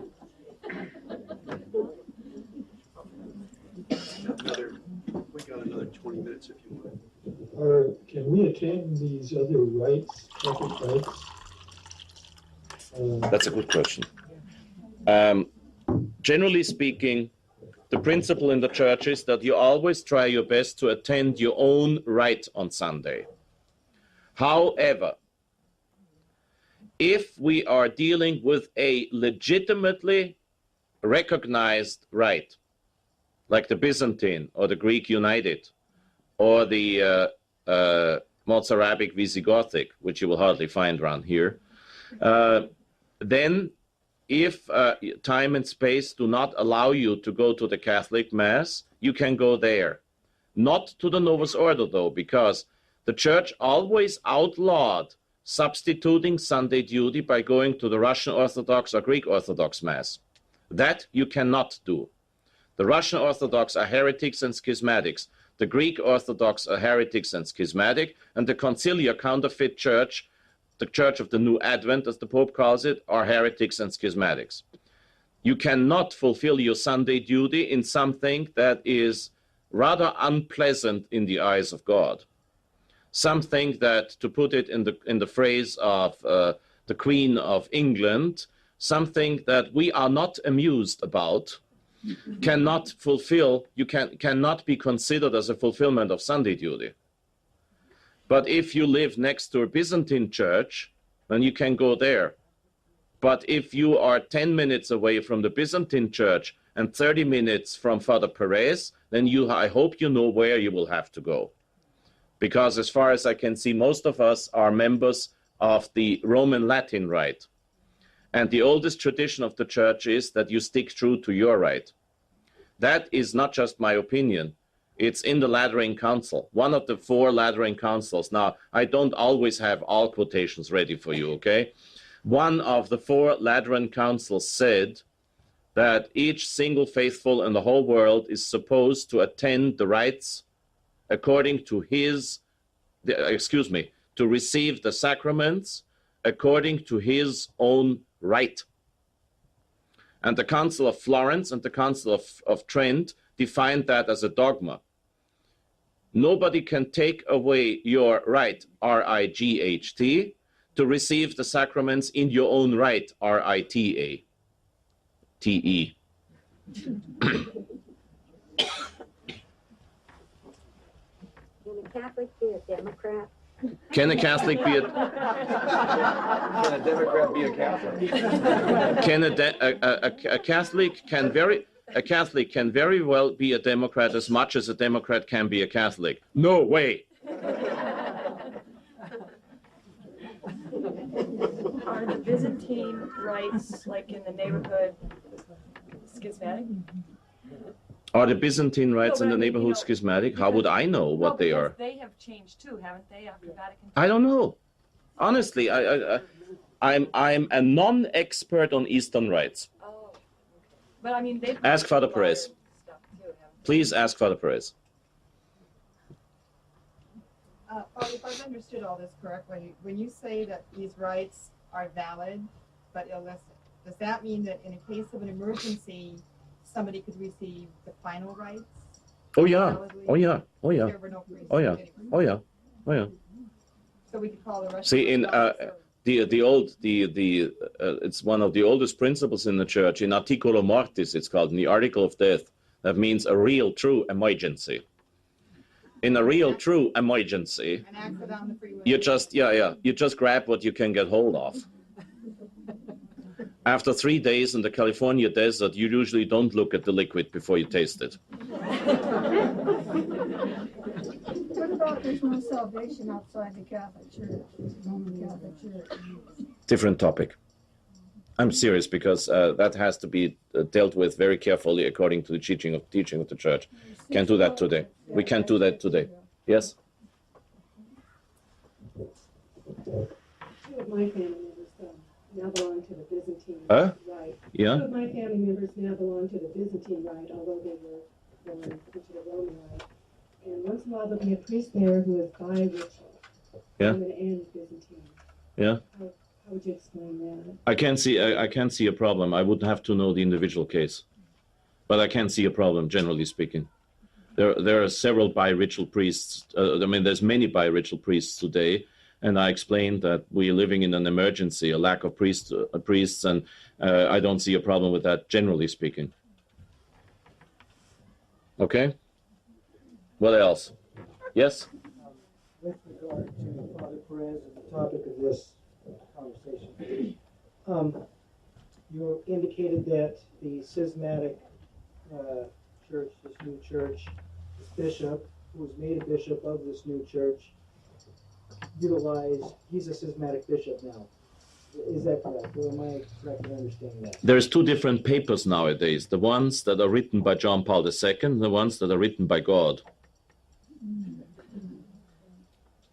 According to conventional wisdom, which is very conventional and very little wisdom, all the bishops in the United States are the true bishops of their diocese. But canon law defines that somebody who is a public and formal heretic cannot hold office. Okay. So you want to ask, why don't you directly ask me if Mahoney is the Archbishop of Los Angeles? I have no concerns about Mahoney. My concerns are Father Perez. Again, you indicated that this bishop that consecrated Father Perez was now made a bishop of a schismatic church. When he utilizes the old rite, and for the priests that he consecrates, are those priests then not consecrated a schismatic priest? No. As little as if, out of courtesy, a Russian Orthodox who is a schismatic and a heretic, just because nobody else is available, would use the old rite of the Catholic Church. We are not discussing the individual who ordained him. We are asking about the question: what rite was he ordained in, and was it valid? My point would be more directly: the bishop, by his faculties as a bishop, has the power to make a priest. If he's No. not a bishop, that's what No. No. Any bishop who is validly consecrated can ordain priests. Only a diocesan bishop is allowed to issue the permission, according to the law, or a religious superior. I have no difficulty there. If, though, see, where my difficulty is why a bishop of this new rite would utilize the old rite. That's my difficulty too. Why would a bishop of the new rite use the old rite without joining the old rite? Exactly. That's the question which I can't answer. After 25 years of friendship with Cardinal Stickler, I still don't understand that point. Why is he so generous in helping tradition with the old sacraments, but still on a daily basis does the new thing? And this would not constitute to you a prudent and practical doubt as far as does he have the power to make a priest? No, of course not. I told you that is not dependent on the person. He may be an open heretic and he still has the power to ordain. If he's a bishop. Yeah, which he is. He is a bishop, so he can do it. Of a schismatic church, you That's not the point. The point is he can do it. Thank you. You're welcome. Yeah. Does this mean that before a thing that happened in Washington, that Schuchart, who was ordained a bishop by an American... I don't know the case. I know, but he was... I don't know the case. There are old Roman Catholic bishops that are invalid, and there are old Roman Catholic bishops that are recognized valid. I don't know who is he. Next question. Okay. Yeah? They were talking about the Pope retiring or abdicating, whatever it is, at the end of this year, on some program on TV this morning. Is he allowed to do that? You mean if the Pope is allowed to retire? The Pope is allowed to retire. We had one Pope in history who did, and he became a saint. That's the difference, by the way.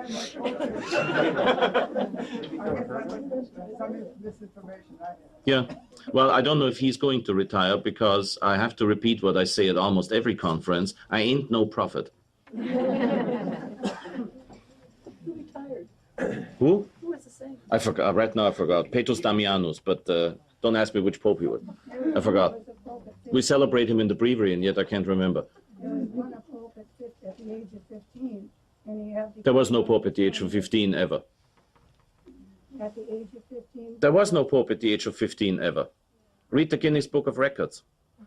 I'm serious. You find it in there. The youngest cardinal ever, if I remember, was 8.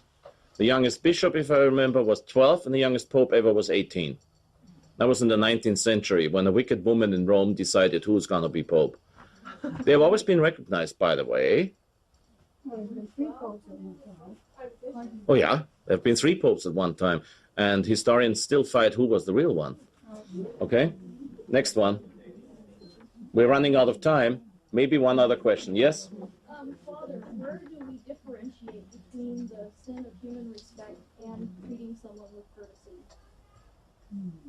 No, I'm sorry. Can you repeat this? Where do we differentiate between the sin of human respect? Sin of human respect? Oh, I understand. I'm sorry. I didn't understand it. Where do we differentiate between the sin of human respect and common courtesy? Well, first of all, courtesy means how you immediately deal with a person in personal contact. You'll always be kind and nice, I hope.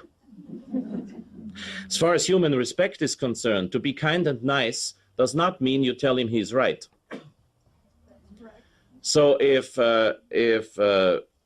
Baloney Cardinal Mahoney asks you why you do not go to his mass, you will courteously and in all politeness and with a heavenly American smile on your face tell him, because I believe your mass is illegitimate, and I believe you are a heretic and a schismatic, and I also believe you are a demonic help to the Democrats.